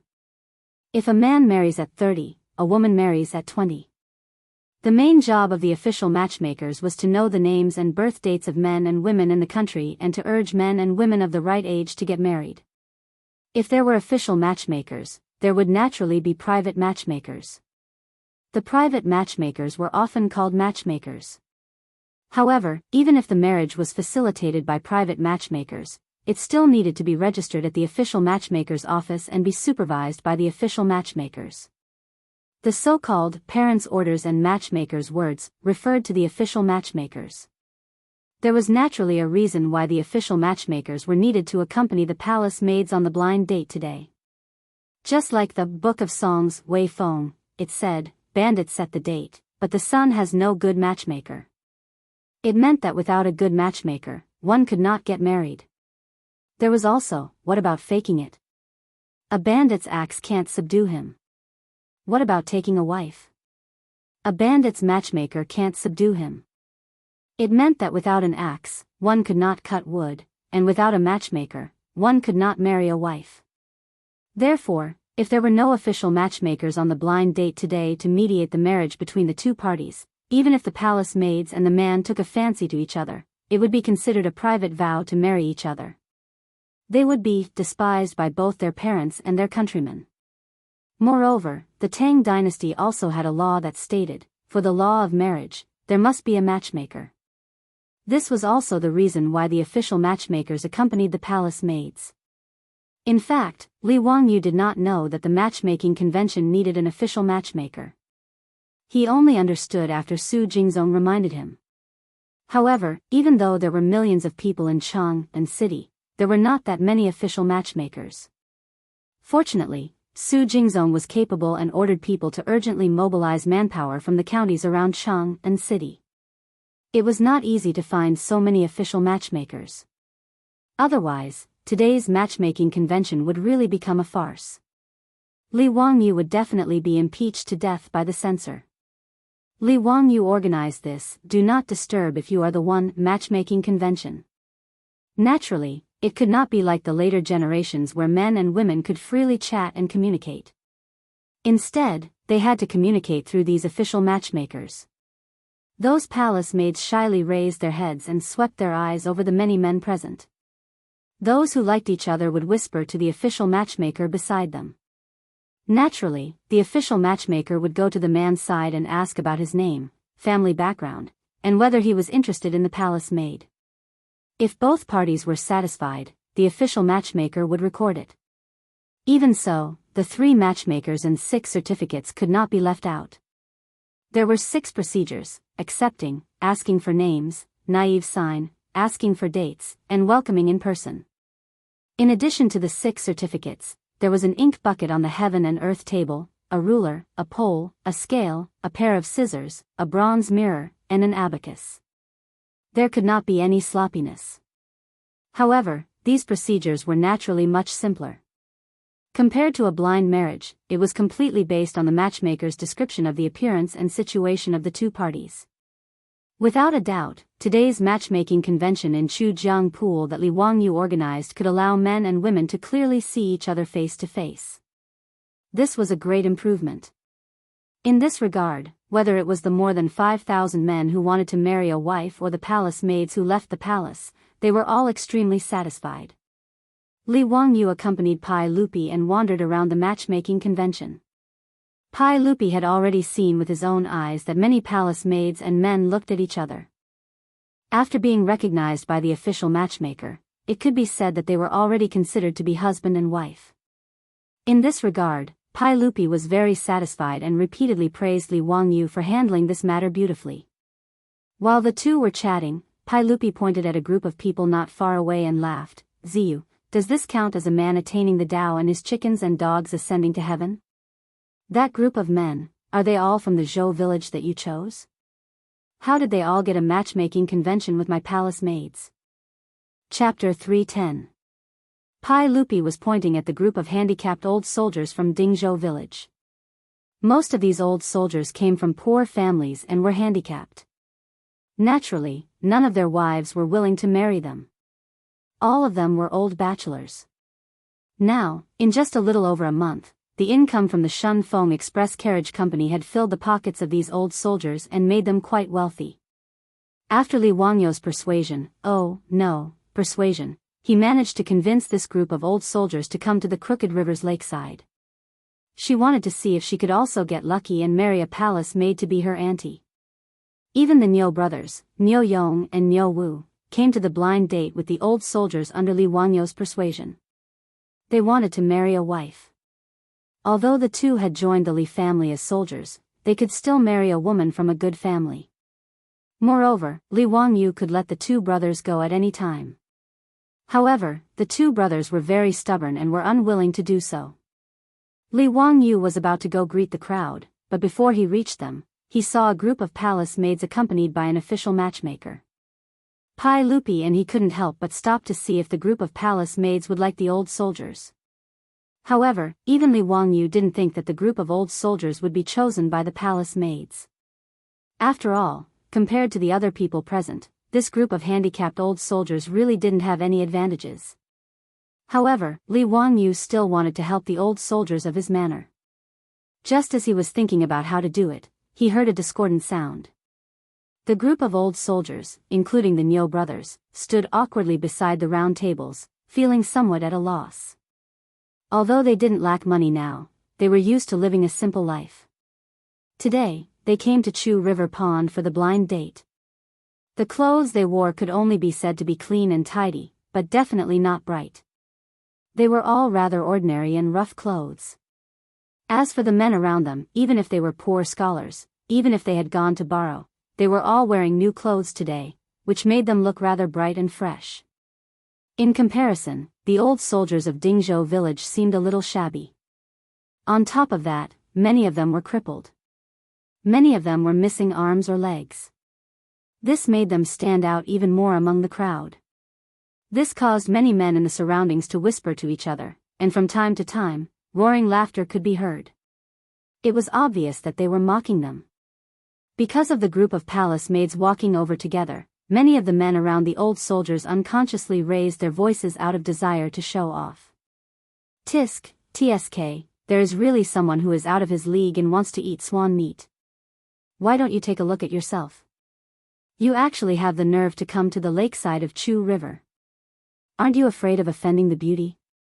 Isn't that so? This person who was missing an arm or a leg had come to a blind date. He really didn't know his place. I'm afraid someone must be blind to fancy them, right? Brother, you can't say that. Maybe there are beauties who sympathize with them. I heard that among the palace maids sent out by the saint this time, there are old women in their 60s. Maybe those old women will be willing to take in a son. Brother's words are reasonable. They really don't know the immensity of heaven and earth. This person knows his place. To sully the eyes of a beauty, how laughable. A group of field attendants. They don't even look at their own status. They actually came to the lakeside of Chu River to propose marriage. They don't know their place. Have these bumpkins washed the mud off their feet? Oh, I forgot that some of them are missing a leg. That saves us a lot of trouble. The words of these men who felt good about themselves and came to propose marriage made the old soldiers of Dingzhou village furious. Some of the more irritable ones rolled up their sleeves and planned to beat them up. However, they were stopped by the brothers Niu Yong and Niu Wu. Everyone, today is the blind date hosted by Lang Jun. Let's not cause trouble for Lang Jun. If there is anything, let's talk about it after this matter is over. Niu Dalong is right. We must not cause trouble for the men of Hu County. We will let them go for now. Yes, we'll deal with them after this matter is over. The old soldiers didn't want to cause trouble for Li Wangyu. Under Niu Yong's persuasion, they swallowed their anger. The palace maids naturally heard this conflict of words. Many of them couldn't help but cover their mouths and chuckle. They truly didn't want to marry a disabled husband after leaving the palace. This was human nature. However, the palace maids' laughter made the surrounding men even more pleased with themselves. Their mocking of the old soldiers grew louder and louder. Niu Wu was so angry that his veins were bulging. If it wasn't for his brother Niu Yong holding him back, his fists would probably have landed on those people's faces. Pai Lupi frowned when he heard the men's words. The 100 Cavalry Department had already reported the situation of the old soldiers of Dingzhou village to him. After all, Li Qingxian and the others went to Dingzhou village to study with Li Wangyu every few days. The 100 Cavalry Department had already figured out the background of everyone in the village. These dozen or so disabled veterans were all soldiers of the Sui dynasty. They were veterans who had survived the bloody battle against the Turks at Yenmen Pass in the 11th year of the Great Undertaking. Although they were soldiers of the Sui dynasty, Pai Lupi viewed them as his own subjects. In particular, they were all disabled from the battle against the Turks. This made Pai Lupi, the emperor on horseback, feel that it wasn't easy for these veterans. Now, these men who wanted to ask for a kiss were actually speaking rudely and humiliating these veterans. This made Pai Lupi very angry. Naturally, it wasn't convenient for him to show his face. He only glanced at Li Wangyu from the corner of his eyes. Li Wangyu was naturally unhappy. Even without Pai Lupi's words, he was already planning to flip out. After apologizing to Pai Lupi, Li Wangyu looked at the group of wastrels behind him. Brothers, what should we do if someone has a bad mouth? His mother. Slap him. Cheng Chumo and the others naturally understood what Li Wangyu wanted to do. They were all very excited. They rolled up their sleeves and prepared to attack. My brother Cheng is ruthless and doesn't talk much. Li Wangyu gave them a thumbs up and led the group of wastrels forward. Niu Yong, Niu Wu, and the others saw that their Lang Jun had arrived. Just as they were about to bow in greeting, Li Wangyu waved his hand at them, indicating that they didn't need to be so polite. Li Wangyu walked straight to the group of wastrels who were still chattering and mocking the old soldiers. Without wasting any time, he raised his arm and slapped them. That person was so enraptured that he didn't notice the arrival of Li Wangyu and the others. It wasn't until he felt a sudden pain on his cheek that he realized that he had been slapped. You, young man, who are you? What right do you have to hit people? Before that person could react to what had happened, the group of wastrels had pounced on him and knocked him to the ground with a few punches and kicks. To be able to beat someone up in such a carefree manner in front of Li Er, the group of silk pants felt that today's trip was indeed not in vain. The things that the Li family's young master did were all so interesting. Guards, someone is causing trouble. Imperial guards, quickly arrest them. Murder. Save me. Hero, please spare me, I was wrong, please don't hit me. The group of wastrels who had just ridiculed the villagers of Dingzhou village were now wailing like ghosts and howling like wolves. Chapter 311. Due to the men's cries, the conflict at Chu River Pond soon attracted the attention of the people around them. The imperial maids were so frightened that their faces turned pale. They kept exclaiming as they did not know what exactly happened.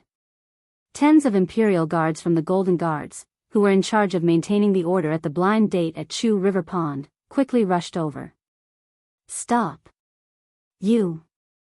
The Imperial Guard squad leader stopped abruptly as soon as he shouted. Even if he did not know Li Wangyu, who was from Huxin County, it was impossible for him not to know Cheng Chumo and the other hedonistic young masters.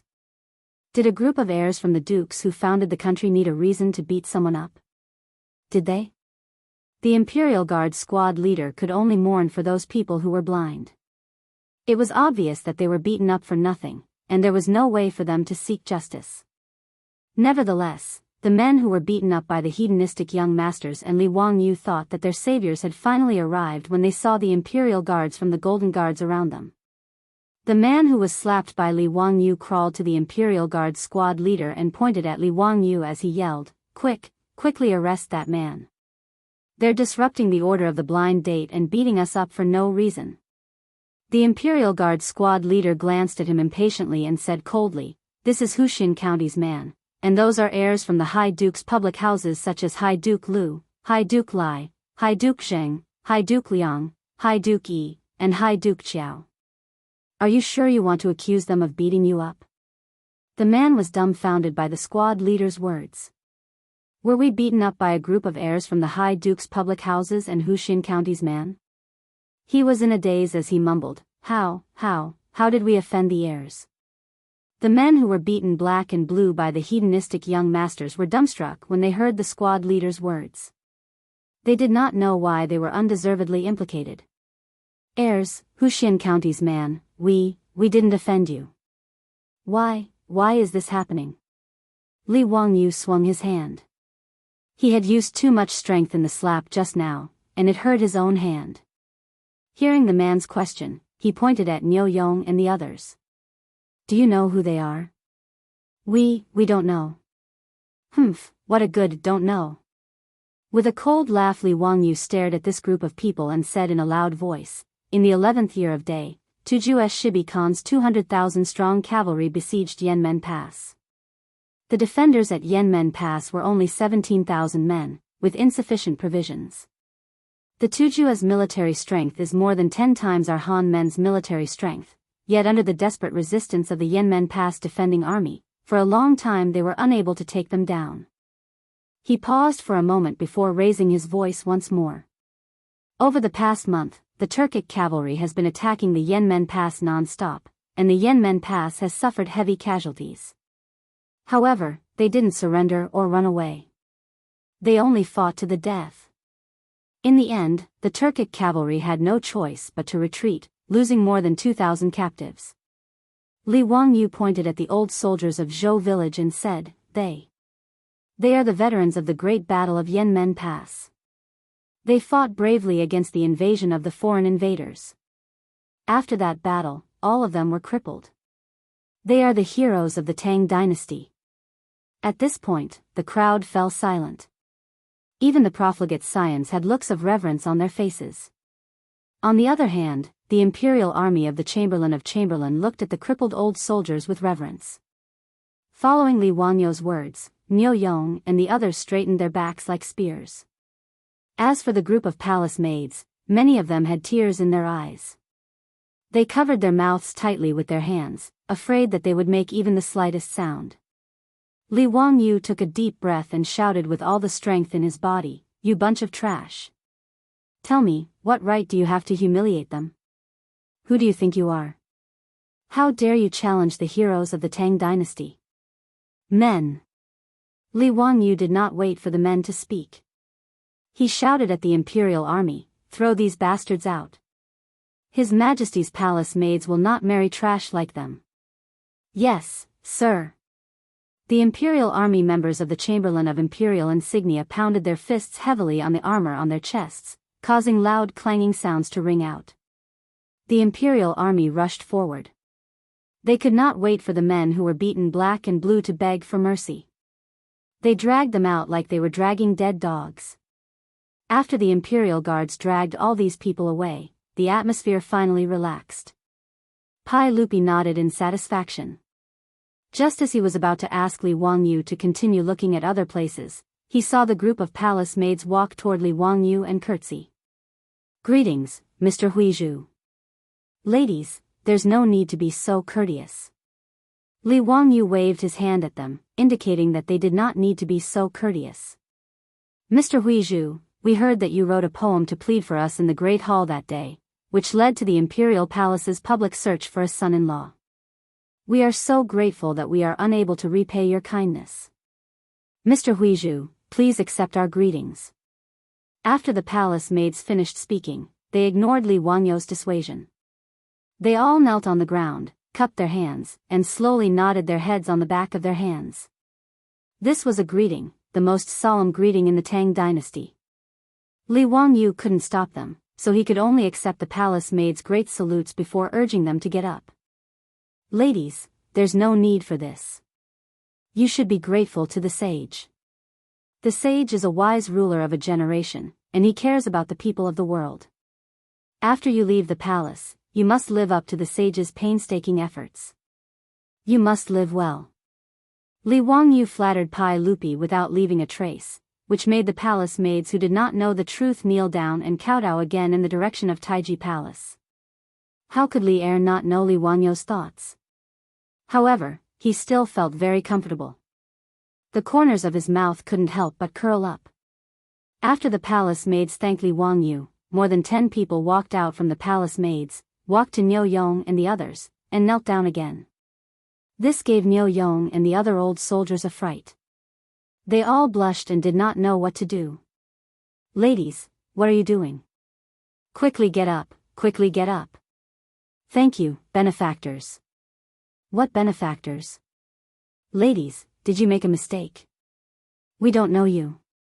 Niu Yong and the others were confused by the palace maid's words. They did not understand what they were talking about.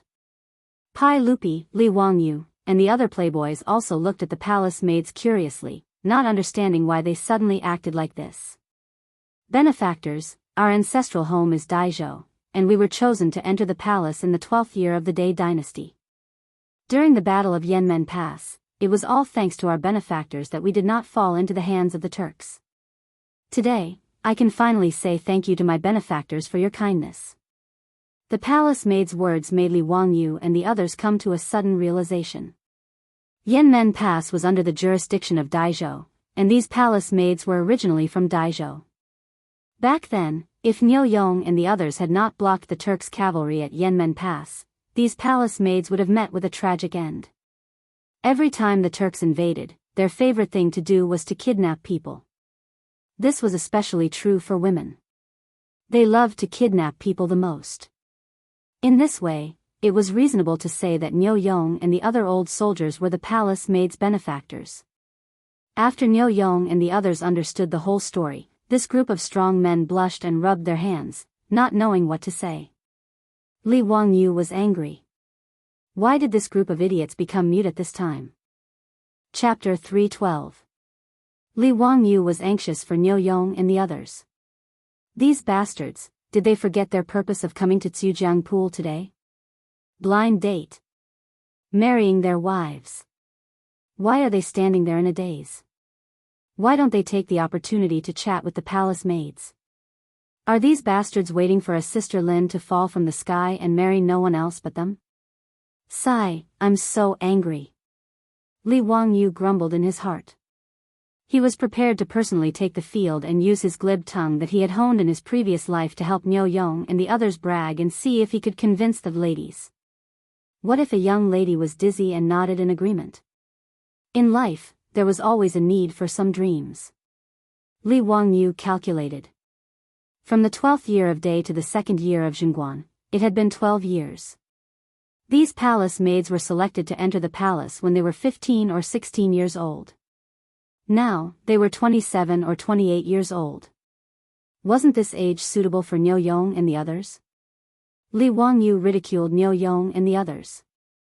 In fact, he was laughing at himself.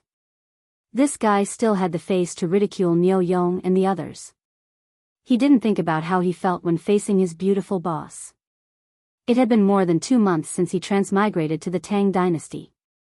A single man and a single woman living under the same roof. But even so, Li Wangyu had only touched the hand of his beautiful boss after such a long time.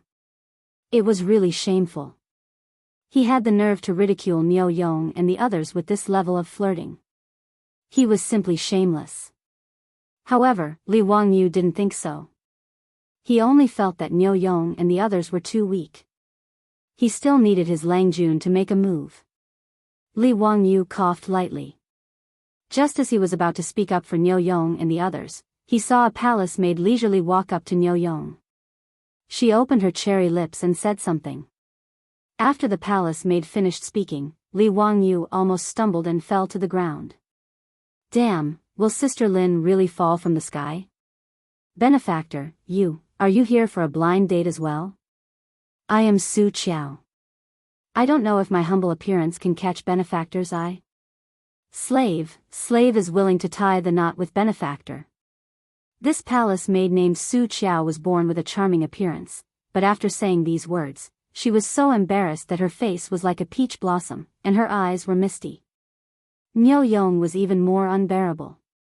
This man, who could even kill a tiger with his bare hands, was blushing in the face of the palace maid's words.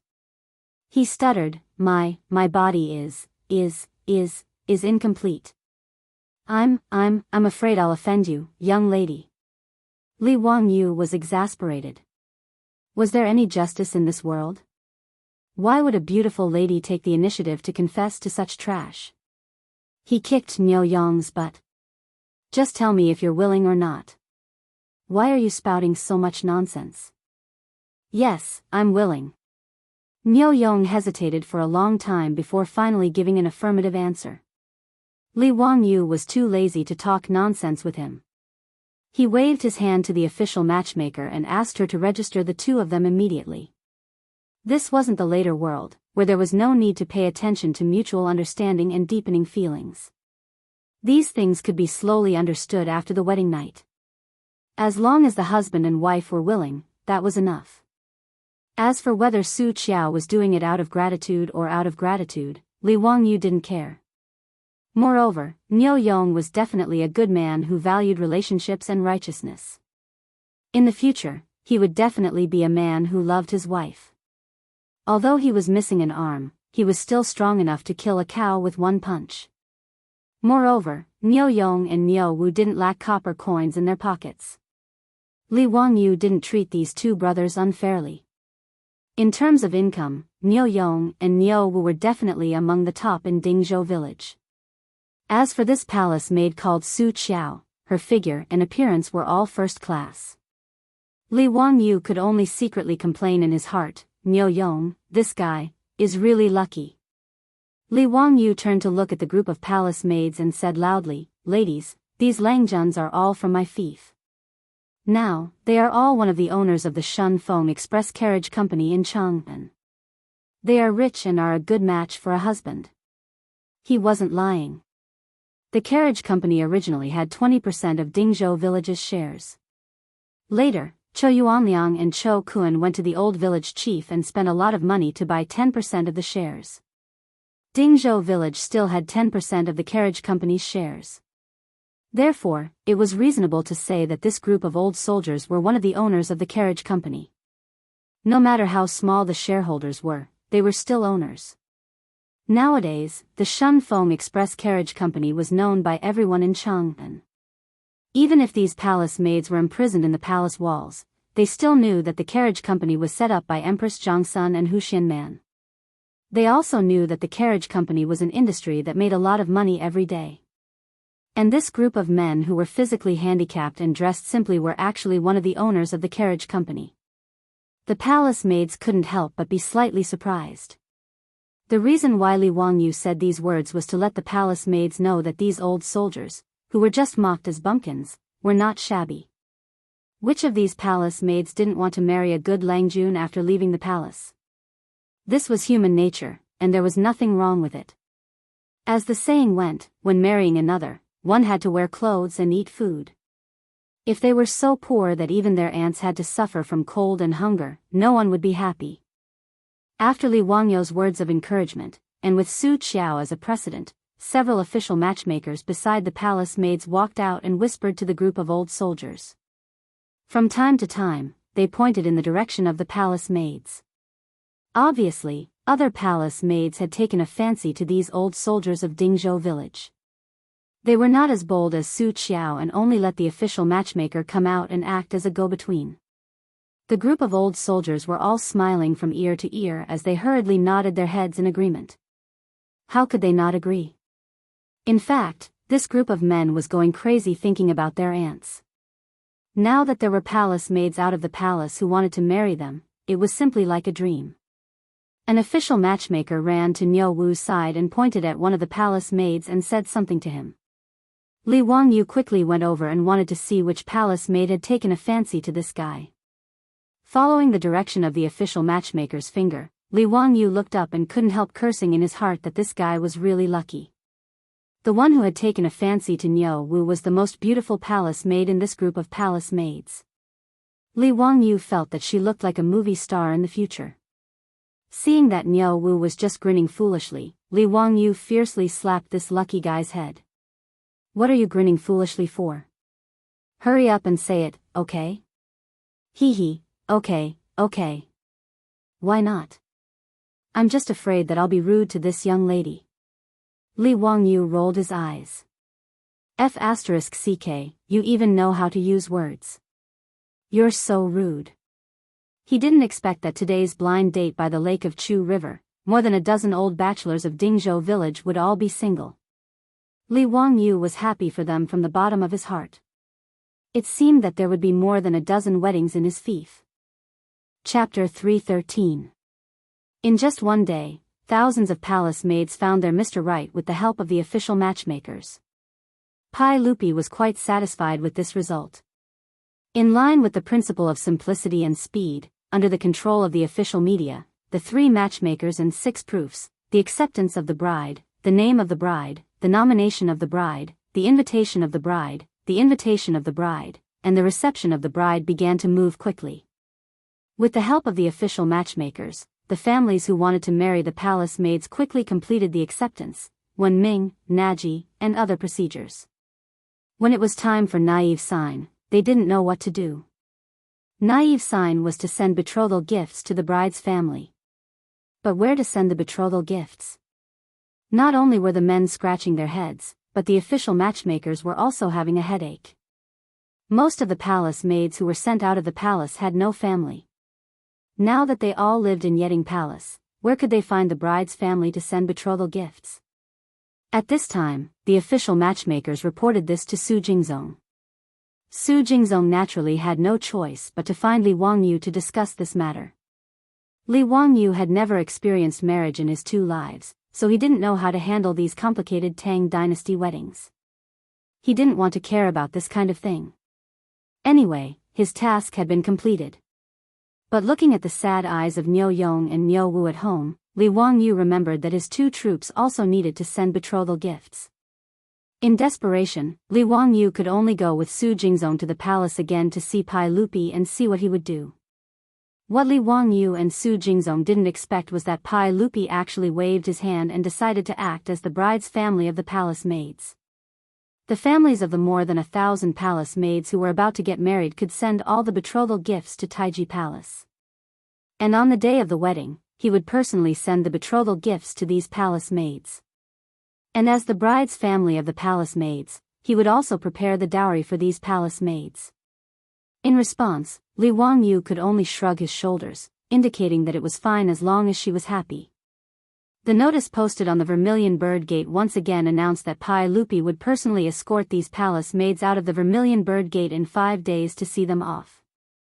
After the news spread, Chang'an City was once again stirred. Those families who had participated in the Chujiang Pool blind date and had successfully set up a marriage contract with a palace maid through the official matchmaker felt as if they had been hit on the head by a meat pie. What an honor it was for the saint to give a palace maid as her maiden family. For a moment, the people who were about to marry the palace maid walked with their backs straighter. In the words of the later generations, he walked with the wind and spoke with the rain. In Chang'an City, carriages carrying betrothal gifts drove one after another to the Taiji Palace. It was a spectacular sight. Li Er was not using this to amass wealth. He had written clearly on the palace gate records that the betrothal gifts prepared by the family of the palace maid's husband would not accept gold, silver, or other valuables. The betrothal gifts were all 9 types of gifts. The 9 gifts referred to 9 items, such as hahuan, jaha, donkey hide gelatin, josie pudding, vermilion reed, double stone, cotton wool, longevity thread, and dry lacquer. These 9 items all had the meaning of blessing the couple's love for eternity. Of course, this only referred to folk customs. For example, if Li Wangyu had not broken off the engagement with the Wang clan of Taiyuan, he would have needed to prepare a naive sign. These 9 gifts would not have sufficed.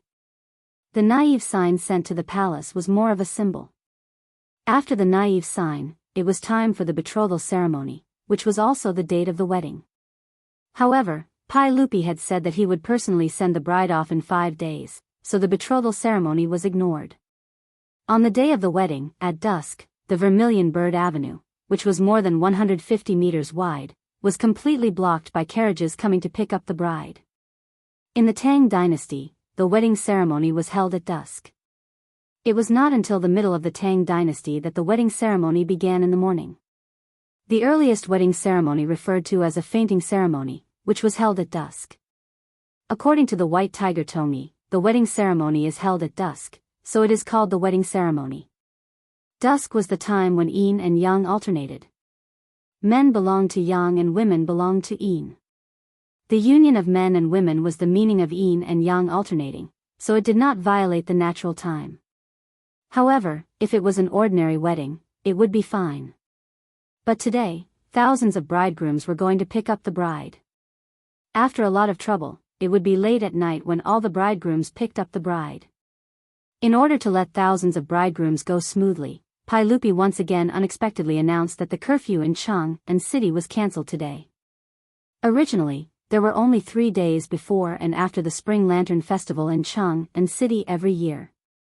All the people could freely enter and leave the streets and alleys and watch the lanterns all night long. At other times, there was a curfew in Chang and city.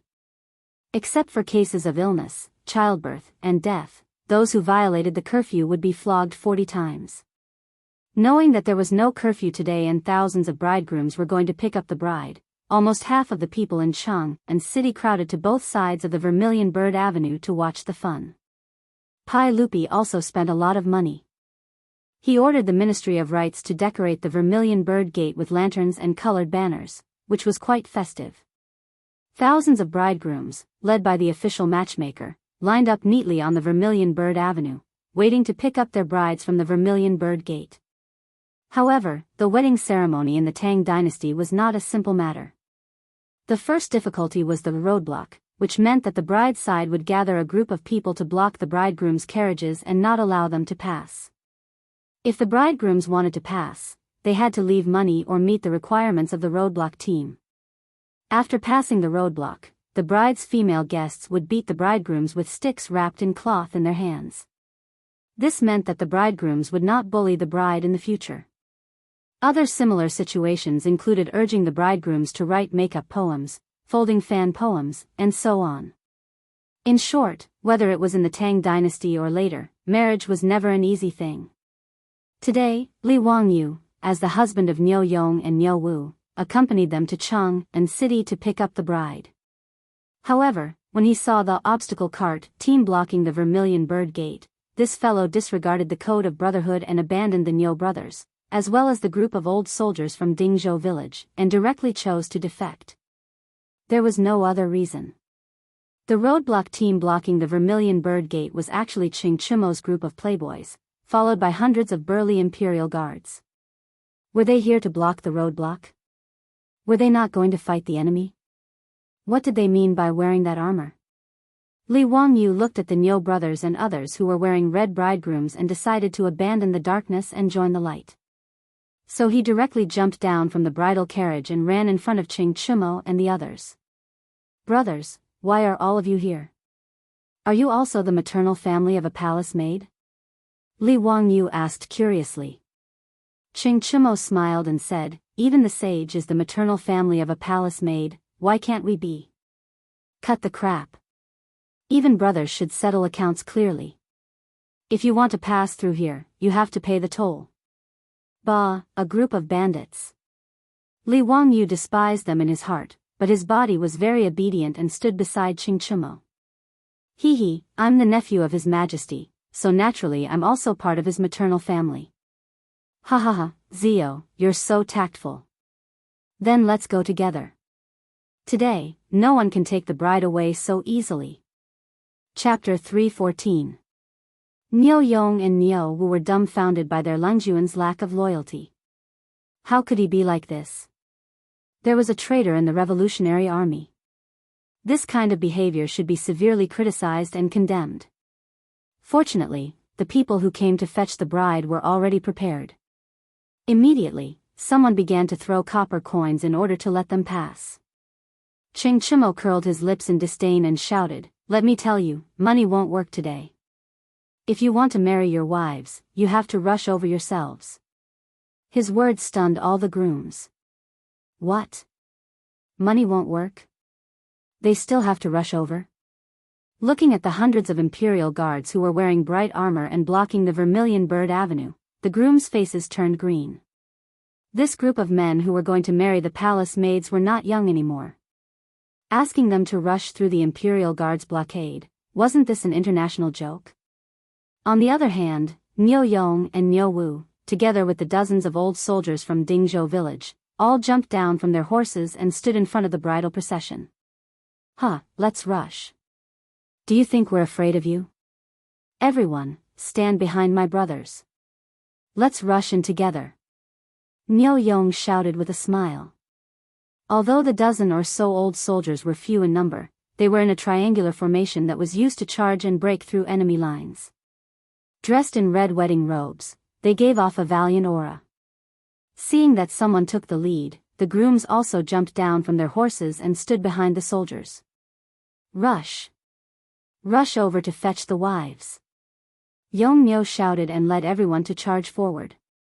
These 10 old soldiers, who had survived hundreds of battles, actually had the aura of a battlefield breaking through enemy lines. Behind them, the 1,000 grooms followed. Everyone laughed loudly as they charged forward. The foppish lords led the imperial guards and naturally used their bodies to stop them from moving forward. The barricades were only there to set up the atmosphere. They weren't really there to stop the grooms from fetching the bride. This commotion made the crowd on both sides of the Vermilion Bird Avenue cheer loudly. The applause and cheers rose and fell one after another. It was very lively. The onlookers began to shout in unison, "Bride, bride." Myo-young and the rest squeezed out sweat before they finally rushed through the human wall of the Imperial Guards. However, the next scene made them dumbfounded. F***ck, won't people die if they do this? Normally, there would only be a dozen or so female guests holding sticks ready to beat the groom when they were receiving the bride. At this time, there were no less than 1,000 palace maids holding sticks blocking the sides of the Vermilion Bird Gate. Even though the heads of the clubs were wrapped in thick cotton cloth and couldn't hurt anyone, being hit by so many clubs was still a very uncomfortable feeling. When Lee Wang-yu saw this scene, he couldn't help but give a thumbs up. "Pai Lupi, you're really ruthless. You really know how to play." He was even more glad that he had betrayed earlier. If he had been the bridal escort for Nyo Yong and Nyo Woo, wouldn't he have been beaten up along with them? Nyo Yong and Nyo Woo looked at each other. What else could they say? Even if he had tears in his eyes, he could only rush forward. Thus, thousands of bridegrooms wearing bright red wedding robes rushed towards the Vermilion Bird Gate with their hands on their heads. The palace maids on both sides of the gate were all shaking with laughter. The sticks in their hands didn't show any mercy as they hit the bridegrooms. In the crowd, grooms would occasionally let out cries of pain. This made the onlookers laugh even louder. This group of bridegrooms who had never been taken care of before finally rushed into the Vermilion Bird Gate. Then, there were servants who started to lead them to the Taichung Temple on the right side of the Vermilion Bird Gate. Pai Lupi would send the palace maids off here. The Taichung Temple was responsible for the ceremonies and music of the mausoleum. It was responsible for astronomy and divination. At this time, a red carpet was already laid out in the Taichung Temple. Thousands of palace maids and bridegrooms wearing emerald green wedding robes were waiting there. The wedding robes of the Tang dynasty weren't like those in modern TV series where both men and women wore red wedding robes. Instead, the bride wore green wedding robes. The men wore red to show their status, while the women wore green to show their beauty and gentleness. This was the meaning of the so-called red men and green women. Moreover, in the Tang dynasty, the bride didn't wear a veil. Instead, she held a feather fan to cover her face and shyly waited for her groom.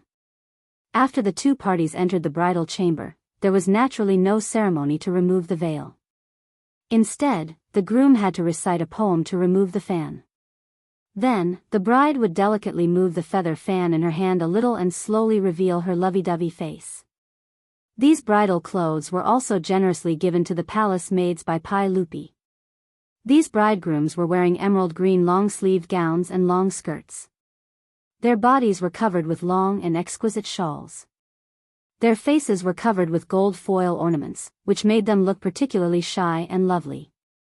All the bridegrooms opened their eyes wide, wanting to see where their bridegrooms were. However, in the face of more than 1,000 palace maids who were also wearing emerald green wedding robes and covering their faces with feather fans, even Sun Wukong's fiery eyes of truth might not be able to find them. Fortunately, each pair of bridegrooms was in charge of the official matchmaker.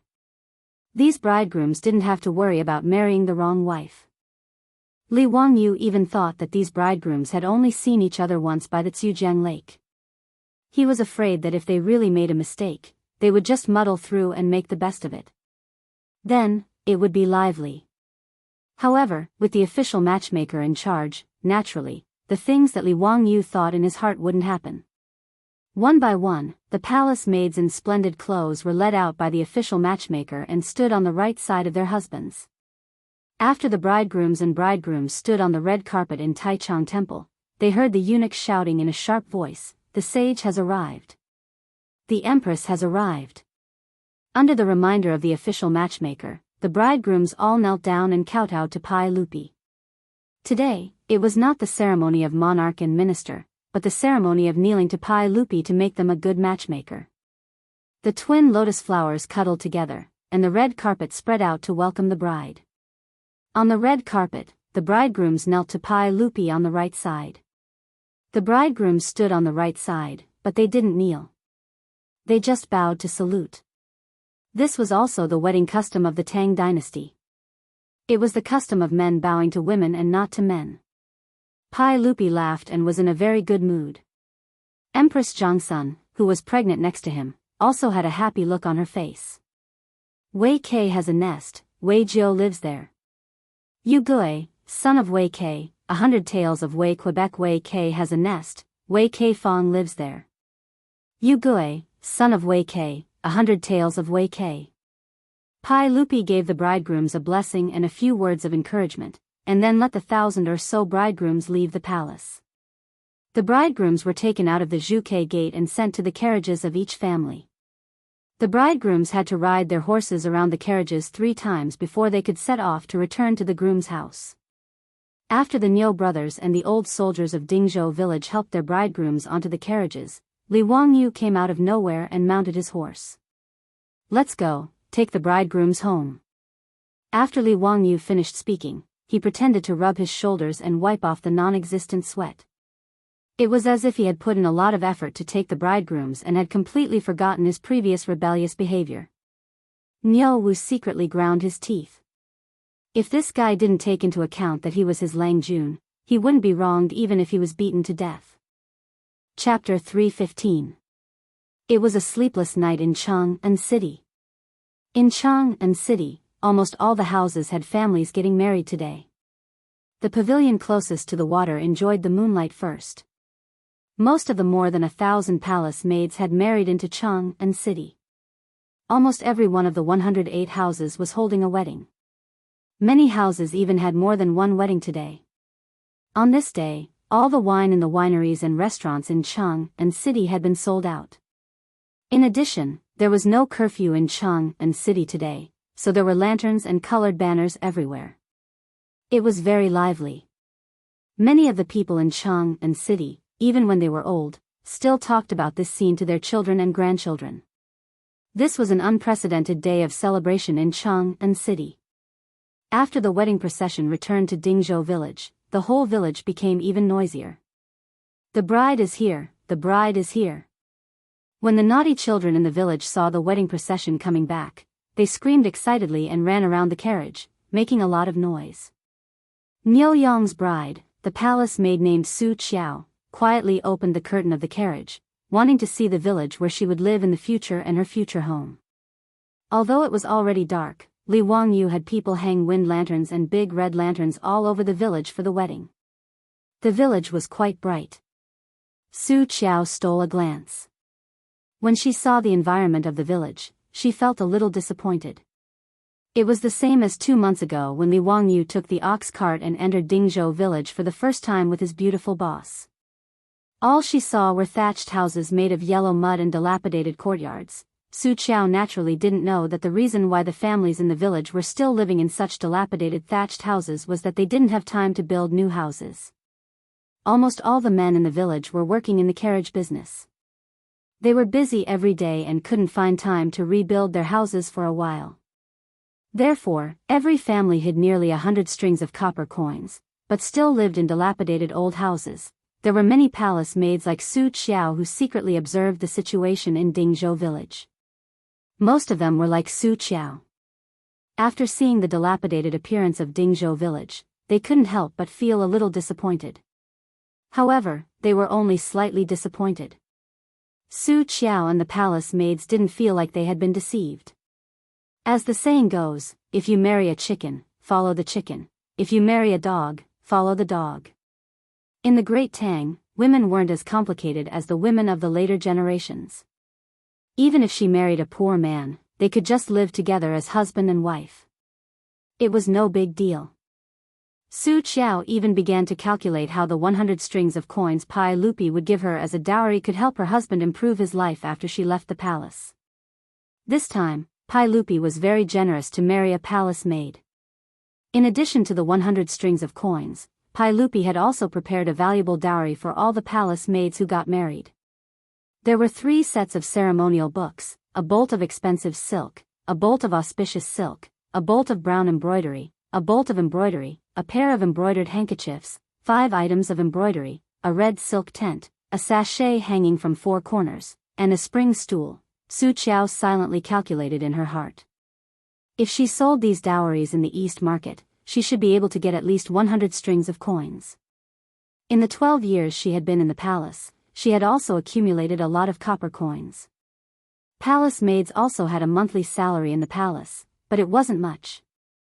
Every month they would get around 100 strings of copper coins, which was 12 strings of coins a year. In the past 10 years, Su Qiao had also accumulated 50 to 60 strings of copper coins. With these 200 to 300 strings of copper coins, she could discuss with her husband when she returned. If their house was also a thatched house made of yellow mud, it would be better to use a few dozen strings of copper coins to rebuild it. Her husband was currently a soldier of the Baron of Hu County, but she didn't know how much his monthly salary would be. Would it be enough to support the family? If they had children in the future? Su Qiao sat in the carriage and thought about these things. When she thought about children, she couldn't help but blush. Most of the palace maids had the same thoughts as Su Qiao. They sat in the carriage and thought about how to use their 200 to 300 strings of copper coins to support the family. Just as they were thinking about these things, the carriage stopped and the noise from outside drifted into the carriage. They knew that they had arrived at their husband's house. They hurriedly tidied up their emerald green wedding clothes and covered their faces with their feathered fans. However, when the curtain of the carriage was lifted, the palace maids were slightly surprised. Why did the carriage stop at the village threshing ground? Led by their husbands, they carefully alighted from the carriage. When the group of brides saw their surroundings through the feathered fans in their hands, they were a bit confused. Why were they still together? Shouldn't they be going to their husband's house to perform the wedding ceremony? Niu Yong seemed to see Su Qiao's confusion and quietly explained, "Wife, this is Leng Juan's arrangement." He said it's called a group wedding.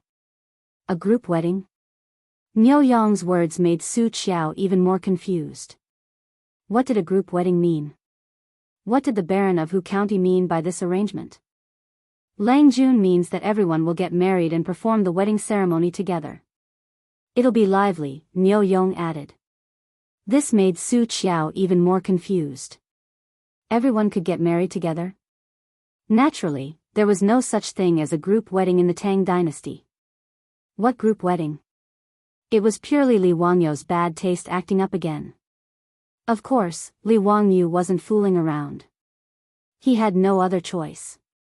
In Dingzhou village, more than 10 old soldiers and the Niu brothers were going to get married within a day. As a county man, he naturally became a hot commodity. Every family wanted to invite him to their banquets. Because the Niu brothers had no parents, they asked him to be the officiator of their wedding. Among the old soldiers, there were quite a few who were alone. There were also quite a few who asked him to officiate their wedding. The phrase officiating appeared in the Tang dynasty. In the Tang dynasty law, there was a rule that stated, if a marriage is against the law, the grandparents and parents officiate the marriage alone. It meant that if a marriage was against the law, the grandparents and parents would officiate the marriage and only the officiator would be held responsible. Although Li Wangyu was only 16 years old, he was the county man of Hu County and the head of the Niu brothers. Dingzhou village was also the location of his fief, so he naturally had the qualifications to be the wedding host and preside over this marriage. However, he was only one person. He couldn't split into several halves and attend every wedding and officiate the wedding, right? In this dilemma, Li Wangyu thought of the group wedding in the future. He found the old village chief and discussed with him that he might as well help the old soldiers and the Nyo brothers hold a lively wedding together. He would pay for all the expenses. A group wedding was something that had never been heard of in China. The old village chief naturally shook his head and didn't agree no matter what. In order to convince the old village chief, Li Wangyo's saliva was almost dry. However, he still couldn't get the stubborn old man to agree with his idea. He didn't expect that the person who helped him convince the old village chief in the end would be the treacherous official Su Jingzong. Chapter 316. For Su Jingzong to be able to become one of the 18 scholars of the Qin king's manor, he naturally had some ability. After he found out about Li Wangyo's thoughts, he actually dug out a story from the Eastern Han dynasty to convince the old village chief. There was an official called Ren Yan in the Eastern Han dynasty who was appointed as the governor of Zhejiang. Zhejiang was the central part of Vietnam in the future. However, the people of Zhejiang did not have marriage rights, and they did not have a fixed wife. Ren Yan ordered all the men and women in the counties to get married and hold a wedding for them. At that time, there were over 2,000 men and women getting married at the same time. To thank Ren Yan, the people of Zhejiang named their children Ren. Su Jingzong used this story to convince the old village chief that it was not unprecedented for people to get married at the same time, and it should be a good thing. With Su Jingzong's words and Li Wangyo's strong request, the old village chief could only helplessly agree to the mass wedding. Niu Yong, Niu Wu, and the group of old soldiers did not have any objections to this. As long as they could marry their wives, they did not care how the wedding was organized. Hence, the unprecedented mass wedding in the Tang dynasty was organized by Li Wangyu. Now that Li Wangyu had a lot of money, he naturally took care of everything for the Niu brothers and the old soldiers. The grain sunning field in the village was decorated with lanterns and streamers. The 127 families in the village, a total of 563 people, were all gathered here. A banquet that had never appeared in the Tang dynasty was held on the grain sunning field. For this wedding, Li Wangyu specially borrowed 10 imperial chefs from the Taiji Palace from Pai Lupi, so their skills were naturally quite good. The 10 couples were led by the official matchmaker to get married. However, reciting a fan poem was difficult for Niu Yong and the others. If they relied on this group of rough men, they would not even be able to recite a limerick, let alone recite a fan poem. Whether it was Niu Yong, Niu Wu, or the old soldiers, the fan poem that they had to recite when they got married was all prepared by Li Wangyu in advance. They only needed Niu Yong and the others to recite it. But even so, Niu Yong and the other Guanzhong men used to wielding weapons were so anxious that they were covered in sweat. Hua. Hua. Hua. Hua. Hua. Hua. Hua. Hua. Hua. Hua. Hua. Hua. Hua. Hua. Hua. Hua. Hua. Hua. Hua. The poem made Niu Yong recite it like it was constipated. Li Wangyu felt like killing someone after hearing it. Fortunately, there were not many people in Dingzhou village who were literate, not to mention composing poems. Even though Niu Yong and the others had recited the fan poem in such a manner, the over 500 villagers present also let out thunderous cheers. After reciting the poem, the palace maids shyly removed the feather fans in front of them, revealing their delicate and beautiful faces. Seeing the faces of the brides, the villagers of Dingzhou village cheered again. The men laughed and scolded Niu Yong and the others for being so lucky to be able to marry such beautiful women. The women in the village joked with each other, gossiping about whose bride was more beautiful, and whether it would be easy for them to give birth in the future. They tied their hair in a bun, the husband and wife bowed to heaven and earth, paid their respects to their parents-in-law, paid their respects to Li Wangyu, the wedding officiator, paid their respects to the guests, and sent them to the bridal chamber. This wedding banquet was noisy until the second day of the night before it finally dispersed. Everyone drank until they were dizzy and returned home. Since the county mail mansion was still under construction, and the original Niu family mansion was already dilapidated, Li Wangyu made the decision to let Niu Yong and Niu Wu temporarily set up their bridal chamber in the front yard of the Li family mansion. However, Li Wangyu soon regretted this decision. The next day, when the roosters in the village crowed, many villagers had already woken up and were preparing to take their carriages to Chang and city to start work after washing up. However, Li Wangyou's expression was dull. He hugged his blanket and sat on the bed, wondering if he should chase the Niu brothers out of the house. There was no other reason other than the fact that the two brothers had made too much noise last night. It was so noisy that he almost wanted to knock on the door. If not for the fact that the Niu brothers were newlyweds and it was their wedding night, he would have gone berserk last night. Not only was Li Wangyu upset from the noise last night, his beautiful superior, Aphrodite, Perrin, and the others were even more unbearable today. When they left their rooms in the morning, they all had dark circles under their eyes and peach blossoms on their faces. Clearly, they had been attacked by the noise last night as well. Li Wangyu was even a little jealous of the Niu brothers. They were indeed as strong as calves.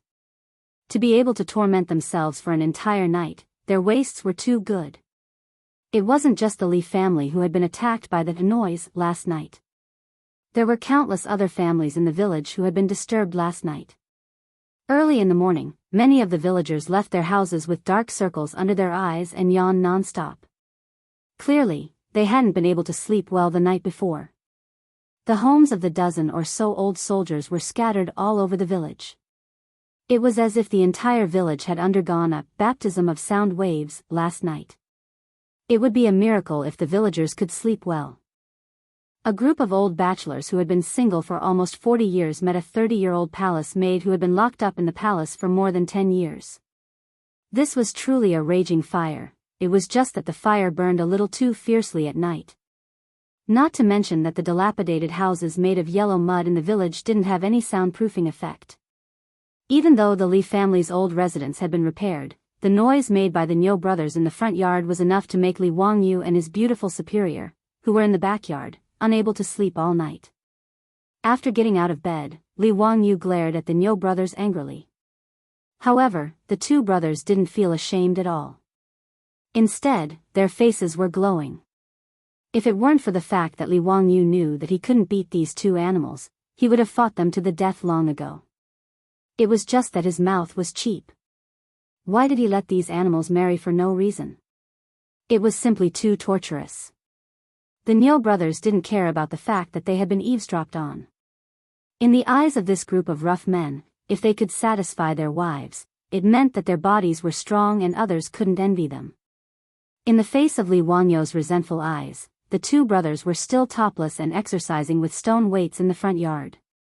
Seeing their bodies full of muscles, Li Wangyu could only cover his face and leave. It was really too infuriating. After a night of noise attacks, Li Wangyu began to wonder if it was time to help the village repair the houses. The construction of his county manor had already started and would be completed in half a year. It would be too unreasonable for him to move into such a luxurious manor while the villagers lived in thatched huts. What's more, he had promised his beautiful superior that he would build Dingzhou village into a peach blossom spring. Anyway, it wasn't expensive to build houses in the Tang dynasty. In addition, he had cement. Oh, no, now it was the mirage mud named by Pai Lupi. Not only would it be faster to build houses, the cost would be lower, and the houses would also be more solid. The more Li Wangyu thought about it, the more he felt that it was feasible. He was too lazy to argue with the Niu brothers, these two animals, and quickly ran to find Su Changqing to discuss the matter of building houses. Chapter 317. The cost of building a house in the Tang dynasty was not high. During the Xuanzong period, the imperial court auctioned off a steel rubbing of state-owned real estate. It showed that a big house with 39 houses and an area of 2.9 mu was sold for 138 strings of coins. From this, it could be seen that the construction cost would not exceed 100 strings of coins. After Li Wangyu transmigrated to the Tang dynasty, the house in Huxin County, including the land, was only used to pay off the debt of 80,000 strings of coins, which was 80 strings of coins. This was also the reason why Yang Quan paid off part of the debt for Li Zhou's sake. Even if Li Wangyu wanted to build a big house for the villagers, it was not allowed. The houses built by the commoners were not allowed to have more than 3 rooms or 4 racks. The gatehouse could only have 1 room or 2 racks, and they were not allowed to decorate it. There were also rules for commoners' houses. A good family with less than 3 people is given 1 mu, 3 people plus 1 mu. A bad family with 5 people is given 1 mu, 5 people plus 1 mu. These rules were clearly stated in the Tang dynasty law, and could not be violated. Therefore, Li Wangyu and his beautiful boss calculated that even if the facilities were complete, building a house would at most cost 50 strings of coins, which would be around 200,000 yuan in the future. There were 127 families in Dingzhou village. However, 5,000 strings of copper coins was enough. Li Wangyu could really afford this amount of money. His beautiful boss naturally agreed with Li Wangyu's idea of building houses for the village. After some discussion, the two decided to build a new Dingzhou village near the county's manor. The new Dingzhou village not only had to have well-planned residences, but Li Wangyu and Su Chongqing also planned to build a complete landscape, roads, sewer pipes, methane pools, toilets, ditches, and a series of other public facilities for the village. Li Wangyu naturally could not design a new village, but he did not plan to do it himself. He just needed to find Yan Liben. Yan Liben's older brother, Yan Lide, would be a master craftsman in charge of the construction of the palace. It was easy to find him to design a village for him. Li Wangyu made a special trip to Cheng and to ask Yan Liben to introduce his brother to him. Yan Lide naturally knew about Li Wangyu, the county's man, the crown prince's teacher, and his younger brother's teacher. When he heard Li Wangyu's intentions, he patted his chest and agreed without hesitation. That day, Yan Lide led the supervisor to Dingzhou village to survey the terrain and measure of the land. Li Wangyu took out a sketch of the new Zhou village that he had drawn after discussing with his beautiful superior. On the sketch, 127 small courtyards were located in an orderly manner at the foot of the hill where the county magistrate's mansion was located, adjacent to the Gan River. Li Wangyu sketched out a sketch of Dingzhou village. Although it was simple, it incorporated many of the architectural features of Huaxia after the Tang dynasty, which made Yan Lide applaud. Although Li Wangyu made a lot of requests, which Yan Lide thought were strange, they were not troublesome. Including using mirage mud to build tile-roofed houses. Now, the supervisor had begun to use the recipe Li Wangyu provided to make mirage mud on a large scale. The craftsman had figured out how to use mirage mud. It just so happened that the work supervisor did not have any tasks to build a palace, so Li Wangyu decided to ask Li Er to help him build a new village with his own money. Regarding this, Li Er naturally had no objections. He nodded and agreed to his request. When the supervisor's craftsman drove into Dingzhou village with all kinds of construction tools and materials, it immediately attracted the attention of the villagers. Dalong, what are you doing? Is the county's man going to continue to expand the county's manor? I'm not sure, maybe. I'll call the village chief and ask if he needs our help. Let's go, let's go. The county's man's business is our business. When Li Wangyu's county's man's manor started construction, the village chief of Dingzhou village led a group of villagers to find Li Wangyu, wanting to work on the construction site. The villagers had to serve the corvée all year round, so they were good at construction. Toward Li Wangyu, all 500 people of Dingzhou village were moved to tears. Being able to work on his manor's construction site was also the old village chief and others' goodwill. Besides, Dingzhou village was now Li Wangyu's fief.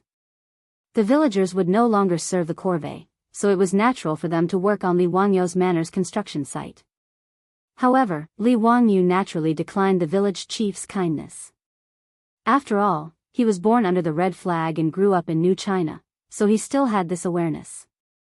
Although these villagers were now his, Li Wangyu didn't feel that he should exploit them. Nowadays, the villagers of Dingzhou village were all coachmen of the four-wheeled carriage company.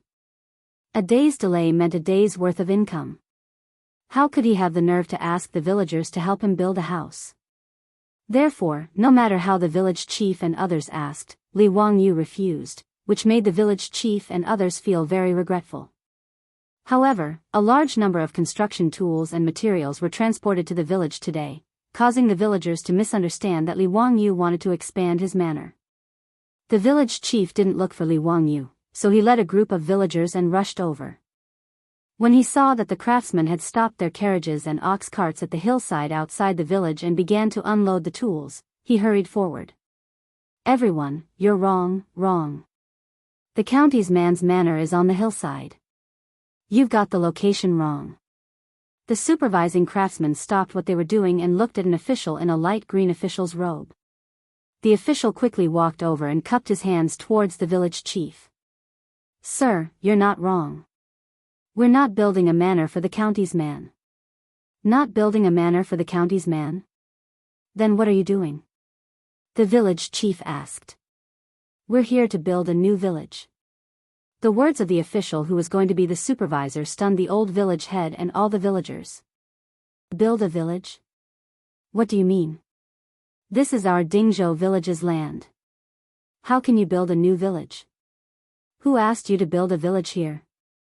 This old man's surname is Qian, and I'm the village chief of Dingzhou village. Why didn't I know about this? The village chief asked with a frown. The official smiled. Village Chief Qian, the one who asked us to build a village here is the county's man. The village chief was stunned. What? The county's man asked you to come? What is the meaning of this? The county's man funded us and asked us to build a new house for you. It's that simple. As the official spoke, he unrolled a scroll in his hand. Look, this is the sketch of the village that the county's man personally drew. We'll build a new Dingzhou village according to this drawing. With a whoosh, the villagers all crowded over. When they saw the contents of the scroll, they were so shocked that they couldn't close their mouths. This is real? This paradise on earth is the new house that the county's man built for us? Erlang, hit me. I'm not dreaming, am I? Muramesa, what happened? Chapter 318. After repeatedly confirming that this group of craftsmen was really building a new house for them, all the villagers, including the old village chief, were so excited that they couldn't control themselves. It wasn't that the villagers couldn't afford to build a new house with their own money. 50 or 60 strings of cash was no longer an astronomical figure for the villagers of Dingzhou village. But the significance of Li Wangyu building a house for them was completely different. In the eyes of the old village chief and the villagers, it was simply too incomprehensible that the county's founding father, who was so noble, would actually pay to build a house for them. The news of the new house being built instantly spread throughout the village. Under the leadership of the old village chief, the villagers of Dingzhou village all knelt in front of the Li family's old house, regardless of gender or age. Li Wangyu was speechless. It seemed that he was only paying to build a house for the village. Was there a need to be like this? He naturally couldn't understand the thoughts of the old village chief and the others. It could be said that ever since the villagers found out about the construction of the house, the 127 villagers of Dingzhou village became completely loyal to Li Wangyu. Originally, because Li Wangyu and Su Chongqing had done so many things for the village, everyone was already deeply grateful. But today, the villagers of Dingzhou village were absolutely loyal to Li Wangyu.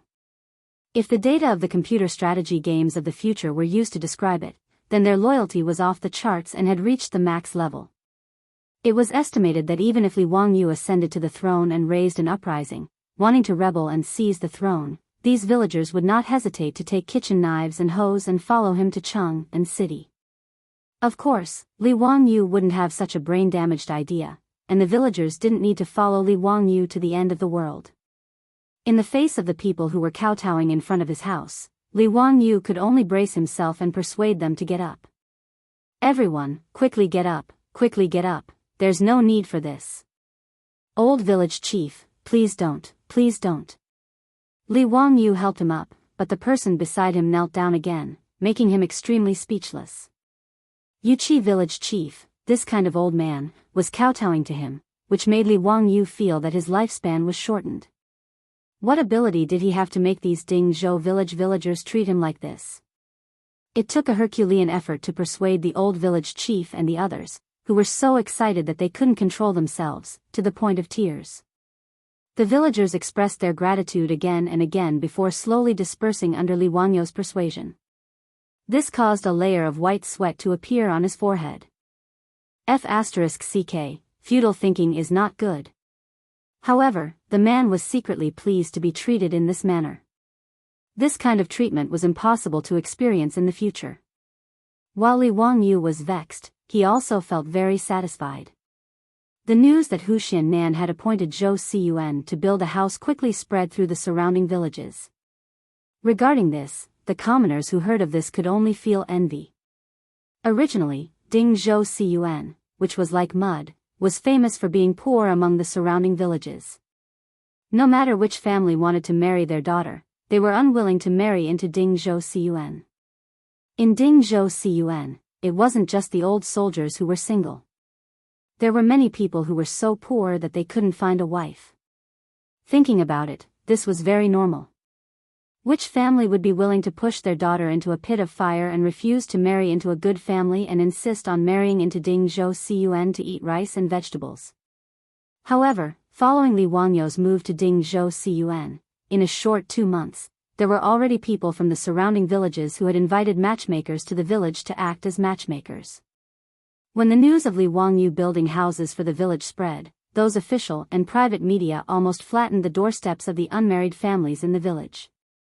These families in the village were originally distressed over not being able to find a wife, but now they were distressed over which family to choose. However, this kind of distress was actually a happy distress. Now that the villagers were free, they would run to the construction site at the foot of the facing Sun Hill to take a look and help the craftsmen work. Even an old man like the old village chief would use his walking stick to deliver water and food to the craftsmen. This made the craftsmen even more diligent. Those 127 small courtyards were being built at a speed visible to the naked eye every day.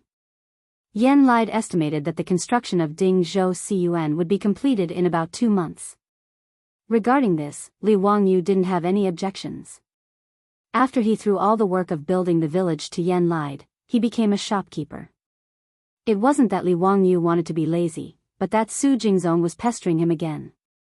It was still the matter of settling the palace maids out of the palace. Pai Lupi gave the matter of settling the palace maids out of the palace to Li Wangyu.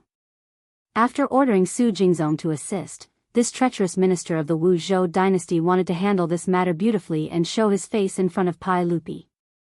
However, Li Wangyu was very tired. After sending more than 1,000 palace maids back to their hometowns, and then holding a blind date, marrying off more than 1,000 palace maids, he didn't want to bother with this matter anymore. In fact, it wasn't that Li Wangyu wanted to wash his hands of this matter, but how to settle the remaining palace maids was really a headache. There were still about 500 palace maids left. These palace maids' hometowns and relatives had long lost contact with them. The remaining palace maids were unwilling to marry, or because they were too old and unsuitable for marriage. Apart from the 100 strings of copper coins given by Pai Lupi as a settlement fee and the little monthly salary they had accumulated, these palace maids had nothing else. How to settle them really gave Li Wangyu a headache. After all, the Tang dynasty was not the modern era. It was difficult for women to show their faces in public and find a suitable job. Otherwise, after the palace maids were released, there wouldn't be so many palace maids who were even reduced to working in brothels. Although there were a lot of copper coins in the Yin family, there wouldn't be a lot. There would be a day when the mountain would be empty.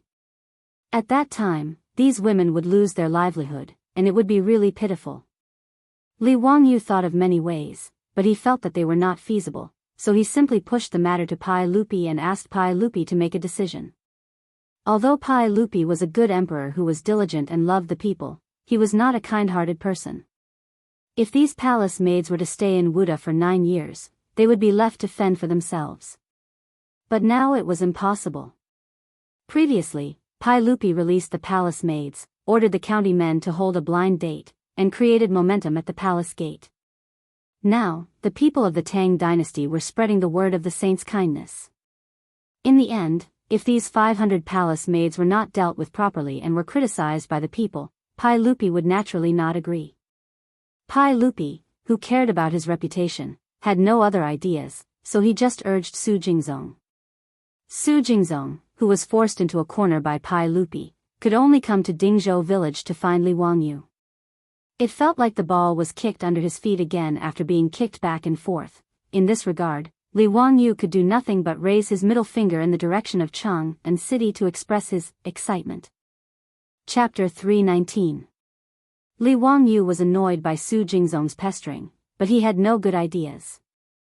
He could only promise that he would try his best and send Su Jingzong away. As for how to find a job for the palace maids, Li Wangyu could only continue to have a headache. Neither he nor his beautiful boss had any good ideas about this. In the Tang dynasty, it was really difficult for women to earn money in public.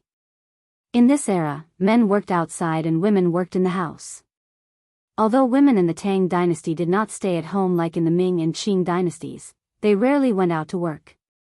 Of course, ordinary peasant women were not included in this list. In order to make a living, even women had to work in the fields with their men during the busy farming season. In addition to being performers, performing music, dancing, and entertaining people with their beauty, there were a few rich families who needed to hire some older and more cultured women to teach their women etiquette. After all, these palace maids had been trained by the female officials in the palace for a long time, so their abilities were needless to say. Many of the older palace maids were invited by the rich families in Cheng and to be female teachers in their mansions to teach their women. But obviously, these palace maids did not want to be performers. Moreover, even if they wanted to be performers, they were too old. In this regard, Li Wangyu thought about it until his head was about to explode, but he still could not come up with a reliable idea. On this day, Li Wangyu was lying in the backyard out of boredom, fanning himself with a round fan and drinking fruit juice with ice cubes. His eyes were darting around as he kept stealing glances at the scenery beside him. Now, except for Li Wangyu and Mosquito, who were male, no other men were allowed to enter the backyard of Lai Hot. The reason was naturally because the women in the backyard were wearing thin and light clothes after the hot weather. This naturally benefited Li Wangyu, who was cold on the outside but passionate on the inside, and his eyes took advantage of her every day. But this feeling of being able to see but not being able to touch was really heartwarming. As a healthy man, Li Wangyu was in pain and happy every day. The weather was hot, and his beautiful boss practiced yoga every day. She moved from the indoor to the shade of the backyard. In the backyard of Lai Hot, not only was her beautiful superior practicing yoga, Perrin and Avro were also practicing yoga with her. Even the 4 maidservants that Cho Kun had given her were also practicing yoga with her whenever they were free. Yoga could bring benefits to a woman's temperament and figure. Even the women of the Tang dynasty could not resist its charm.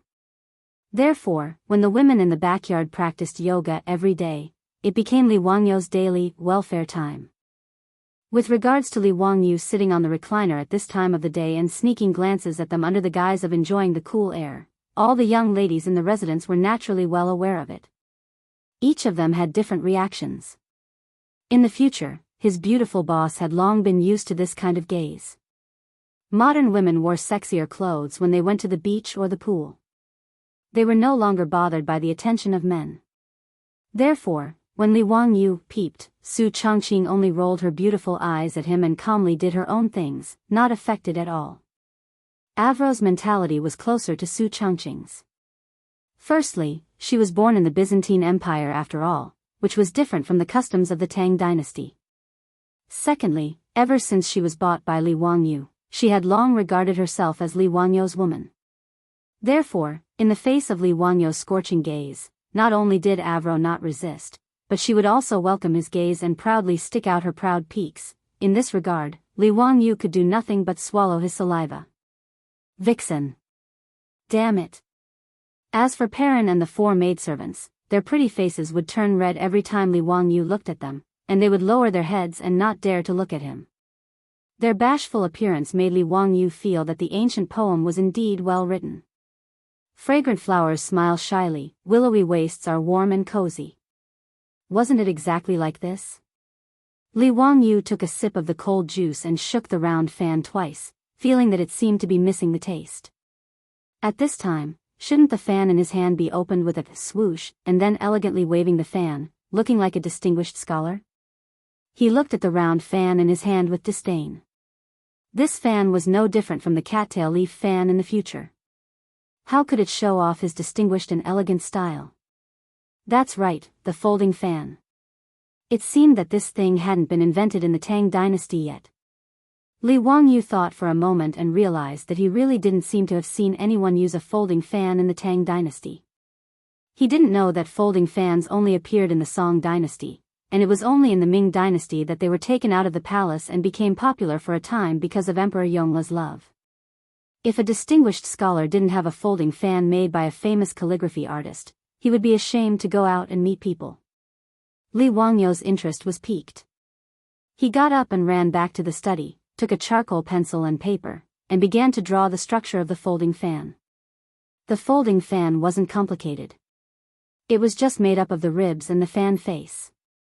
Although Li Wangyu didn't know how to make a fan, he believed that it wouldn't be difficult to make a folding fan if he drew a diagram and asked the village's carpenter Lu to perfect it. At that time, he would ask Yen Liben to draw the fan face for him, and then ask Pai Lupi to inscribe a few words for him. TSK. TSK. What kind of style would this fan look like when he held it in his hand? After finishing the drawing of the folding fan in a few strokes, Li Wangyu threw it aside and went back to find Carpenter Lu to make the fan. Now, he should continue to look at the beauties at home and do yoga.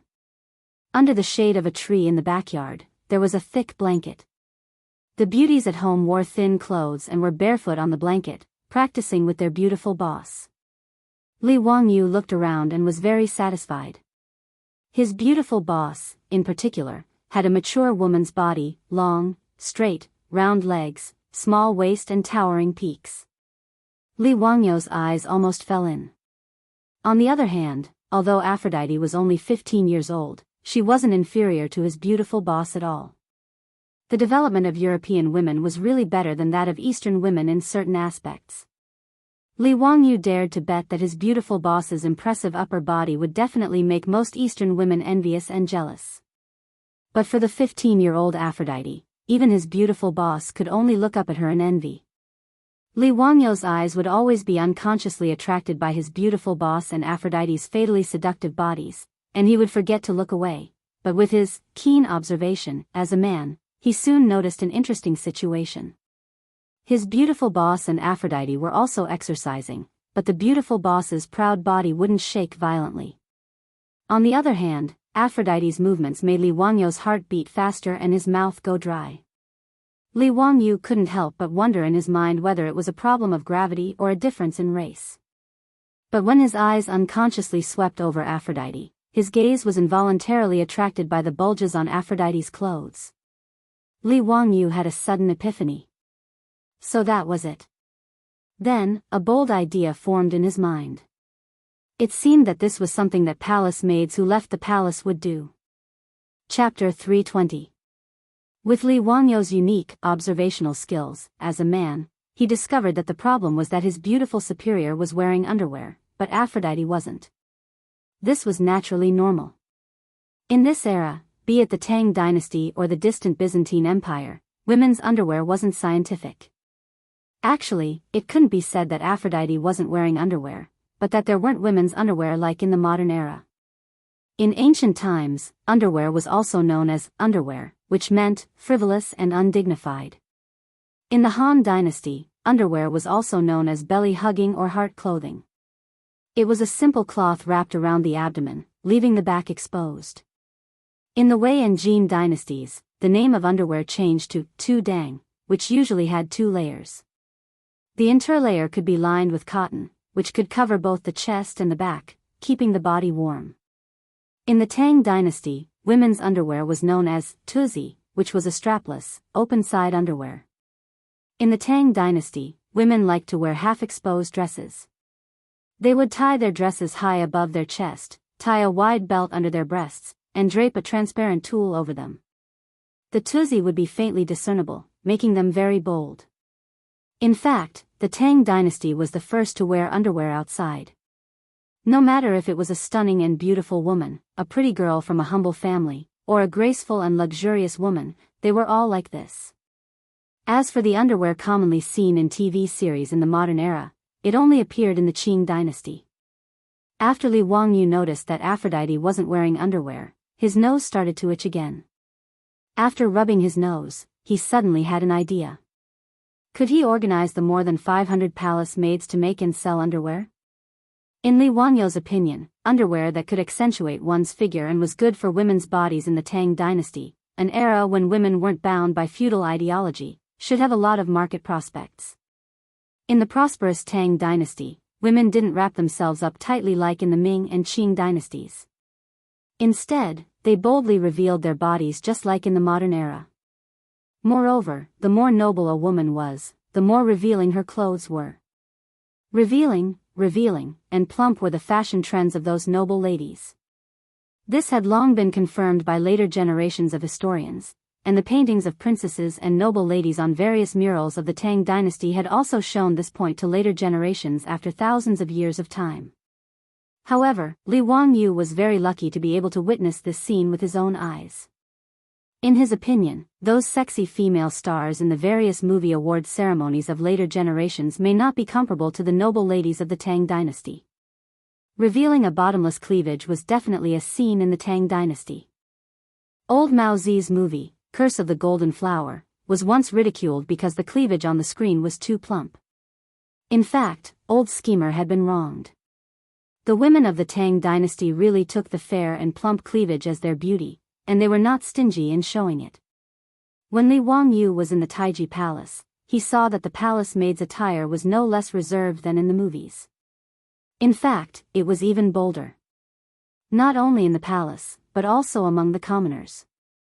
Ouyang Sun once wrote a poem that went like this: 28 flower ornaments, chest like snow, face like flowers.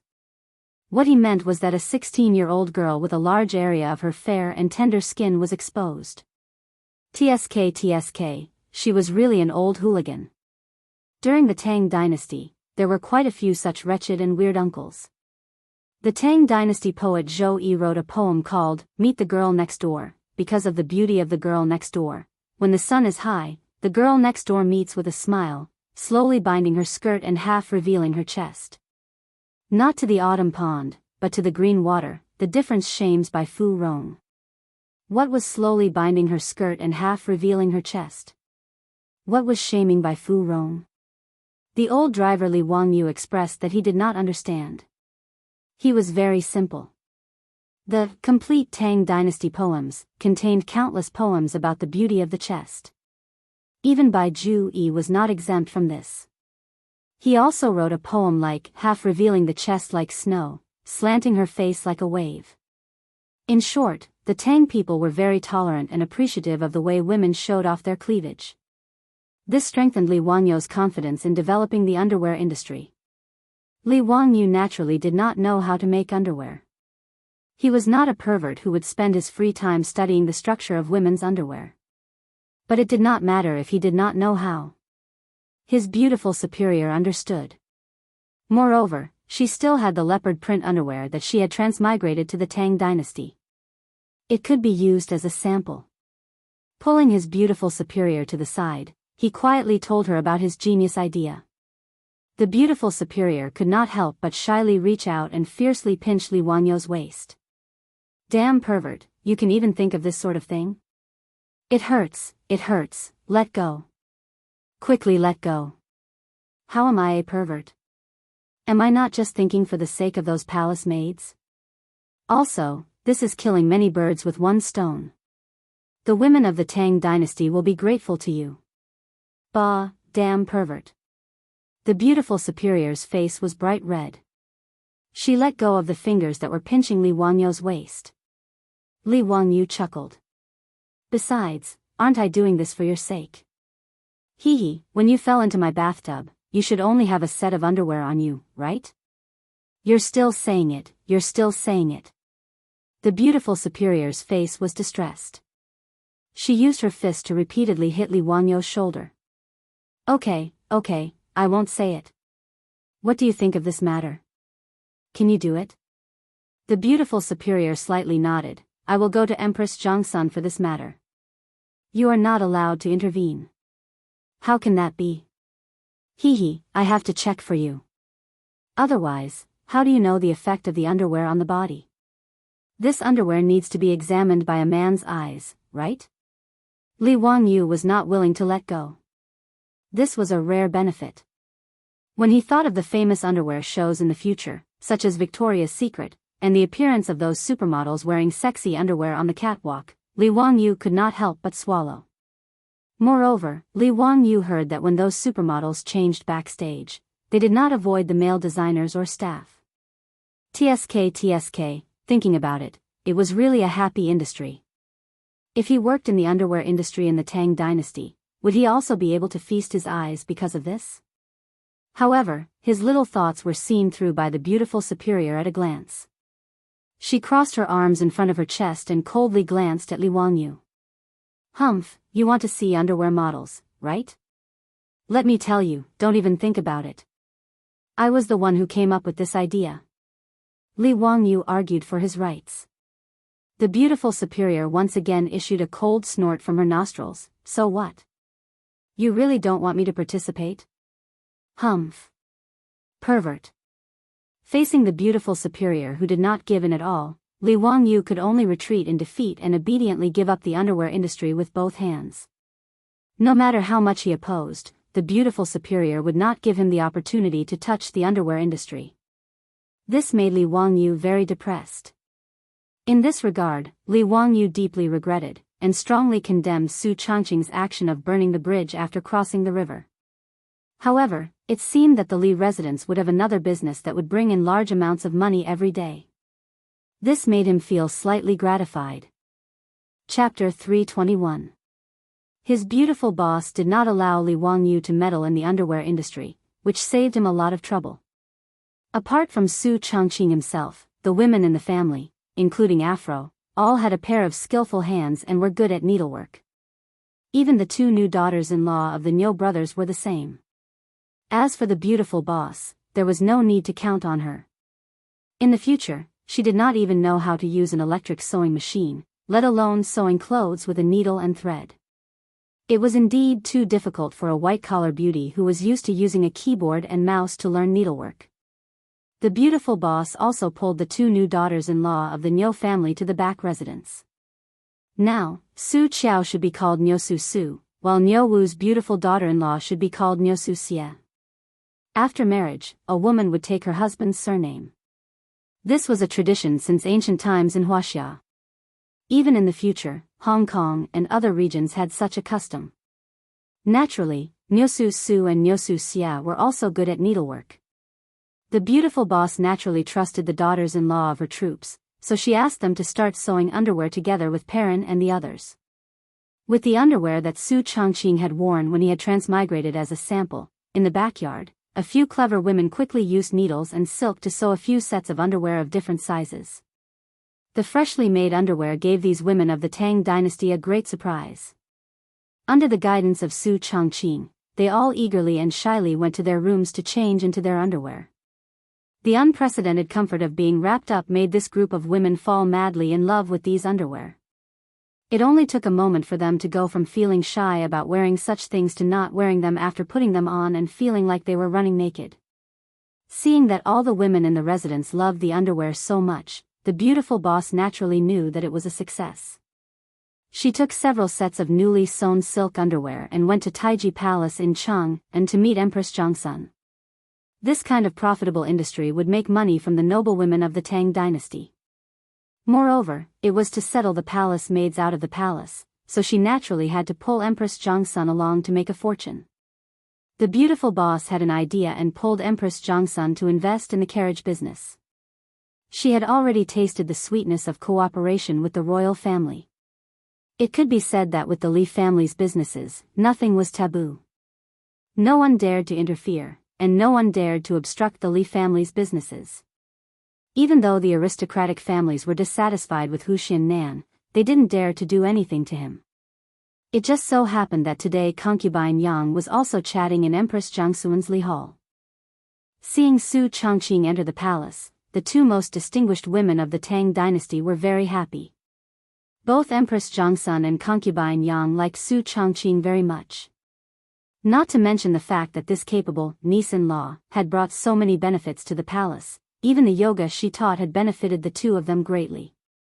What's more, Li Wangyu was her son's teacher. Empress Zhongsun also treated Su Changqing differently. Changqing, what brings you to the palace to see me today? Your Highness, concubine Yang, I'm here today to present a treasure. The beautiful boss covered her mouth and chuckled. She took out several silk undergarments.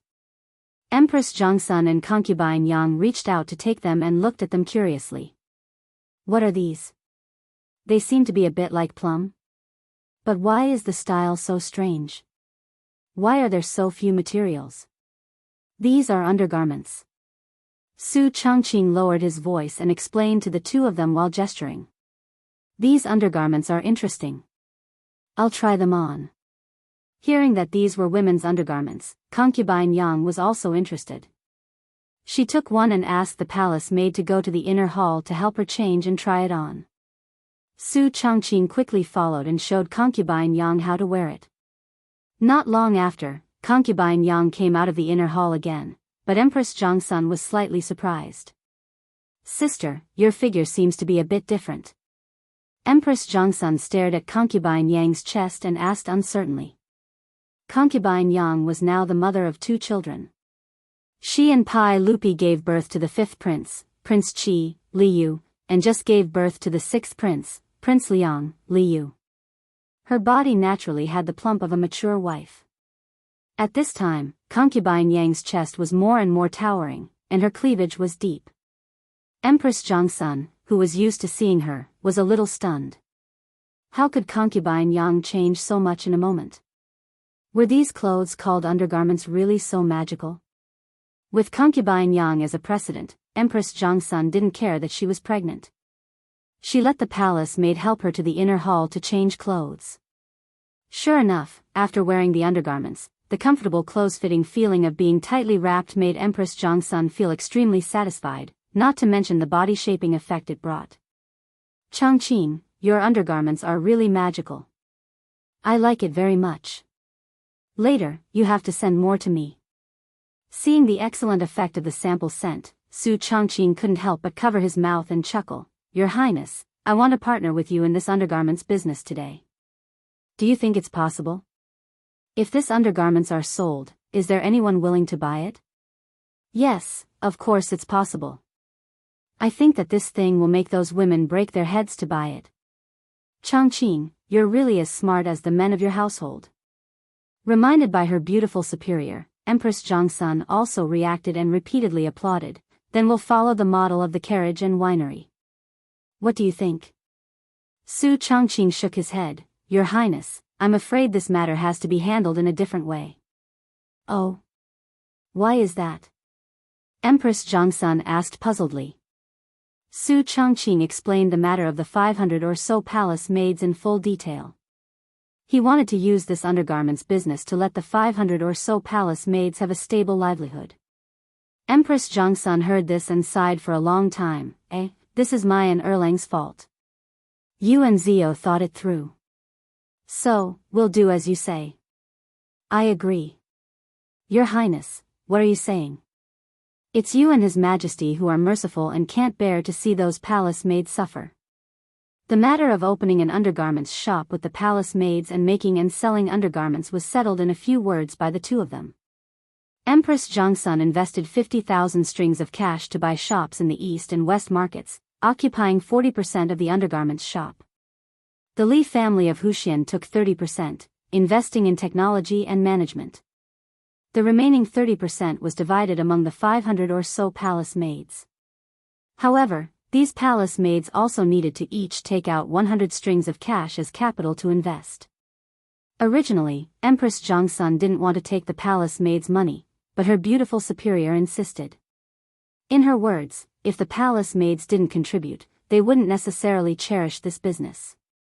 Therefore, it was very appropriate to let the palace maids use the 100 strings of cash that the palace gave out as a settlement allowance to invest. Empress Jongsun thought for a while and nodded in agreement. She ordered people to go to Yeding Palace to pass on the message that the 500 or so palace maids who were willing to pay could become one of the owners of the undergarments shop. This caused quite a stir in Yeding Palace. Chapter 322. Giving up 100 strings of cash to get out of the palace in exchange for an unknown underwear shop caused a lot of waves in the Yeding Palace. No one knew what an underwear shop was. How much could the shop make in the future? No one knew. This made the palace maids talk about it, not knowing where to go. 100 strings of cash was not a lot, but it was not a small amount either. If it was the salary of a 7th-grade official in the Tang dynasty, it would be about 50 months, which was about 4 years of salary. The average monthly income of an ordinary person in Chang'an was about 100 strings of cash. 100 strings of cash was equivalent to 8 years of income of an ordinary person. This made the palace maids hesitate, not knowing if they should invest. Some palace maids were hesitant, but there were also people who understood. As soon as the news came to the Yeting Palace, some palace maids signed up without hesitation. Many palace maids who were familiar with these bold palace maids could not help but persuade them. Ronyang, it's 100 strings of cash. Are you going to give it up? Is it worth it? I don't know what an underwear shop does. Jade Mother, you have to trust me. Go and sign up. If you miss this opportunity, you won't get another one. The palace maid called Ronyang smiled sweetly and persuaded her. But, no buts. Think about it, the underwear shop is the business of Her Highness and Huxin Man. Who is Huxin Man? That was a literary star descending to the mortal world. His and Her Highness the Empress carriage business was a good business that made them a lot of money. With these two as the owners, what are you worried about? It's 100 strings of cash. The palace maid was still reluctant. She had never had 100 strings of cash. Ronyang sighed, so what if it's 1,000 strings of cash? There will be a day when it's all gone. What should we do then? Since we don't want to get married, we can't go to Pingkong Square to entertain people. Jade Mother, listen to me. Go and sign up. Well. Okay, I'll listen to you. I'll sign up too. The palace maid called Jade Mother hesitated and was finally persuaded. Such conversations were not uncommon in Yeting Palace. The palace maids, who had been hesitant, all decided to take a gamble after a mental struggle. They would use the settlement fee in exchange for a stable business. If these palace maids knew what underwear was, if they knew that after Pai Lupi saw Yang Fei wearing underwear, he was amazed by the changes in his wife's body and had a night of plum blossoms, perhaps they wouldn't be so worried. Of course, the palace maids didn't know that after a few years, there would be more than 500 rich ladies in Chang'an. She was beautiful and wealthy, which attracted the attention of many people in Chang'an, but also caused a lot of trouble. These were all things that would happen later. At this time, the 500 or so palace maids who were nervous naturally could not foresee what would happen in the future. With the support of Empress Zhongsun and enough copper coins, the establishment of the lingerie shop went smoothly. However, this had nothing to do with Li Wangyu. Having been excluded from the underwear industry, he didn't have to worry about how to settle the palace maids. Therefore, he spent a few days leisurely. The Romance of the Three Kingdoms had been copied and had been given to owner's son to slowly engrave and print. The Romance of the Three Kingdoms was popular in Chang'an and the surrounding counties. There were all kinds of pirated copies, which made Li Wangyu feel helpless. Fortunately, he didn't rely on this book to make money, so he didn't care. The two little kids, Li Qingxian and Li Tai, came to Dingzhou village more and more often, and became closer to Li Wangyu. The two little kids were full of admiration for this little teacher who could always think of all kinds of ways to bring them along to play. Li Wangyu's way of educating these two little kids was to combine education with fun. He took them to play with the other children in the village, hoping to re-establish a normal world view for them, so that their future would not be so tragic and dark. As for Princess Royal Li Lizzie, she was taken away by her beautiful superior every time she came to Dingzhou village. After all, she was a girl, and it was more suitable for her to be taught by a beautiful superior. The carriage business was thriving, and the high alcohol content of the winery was also on the market. After tasting the highly distilled liquor, the people of Chang'an went crazy. They went crazy for the unprecedented wine. How could the Tangs, who were addicted to wine, resist such good wine? But all the restaurants and wine shops that sold wine were filled with an unprecedented and extremely rich wine fragrance. The wine fragrance made the Tang's wine worms feel uncomfortable, and many people were attracted to the winery by the rich wine fragrance.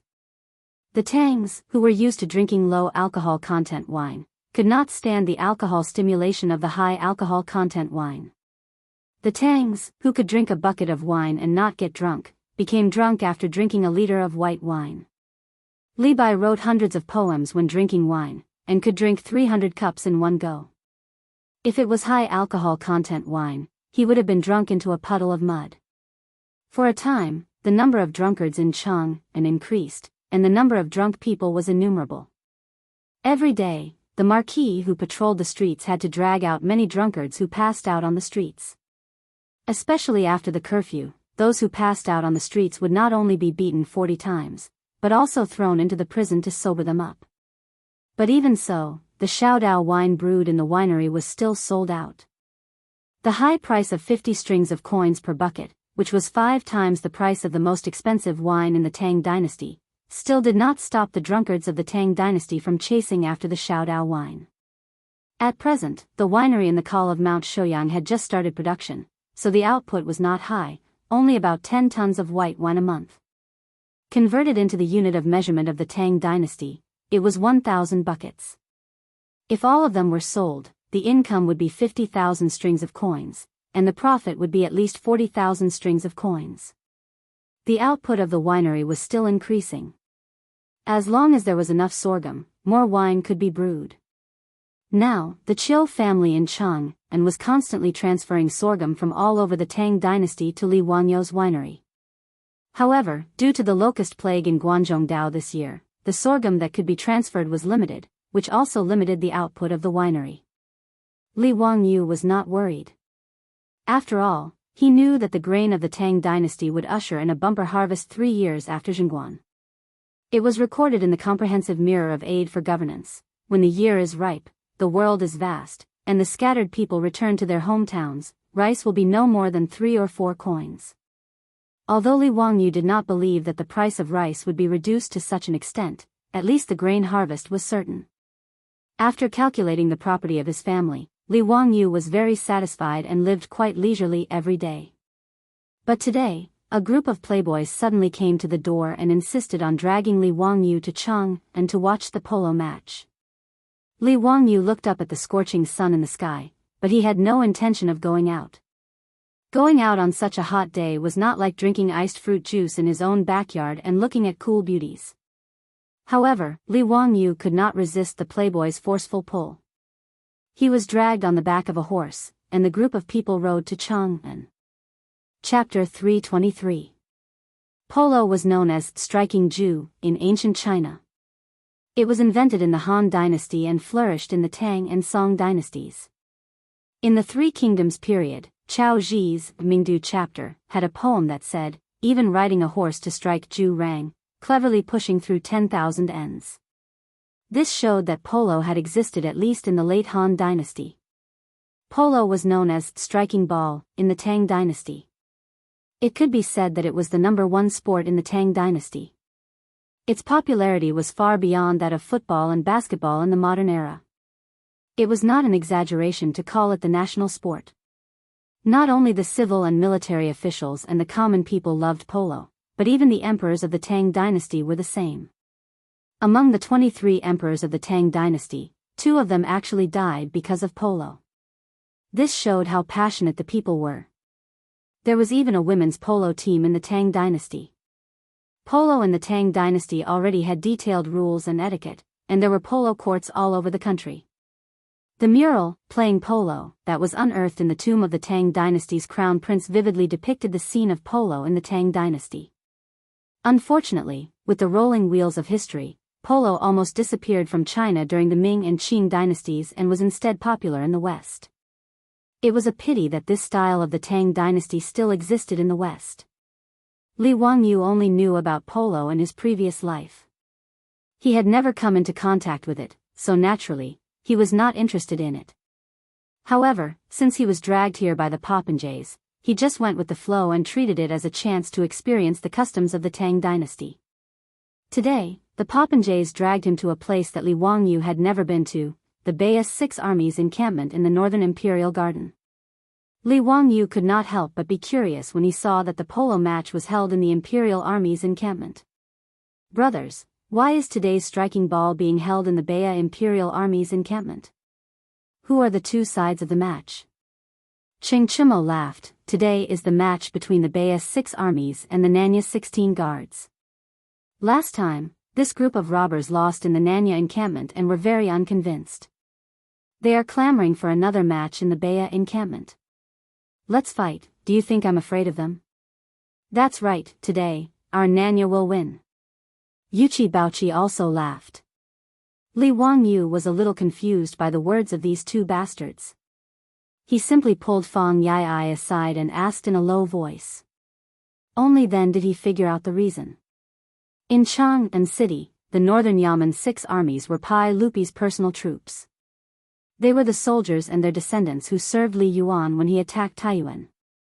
The 6 armies of Baya, also known as the Yuansong Imperial Army, were responsible for guarding the north gate of the palace and accompanying the emperor in hunting. They were Pai Lupi's closest bodyguards and were stationed in the north courtyard of the palace of Chang'an. As for the 16 guards of the southern Yamen, they were in charge of all the soldiers under the heavens, including Ching Chimo's left and right Jinwu guards and Yuchi Baochi's Qianyo guards. Because the 16 guards were located in the south of the imperial palace, they were called the 16 guards of the southern palace. Because the 6 armies of the northern Yamen and the 16 guards of the southern Yamen were both stationed in Chang'an City, there was no lack of friction between them. However, they were all imperial guards of the Tang dynasty. If there was a conflict between them, they couldn't fight with real swords and spears, could they? Thus, playing polo to determine the winner became a very good choice. Every time there was a conflict between the imperial guards of the southern Yamen, the generals of the 16 guards of the southern Yamen would negotiate with the imperial guards of the northern Yamen to play polo. The loser would retreat. Pai Lupi was happy to see this happen. After all, he liked to play polo. The imperial guards could resolve conflicts and train their horsemanship by doing this. Why not? With Pai Lupi's tacit approval and support, playing polo to resolve conflicts between the imperial guards of the northern Yamen became a common practice. The reason for today's game at the Northern Yamen Imperial Army was also related to Li Wangyu. Li Wangyu was confused about this. What does this have to do with me? Brothers, don't talk nonsense. Nonsense. Isn't it because of the burning knife brewed by your winery? A few days ago, a group of soldiers of the 16 guards of the southern Yamen went out for a rest and drank your burning knife. As a result, they got drunk and had a conflict with a group of soldiers of the 6 armies of the northern Yamen who were also drunk. Ching Chimo patted Li Wangyu's shoulder and laughed. Damn it. They got drunk and caused trouble. What does it have to do with me? Li Wangyu didn't want to take the blame for this. Ching Chimo continued, Tisk, tsk. Those drunken cats fought each other so fiercely. In the end, they all said that it was the other party's fault. So, they had to play polo to solve the problem. The loser has to apologize. It's that simple. Li Wangyu rolled his eyes speechlessly. These generals of the imperial guards were so bored that they had to make such a big scene for such a trivial matter. He felt that it was most likely Qing Yaojin and Yuchi Jingda, these old bastards, who were so bored that they let the imperial guards play polo to pass the time. Li Wangyu was too lazy to ask about this matter. He looked around and asked the group of playboys, how come I don't see that fatty Cho Kun? This is the Northern Yamen Imperial Guard's encampment. I'm afraid he can't come in by himself. This was the fatty who bought his Chang'ong Tu from Ping Kong Fong. Although their statuses were different now, their relationship was still very good. The Cho family owned 10% of the Shun Fong Carriage Company. The sorghum used in the winery was all purchased through the Cho family. The relationship between the two parties was even closer. Li Wangyu liked this fatty who didn't have any schemes. He didn't put on airs in front of him and even introduced him to the group of playboys. The fatty Cho Kun was also very much to the liking of the group of playboys. They didn't treat him as a merchant or a lowly commoner. Under the fatty's painstaking efforts to befriend him, he became friends with the playboys. They often met up to drink and have fun together. Today, when they came to the Northern Yamen Imperial Guard's encampment to watch the polo match, the playboys also called the fatty along. That was why Li Wangyu asked this question. The fatty sent a message. His family's Darren caught a cold today, so he will be a little late. I ordered people to wait for him at the entrance of the barracks. When he arrives, they will bring him in. Ching Chimo replied. Li Wangyu nodded. Everyone dismounted from their horses in the Northern Yamen barracks and left the horses to the Imperial Guards to take care of. The group of people walked together to the polo field. When they arrived at the polo field, Li Wangyu was slightly surprised. It was mainly because the polo field was too big. Han Yu once wrote a poem, Bien and Si communicate with each other at the corner of the county, the field is flat like a knife. The short fence is winding on three sides, with red flags beating drums and soaring trees. The baseball field has short walls on three sides and red flags around it. The field is 1,000 steps long and flat like a knife. Since ancient times, the distance of one step in China was different. In the Tang dynasty, one step was taken by Pai Lupi's left and right feet. It was defined as a unit of length, which was about 1.5 meters in the modern era. The polo field was 1,000 steps long, which was 1,500 meters long, which was 1.5 kilometers long. The standard football field in the modern era was no more than 120 meters long, which was equivalent to the length of 12 or 13 football fields. Li Wangyu could only click his tongue and express that he was also a country bumpkin for once. He was convinced by the scale and momentum of the great Tang dynasty. At this time, the three short walls of the polo field were full of armored soldiers from the Northern Yamen 6 armies. There was also a platform built from logs on one side of the field for people to watch the match. Li Wangyu and the group of playboys chatted and laughed as they walked towards the platform. Suddenly, they heard an Imperial Guard running towards them. Young Duke, your friend was beaten up by someone. Chapter 324. His friend was beaten up? Who was beaten up? Li Wangyu and the group of wastrels were stunned for a while before they suddenly realized that the Imperial Guard was talking about the fatty Cho Kuan.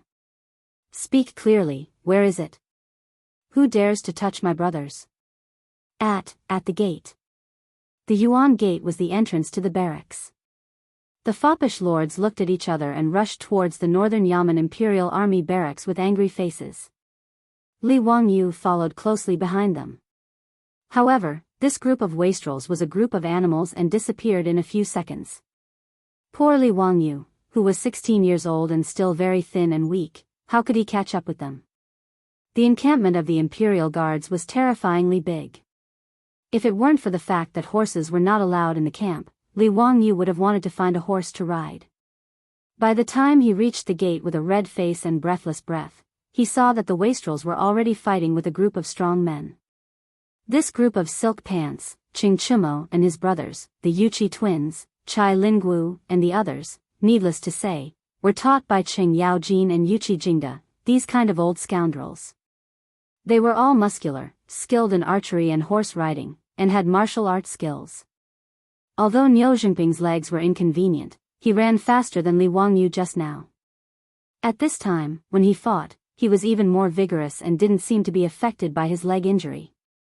As for Fang Yai's strength, it was recorded in the history books, so there was no need to talk about it.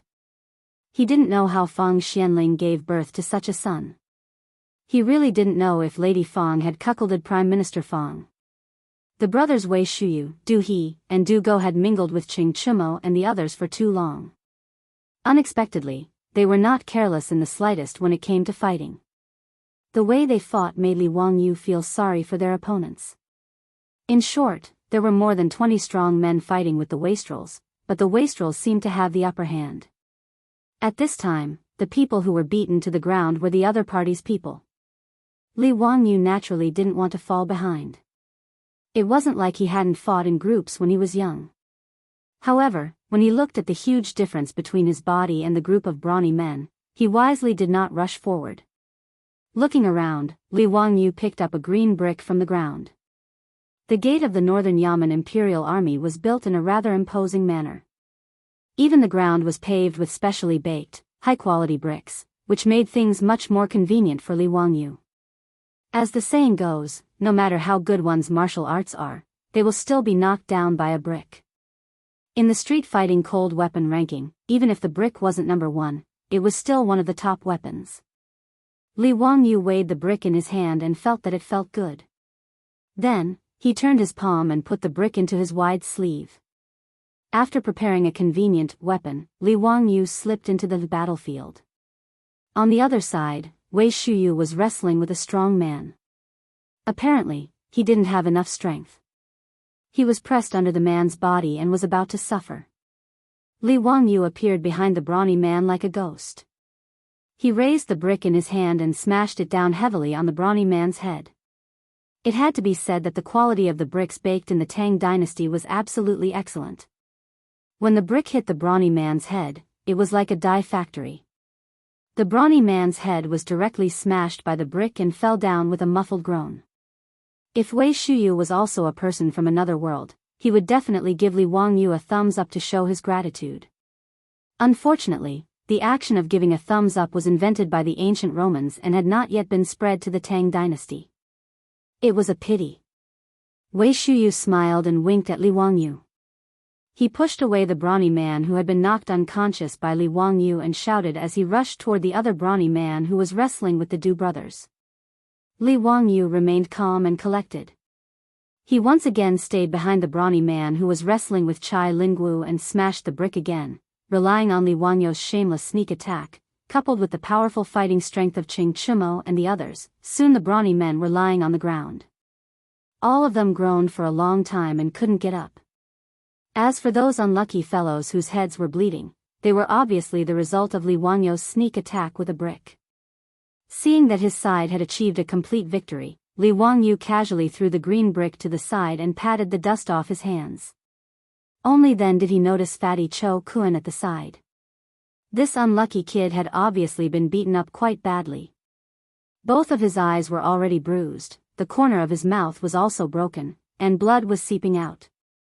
His clothes were tattered and covered in filth. Cho Kun, what happened? Who are these people? Why did they beat you? When Li Wangyu ran over, the two sides were already wrestling. He didn't have time to ask what had happened and was still confused. Before Cho Kun could speak, Qing Chumo angrily spat on the ground. Bastards, they are all fake sons of the Duke of Chongping. The leader is called Zhang Shenji, the adopted son of the Duke of Chongping. When we rushed over, this group of bastards was beating up the fatty, so we started fighting. Duke of Chongping? Zhang Liang? Why was it him again? Could it be that this Cho family was really incompatible with Zhang Liang's birth characters? Previously, because Cho Yuanliang drank too much and bragged, Zhang Liang's fake sons came to ask for the fake ancient painting and forced Li Wangyu to help them forge one. Today, everything was fine. How did Cho Kun, this fatty, provoke this group of Zhang Liang's fake sons? Li Wangyu looked at Cho Kun questioningly, only to see the fatty's face full of grievances. The bruised eyes on his fat face blinked as he complained. Ziyu, how would I know the reason? I just arrived at the gate of the Northern Yaman's Imperial Army and asked the Imperial Army brothers to pass on a message for me to find my brothers.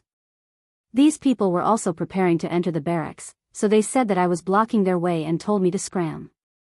How would I dare to provoke them, so I retreated to the side. Cho Kun pointed at Zhang Shenji, feeling wronged. But that person said that I was spying on his wife and had bad intentions, so he had people beat me up. I really am innocent. Just now, I didn't even dare to lift my eyelids. Hearing Cho Kun's words, Li Wangyu finally noticed that not far away, there was a beautiful woman dressed in palace attire with a frosty expression. Behind her were several servant girls. This woman was beautiful, but her pair of peach blossom eyes and the mole at the corner of her mouth made Li Wangyu feel that this woman in palace attire had a flirtatious and seductive aura. That is the Duke of Chongping's new wife, the Li clan. Hee, this woman is really something. Fang Yai suddenly lowered his voice and winked at Li Wangyu. Obviously, there was a hidden meaning in his words. Seeing that Li Wangyu still didn't understand, the group of silk pants immediately became interested. Ignoring the madam of Commandery Duke Changping, who was staring at them coldly from not far away, she began to talk about the rumors between Commandery Duke Changping and the Li clan. As the saying goes, Taiji gives birth to yin and yang give birth to the 4 symbols, and the 4 symbols give birth to the 8 trigrams. A group of gossipy top playboys of the Tang dynasty told the story of Zhang Liang and the Li clan in a few words, but Li Wangyu was dumbfounded. Talent, this is what a real talent is. He looked at Feng Yi, who was spitting saliva everywhere, with a complicated expression. Beloved brother, I was wrong. The cuckold of the Tang dynasty is not you, but Changping Commandery Duke Zhang Liang.